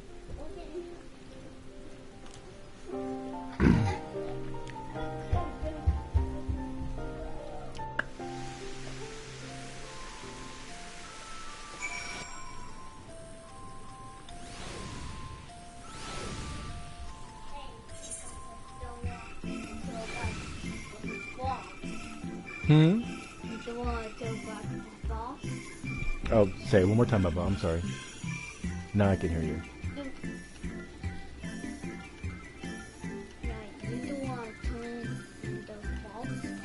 Turn into a fox? No. Frogs. Yeah. Yeah. It was fine because it helped me in the game, so it's okay that I turn into a frog. Yeah, I did. But now I'm not anymore.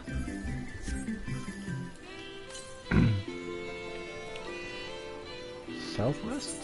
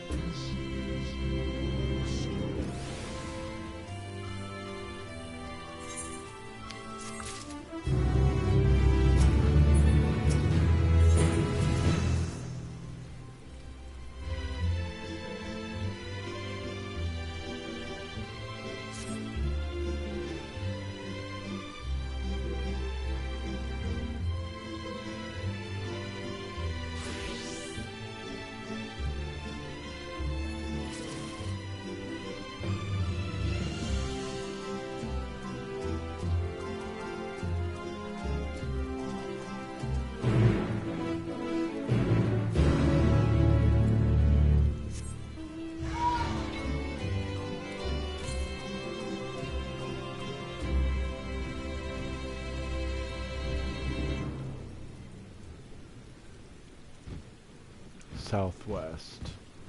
Alright, well, let's go more west first. Well, that's southwest. Oh, there it is. I already see it. Oh, you could definitely jump from here to here.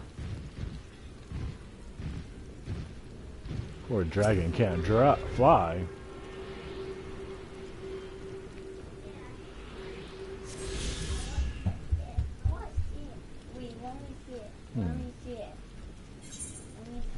What's that, Bubba? When we see it. The dragon. Oh, it's already gone. I can make him come out here again. Hold on. Let's see. Mount. Where are my Drugans?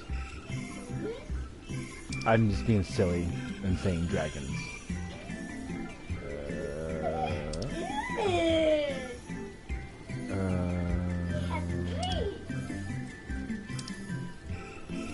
There he is. Oh. Yeah, my dragon. His name's Rathalos. Rathalos. Mm-hmm. There's my dragon. But he can't fly right now. we have to learn how to fly here first. Yeah, can't fly yet. I mean, it looks like you can jump off here. Definitely.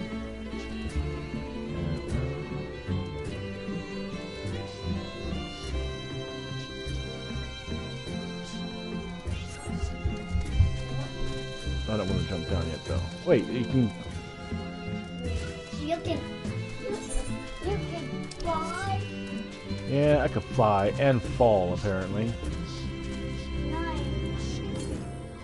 Big chicken go. 185 south. So that area for sure. Go fly. Yep, I'm in a big chicken right now. Oh yeah, that area's down there.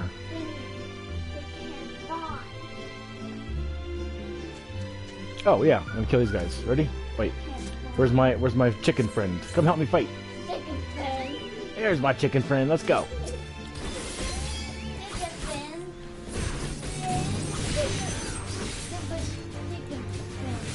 Yep. Stupid.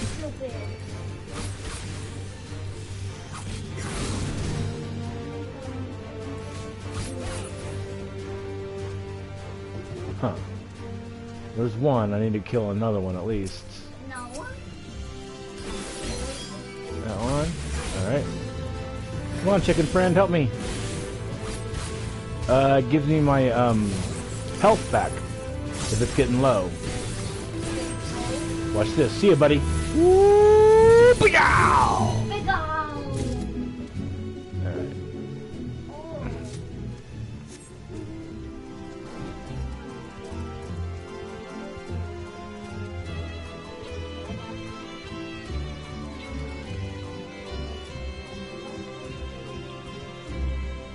I told you, it gives you my health back. Health back? Uh-huh.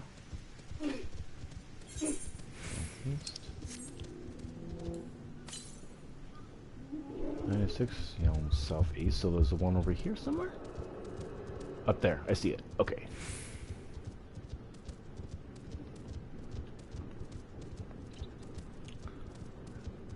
Very nice.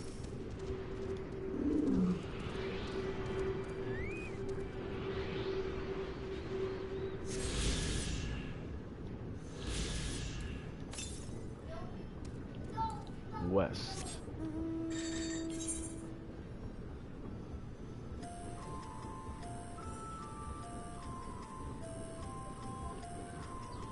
Yeah.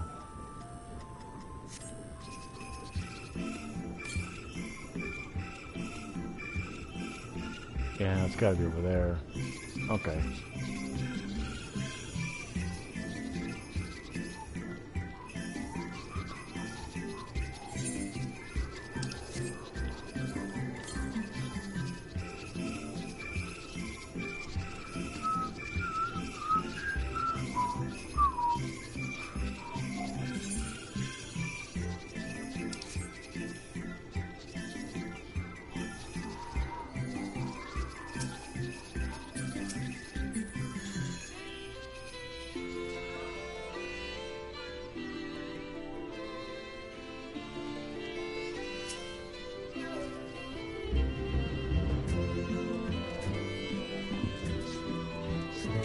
Somebody yell out.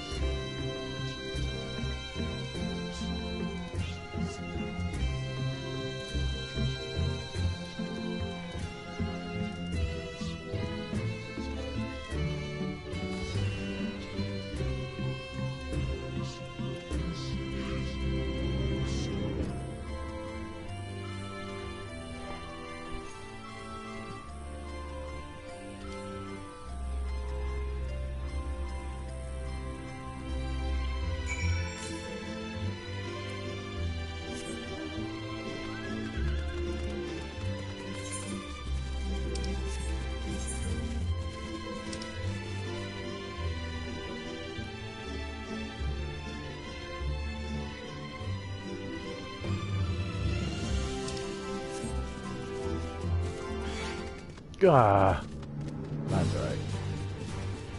What up, Carboy?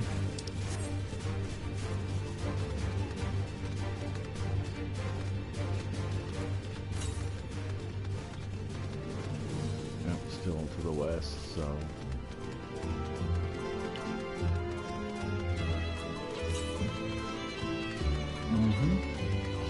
Looks like there might not be any others around here.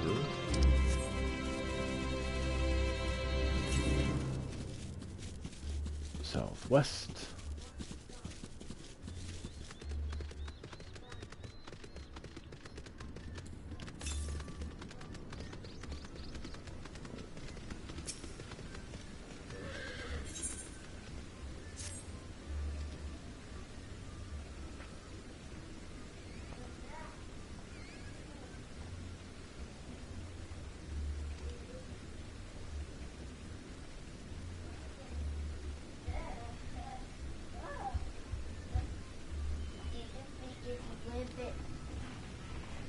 A little bit wet.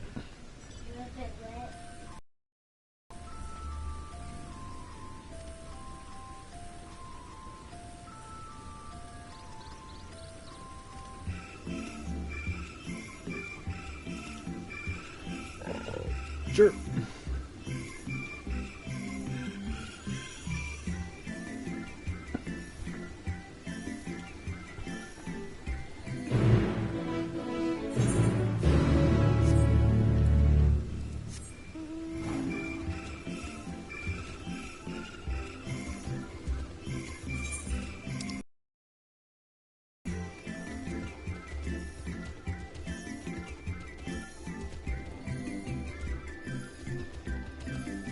Flowers are up here, aren't they? I believe so. I'm gonna do that real quick and then I'll go do homeboy shit. No, not up there.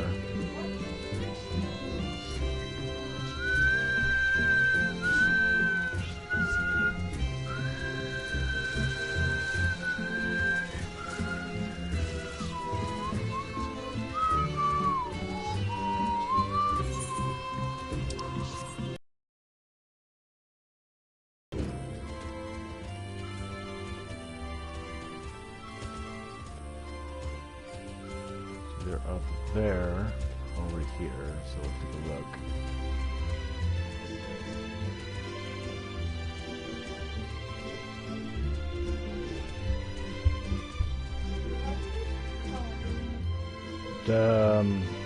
What's the word? Jello.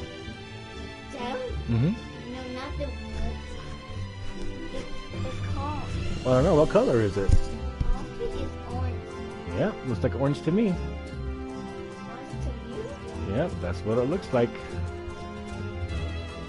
Alright, I'm gonna look up there.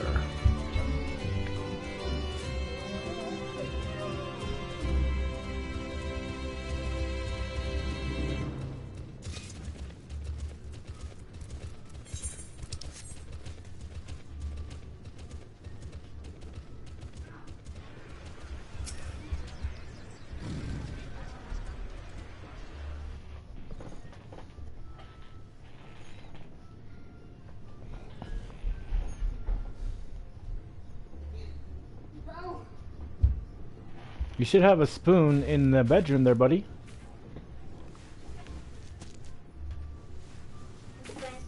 In that bedroom, yeah.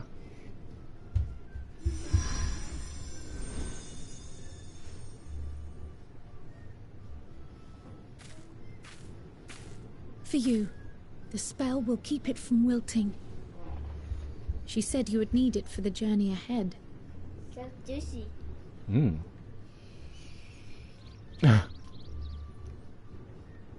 There you go, Will eat you it, Baba. speak with her now? I cannot hope to match Minfilia's clarity, of course, but...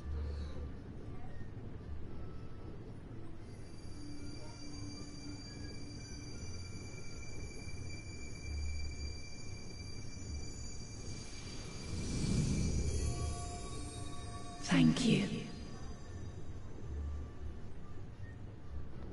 Do not worry. She has lent me her body for only a moment.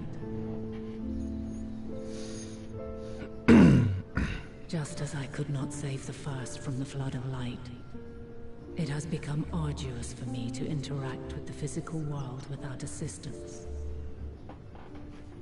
Though I might converse with you for a time, the incorporeal form I assumed on the ship would be incapable of casting even the simplest enchantment.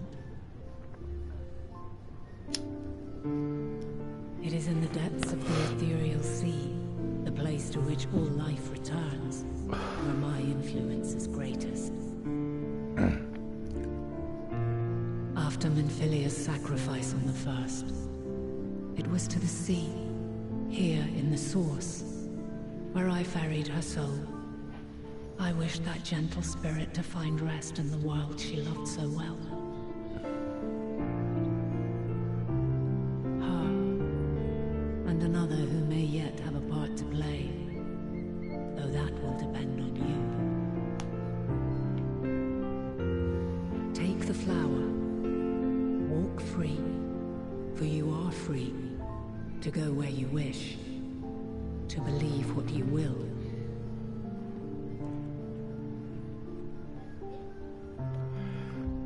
That glue will be your guide, test and proof of your conviction. In darkness, seek joy, surrender not to sadness, and see beyond despair. Walk free, and bear the light for others to follow. Together, raise it aloft and let it shine, till the end, blinding and radiant.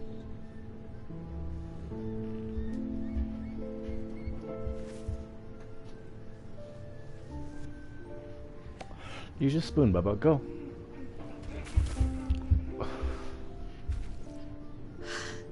That was all too brief. Already she seems so far away.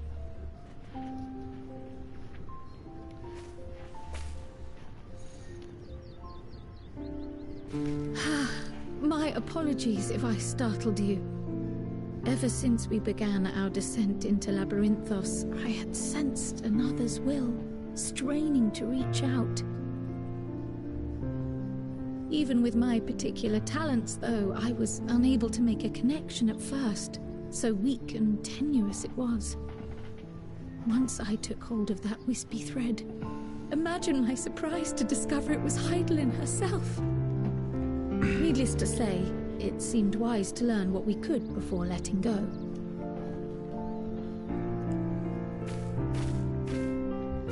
Her answers were more cryptic than I would have liked. Nope. But at least she left us with a guide of sorts, that unusual flower.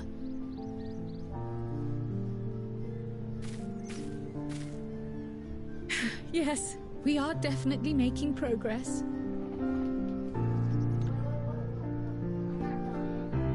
You can't be serious. We've done nothing wrong. What? What?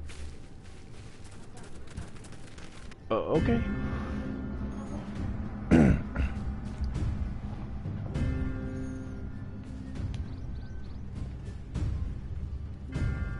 Was that your father? Oh no. Master Fortuno? What business has the Forum with us? Obstruction and suppression, apparently. Guess I should have done that side Mistress quest first. Baldesion, our records show you facilitated the Scions' entrance into Sharlayan by claiming them as assistants for your organization. We are aware of your investigations. After alerting the major institutions to the presence of potential troublemakers, we received word from an Archean custodian. A group operating under the auspices of the students, skulking about Labyrinthos and engaging in clandestine behavior. Clandestine? We may not have entered Sharlayan as Scions, but we did naught to conceal our identities. Our only purpose in this city is to seek the truth. I can think of no reason why our actions should warrant the Forum's intervention. 'Tis not our way to discourage the pursuit of knowledge. But the timing of such pursuits must be considered, not to mention their potential impact. With the world in chaos, we, the true caretakers of wisdom, have committed ourselves to an undertaking that demands the utmost discretion. I won't stop coming in here, so I'll stop And we smoking. will not risk its success by turning a blind eye to disruptive foreign elements in our midst.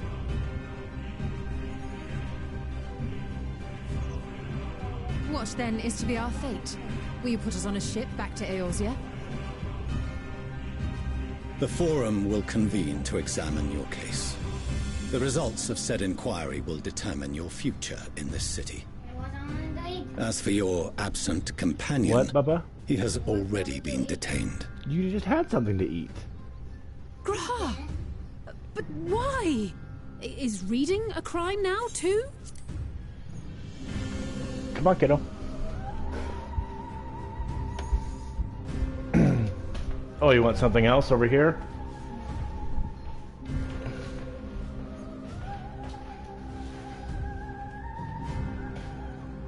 Come on, open it up. What are you waiting for?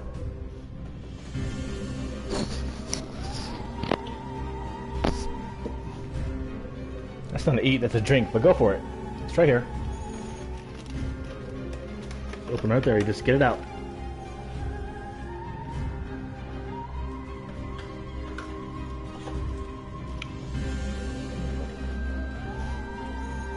Does that help? Does that help? Give here. Give here.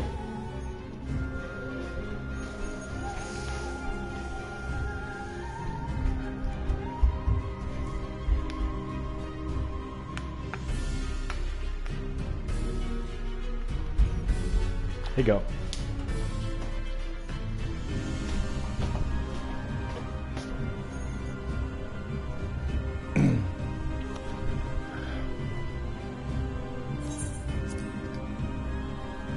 Reading is encouraged, celebrated even. Not, however, of the volumes shelved in the restricted section of the library.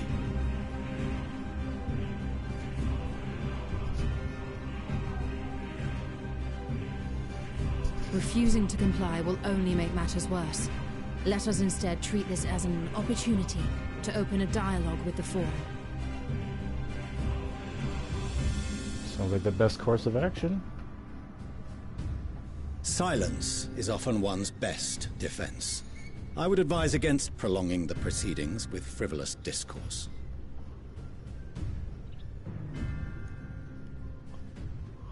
But enough. This is not the place for debate. The rostra await. Okay. Do we have the choice to go back ourselves, or are they going to force us back? That I don't know. Because I had a side quest I wanted to do. Might be forcing us.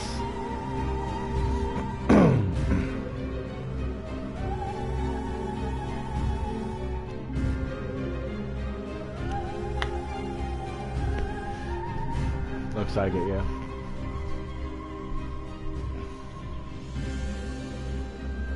It's alright, I'll always be able to go back. At some point.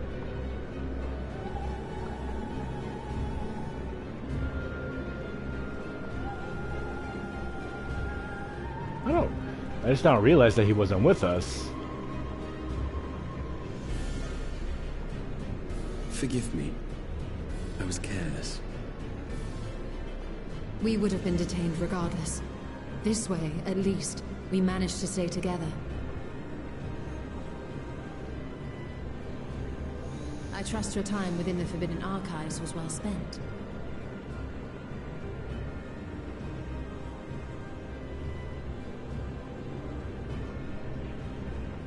The Forum will come to order. This inquiry is now in session. As Speaker-elect, I will be presiding over the day's proceedings. Master Fortuner, would you be so kind as to restate the matter which compelled you to summon your colleagues with such urgency?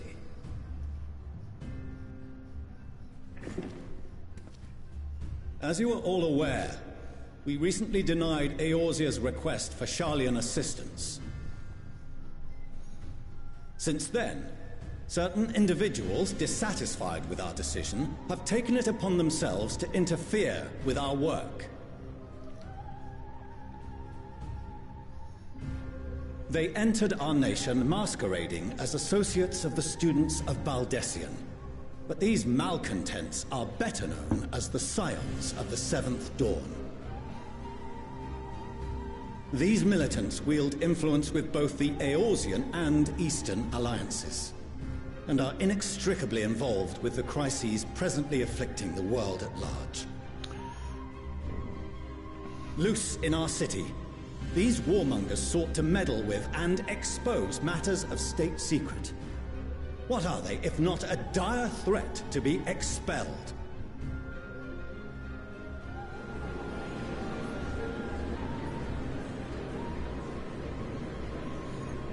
You have tarnished the good name of the students. Galuf would be ashamed.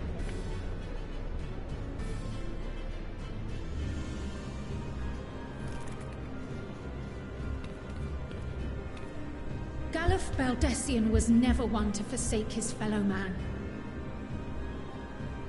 Even if this nation closed every door and retreated from the world, he would have found a way to help the Scions, help every soul of this star fight back against the coming doom.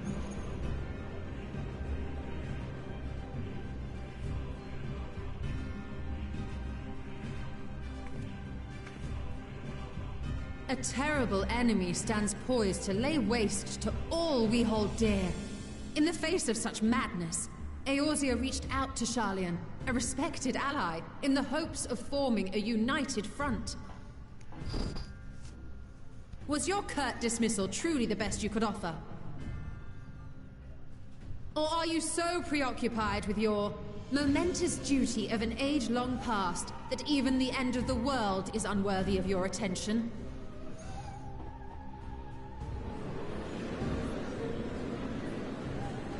Whence came this revelation?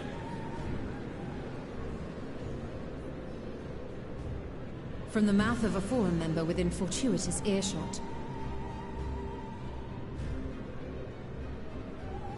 Then it seems your findings support my own.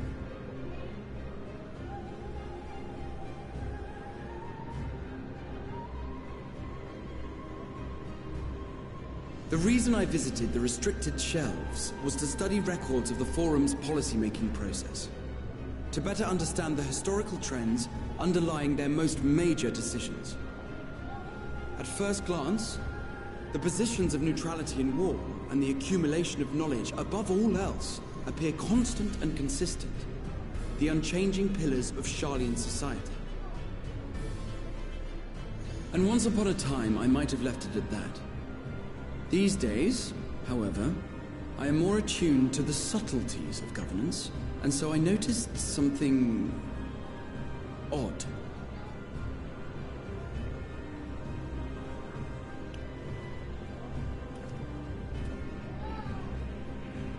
From a particular point in time, the purpose of these policies shifted. No longer was knowledge preserved for the benefit of society. Rather, society was to be gradually reshaped to ensure the preservation of knowledge.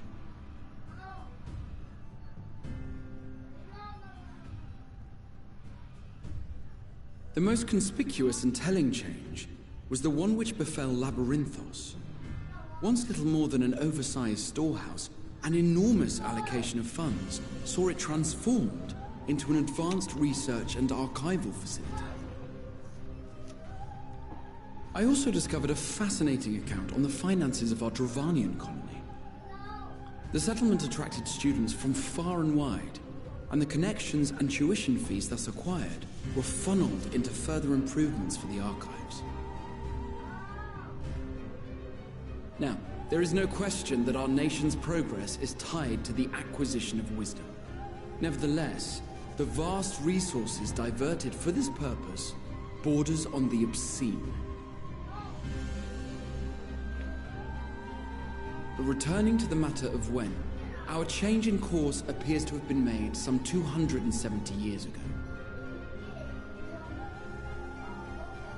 The very same period when Sharlayan scholars in the hinterlands began a formal study of the ethereal sea. You found something, did you not? And whatever it was, gave rise to your oh-so-important duty. Mind your tongue, Archon. If you had seen...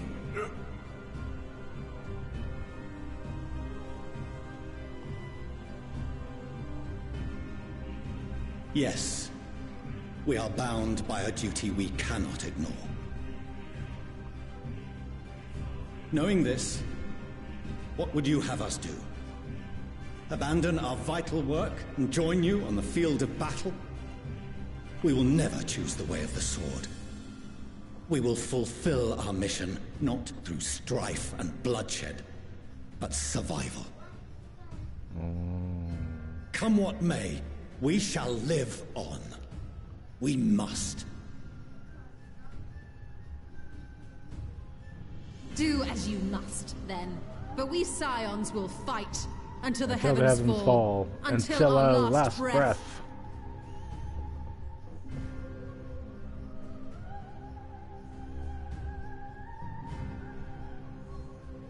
Such misguided zeal.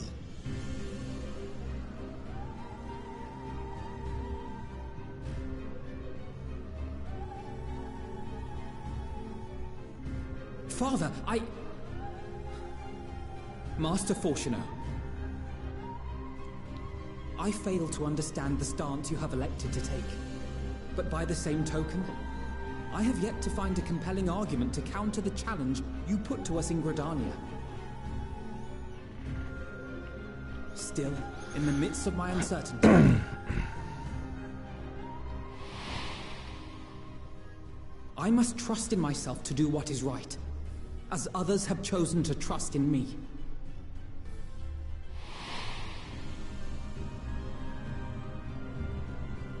So I will continue, as I always have, weighing the consequences of my every action, and allowing my hope for the future to inform my decisions. That's quite enough. Have you all forgotten the reason for this assembly? Skolok Monteshane. He's the head of the Studium and an old friend of my grandfather's. Honestly, every discussion devolves into some interminable debate. Terrible habit. Let's return to the topic at hand, By their own admission, these Scions have resolved to fight alongside the Eorzean nations against the doom which swift approaches. But there exists no evidence of an attempt to incite our citizens to do the same. Furthermore, while our decision may well have been the correct one, we cannot simply bull our way through these disagreements without inviting doubts or objections. Put yourselves in their place. Who among you would leave a tome unopened if an elder forbid you read it with no reason given? No. If we're to quell further discontent, then we must conclude this matter with a fair and even hand.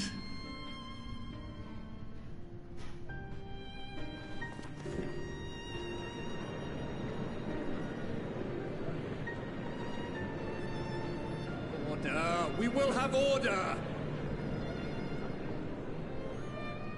Master Monteshane raises some valid points.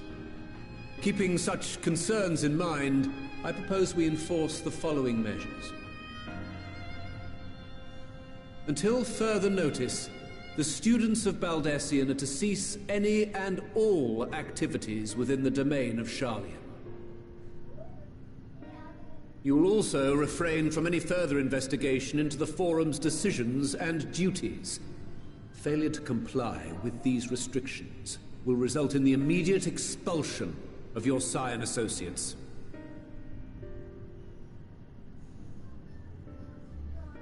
Let us put this judgment to a vote. All in favor, raise your hand.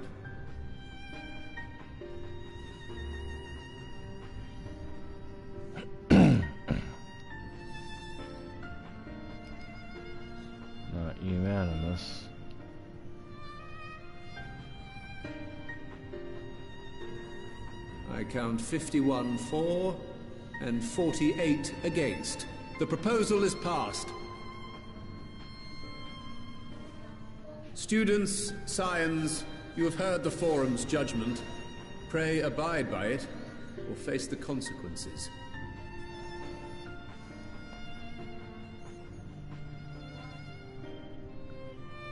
Honored members, I thank you for your time. This inquiry is concluded.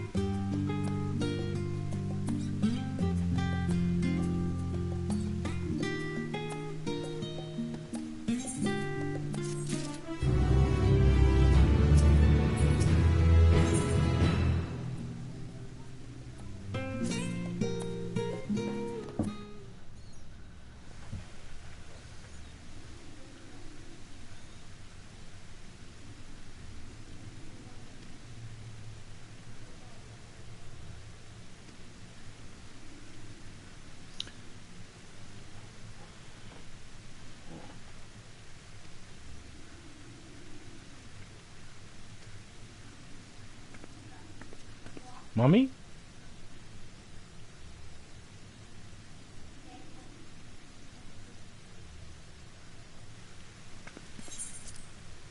Yep, Mommy.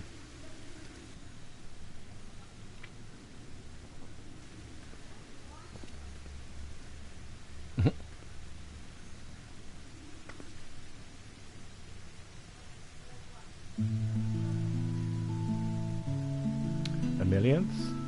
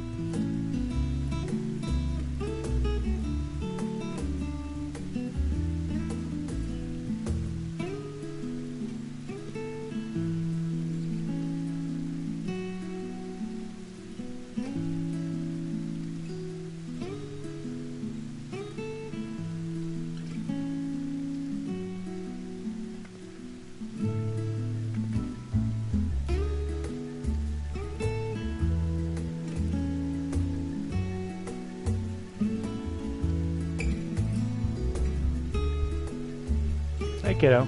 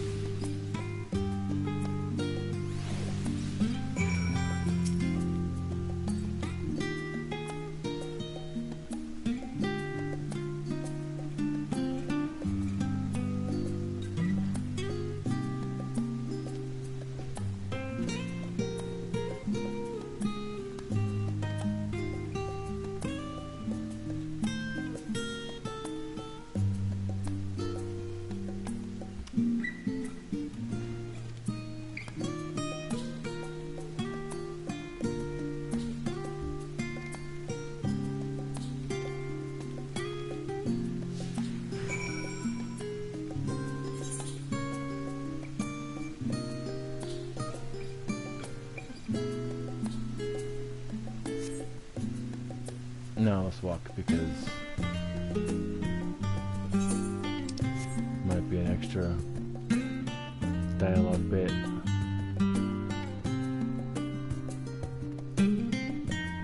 Like right there.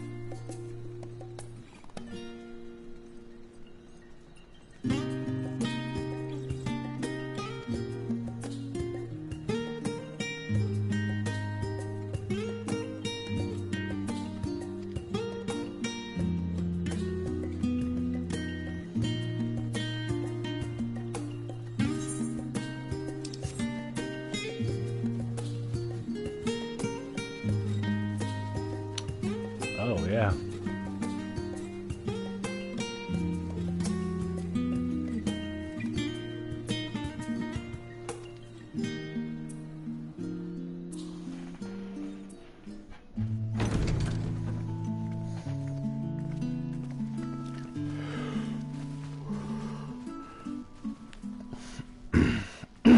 Welcome home, my lady.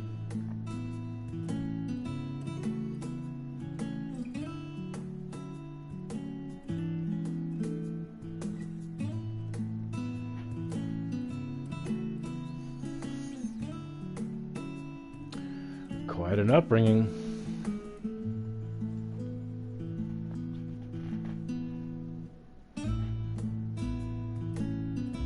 What?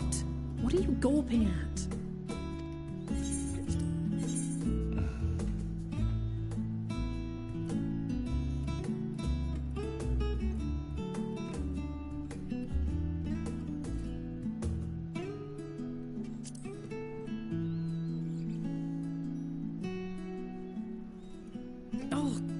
Please don't. It makes me feel like a spoiled princess.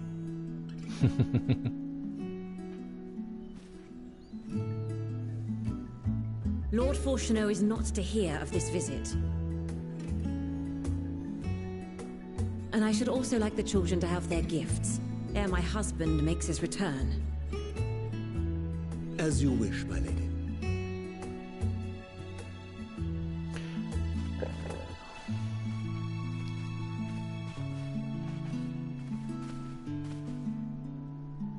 Master Alphinaud, Mistress Alice, if you'd accompany me upstairs.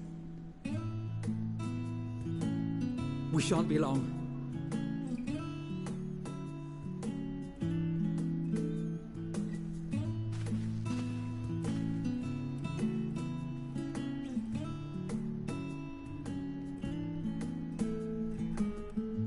The twins have been sending letters home from time to time, recounting their latest adventures. I am sure they withhold certain details, of course, if only to keep me from worrying. Yet a mother worries all the same. In the early days especially, I tried to support them as best I could, sending the Scion's coin and other such donations. Fortunately, they have found the strength to overcome adversity time and time again. Their words grow more confident with every letter, their depictions more vivid.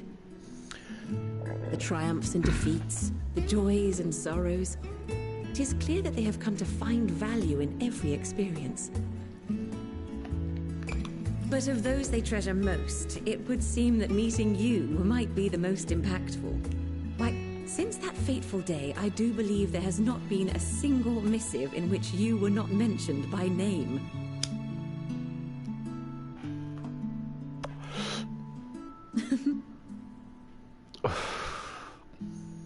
Tis plain they care for you, and I am glad they have such a steadfast companion watching over them. Fuck, they're gonna die, aren't they? Under normal circumstances, I would offer you tea, but alas, these are anything but. In any event, why don't you keep me company whilst we await my children's return? Perhaps you might regale me with a tale or two of your exploits.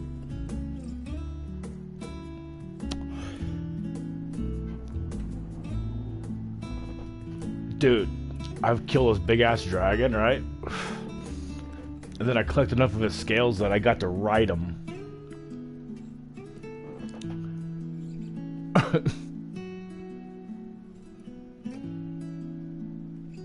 Check out the sword, it's Ronkin. When you mentioned gifts, I wasn't sure what to expect. Mother! I guess it is new, yeah. New outfits? New sword?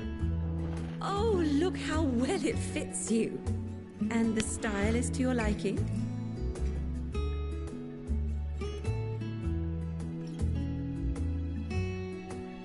It's perfect.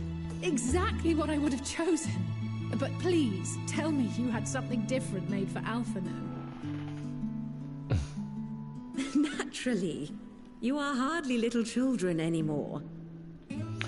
And while I shall miss dressing you in those precious matching outfits, I must respect the individuals you have grown to become. See for yourself.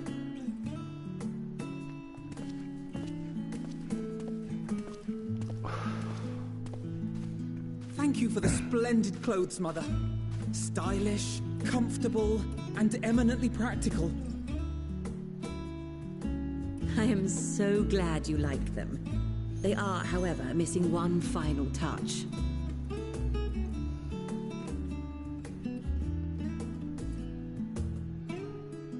If you would allow me, Master Alphinaud.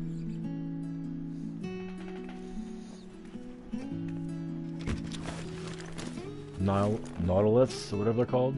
Yep.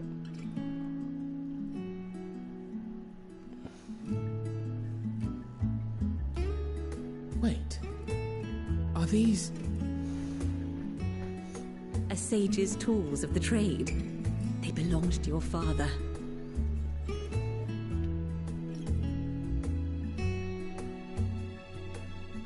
Though he may as well be chained to his desk these days. As a student, he was often called upon to venture into the field. He wielded those armaments, both to heal and to harm in no few battles. None so fierce as those you two have braved, perhaps, but battles nonetheless. Thus did I pull them out of storage, to show you that he was not always the man who stands in vehement opposition to you now. Also, because it would be a terrible waste of ridiculously expensive House Leveilleur commissioned artistry.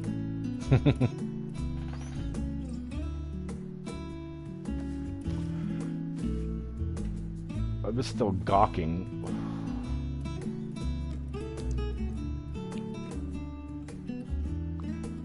I am told these devices are quite difficult to master.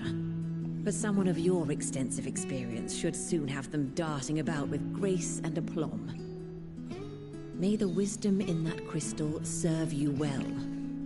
And please, try to find common ground with your father, that you might come and go without need for this awful subterfuge.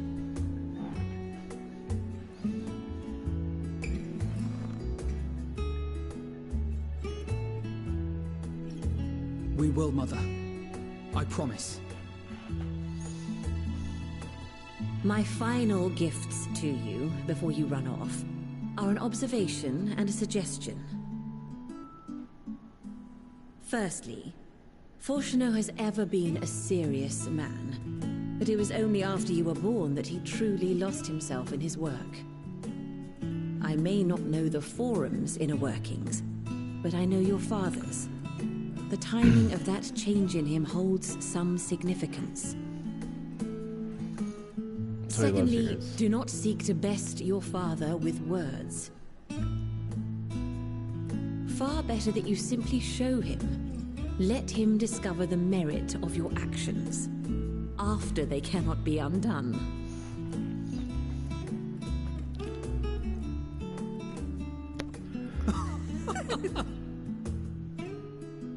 Oh, Mother. We shall take your wisdom to heart. Thank you again for these gifts, and farewell for now. Safe travels, my children. Eat well, stay warm, and keep your friends close.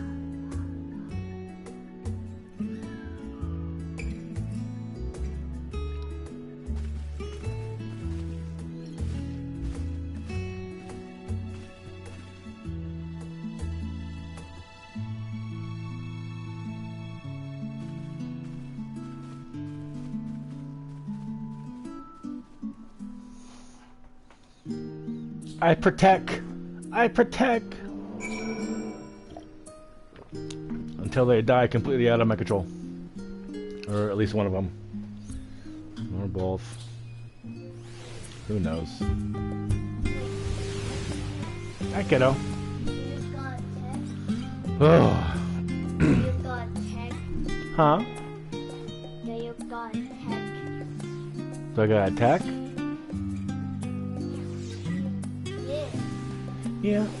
I'm gonna have to later too, just not right now.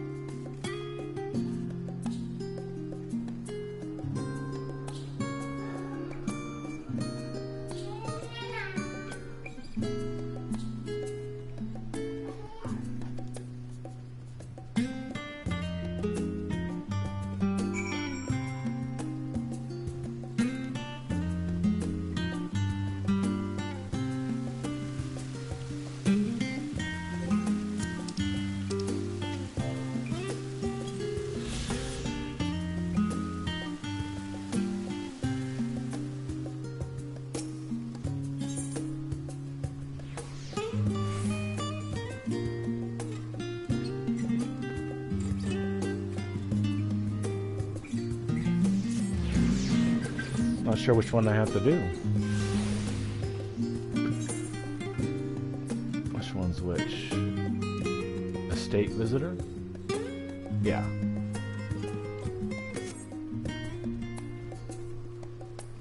Here it seems. Oh, we're back at the annex. Ooh dee doo doo doo doo doo doo.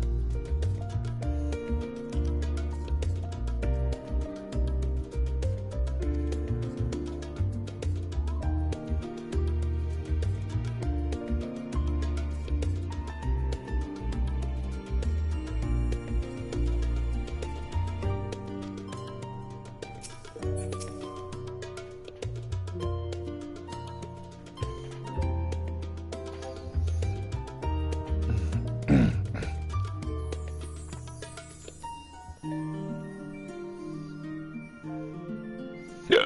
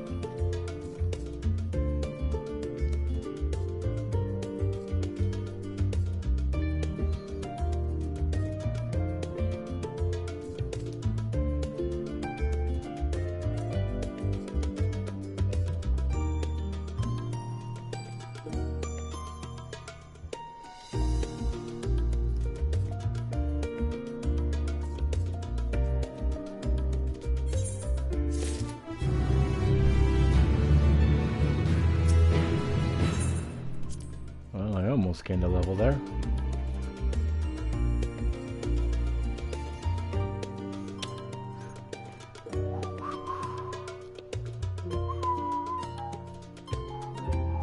I did the right thing, right? There wasn't another quest. I'm pretty sure it's not.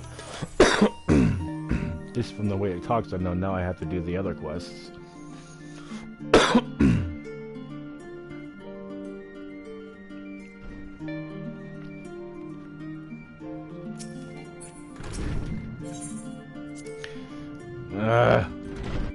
Fucking double checking.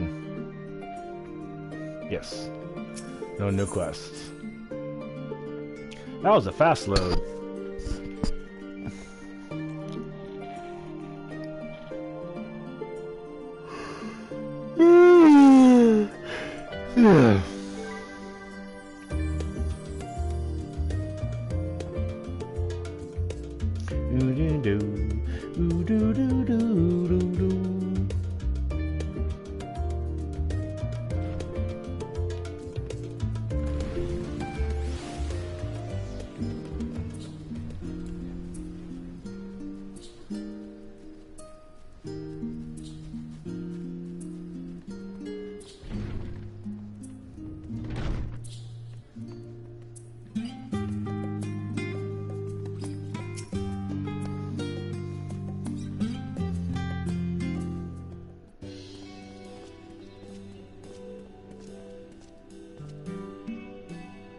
Remember his parents?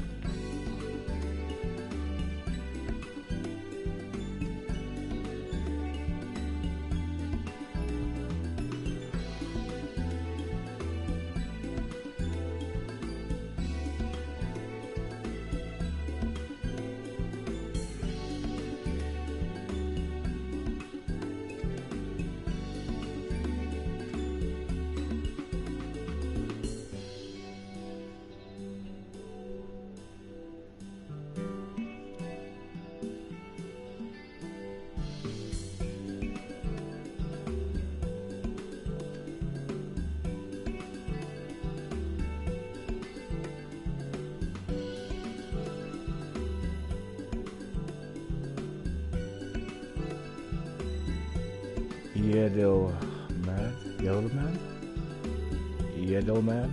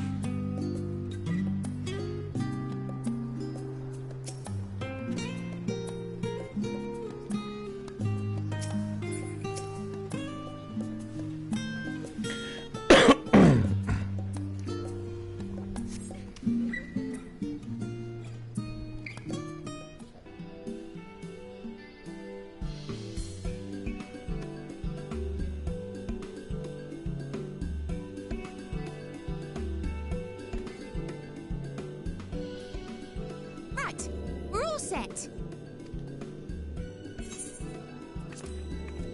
Just the four of you, was it?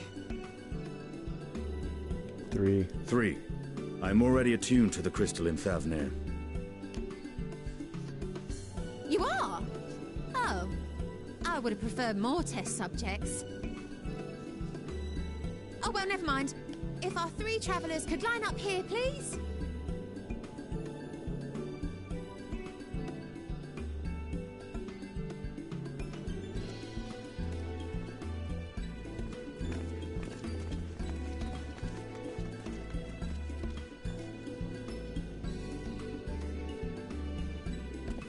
Yes, right there is fine. Take a deep breath, and I'll soon have you soaring through the ether.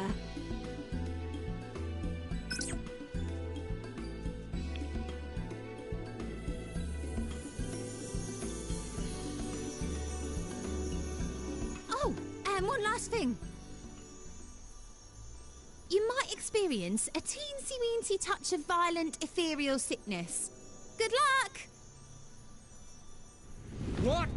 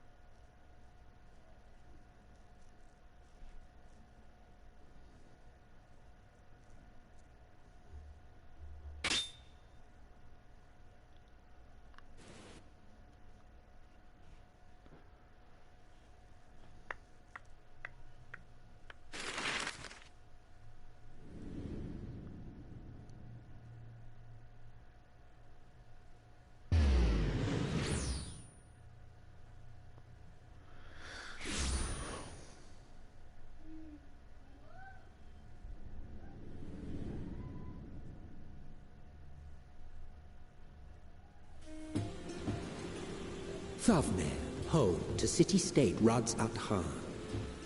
Rising from the southeast waters of the Bounty, this Isle of Plenty served as the battleground for a conflict between two peoples. Their cultures bled into one another until a unique amalgamation was distilled. You got stuff all over you again. In a process not unlike their precious alchemy. Huh? Once solidified as a single nation, an adamant stance of neutrality would hold invaders at bay. For a time.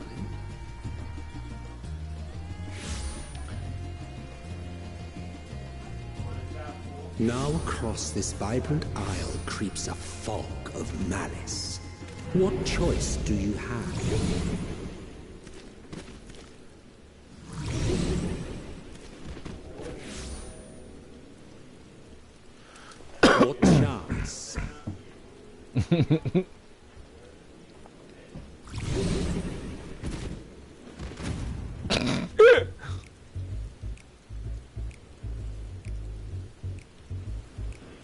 Against such an insidious foe.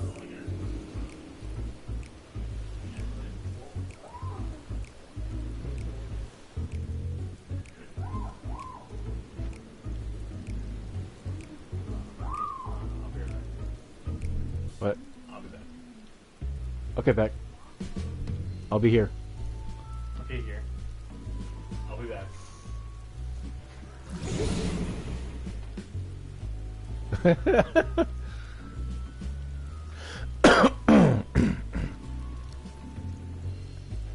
Seen fairer faces after a bout of bad shit. Not right now, Derek!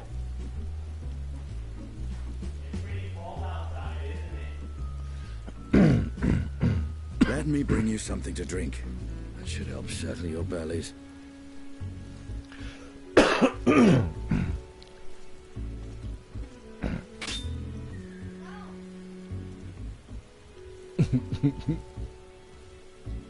There was a note with Kryle's instructions.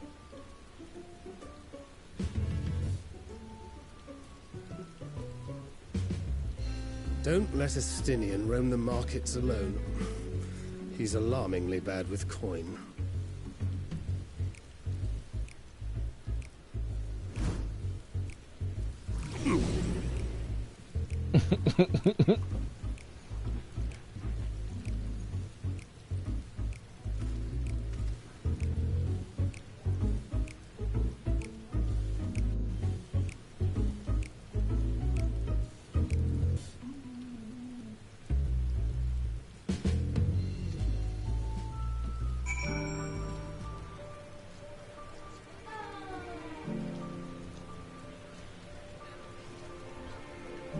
Fafnir, eh?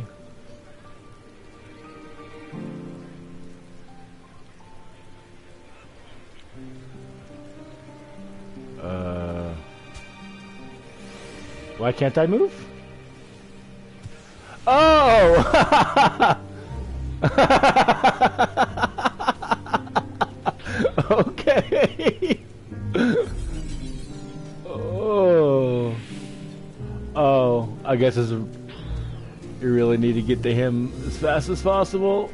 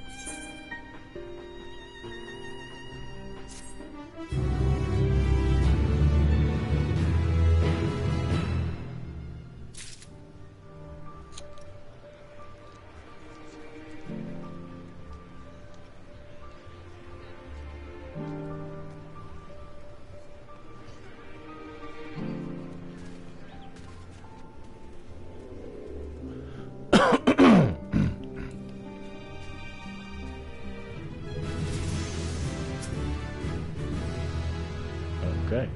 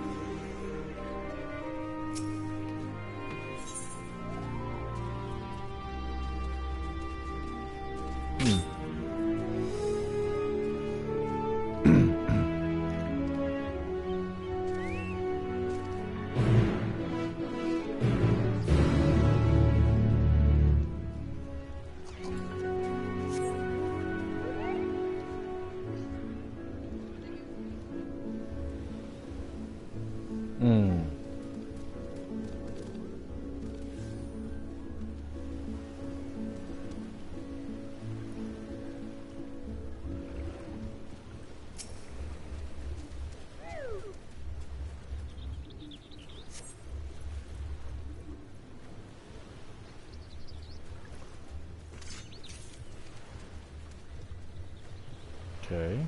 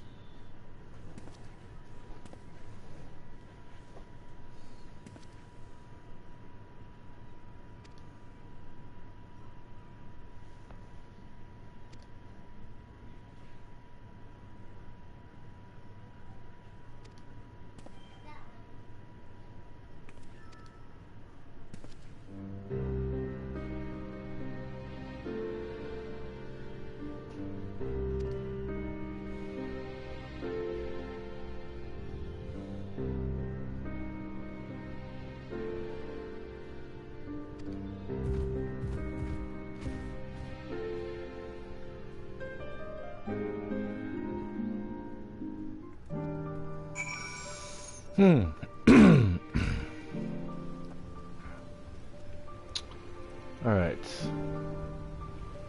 Well, actually, I'm going to finish this quest, and then... Yeah, I'm going to finish this quest and then kind of chill for a bit, take a little break. Set up, maybe even cook the food now. It was almost 1.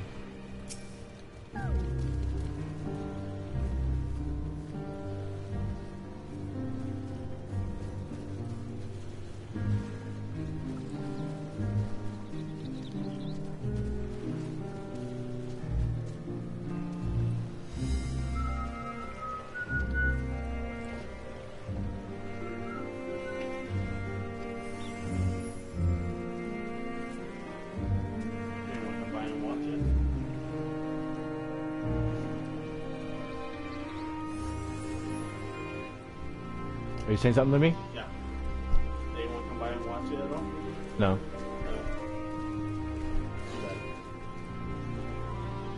Hope you're enjoying it.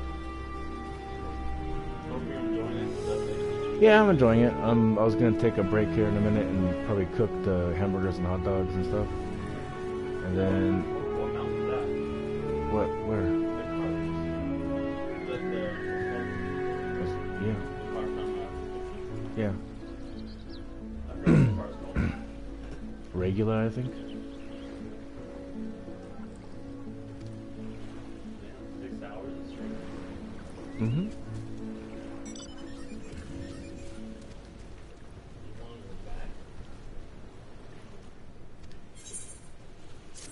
What a nice little elephant, too.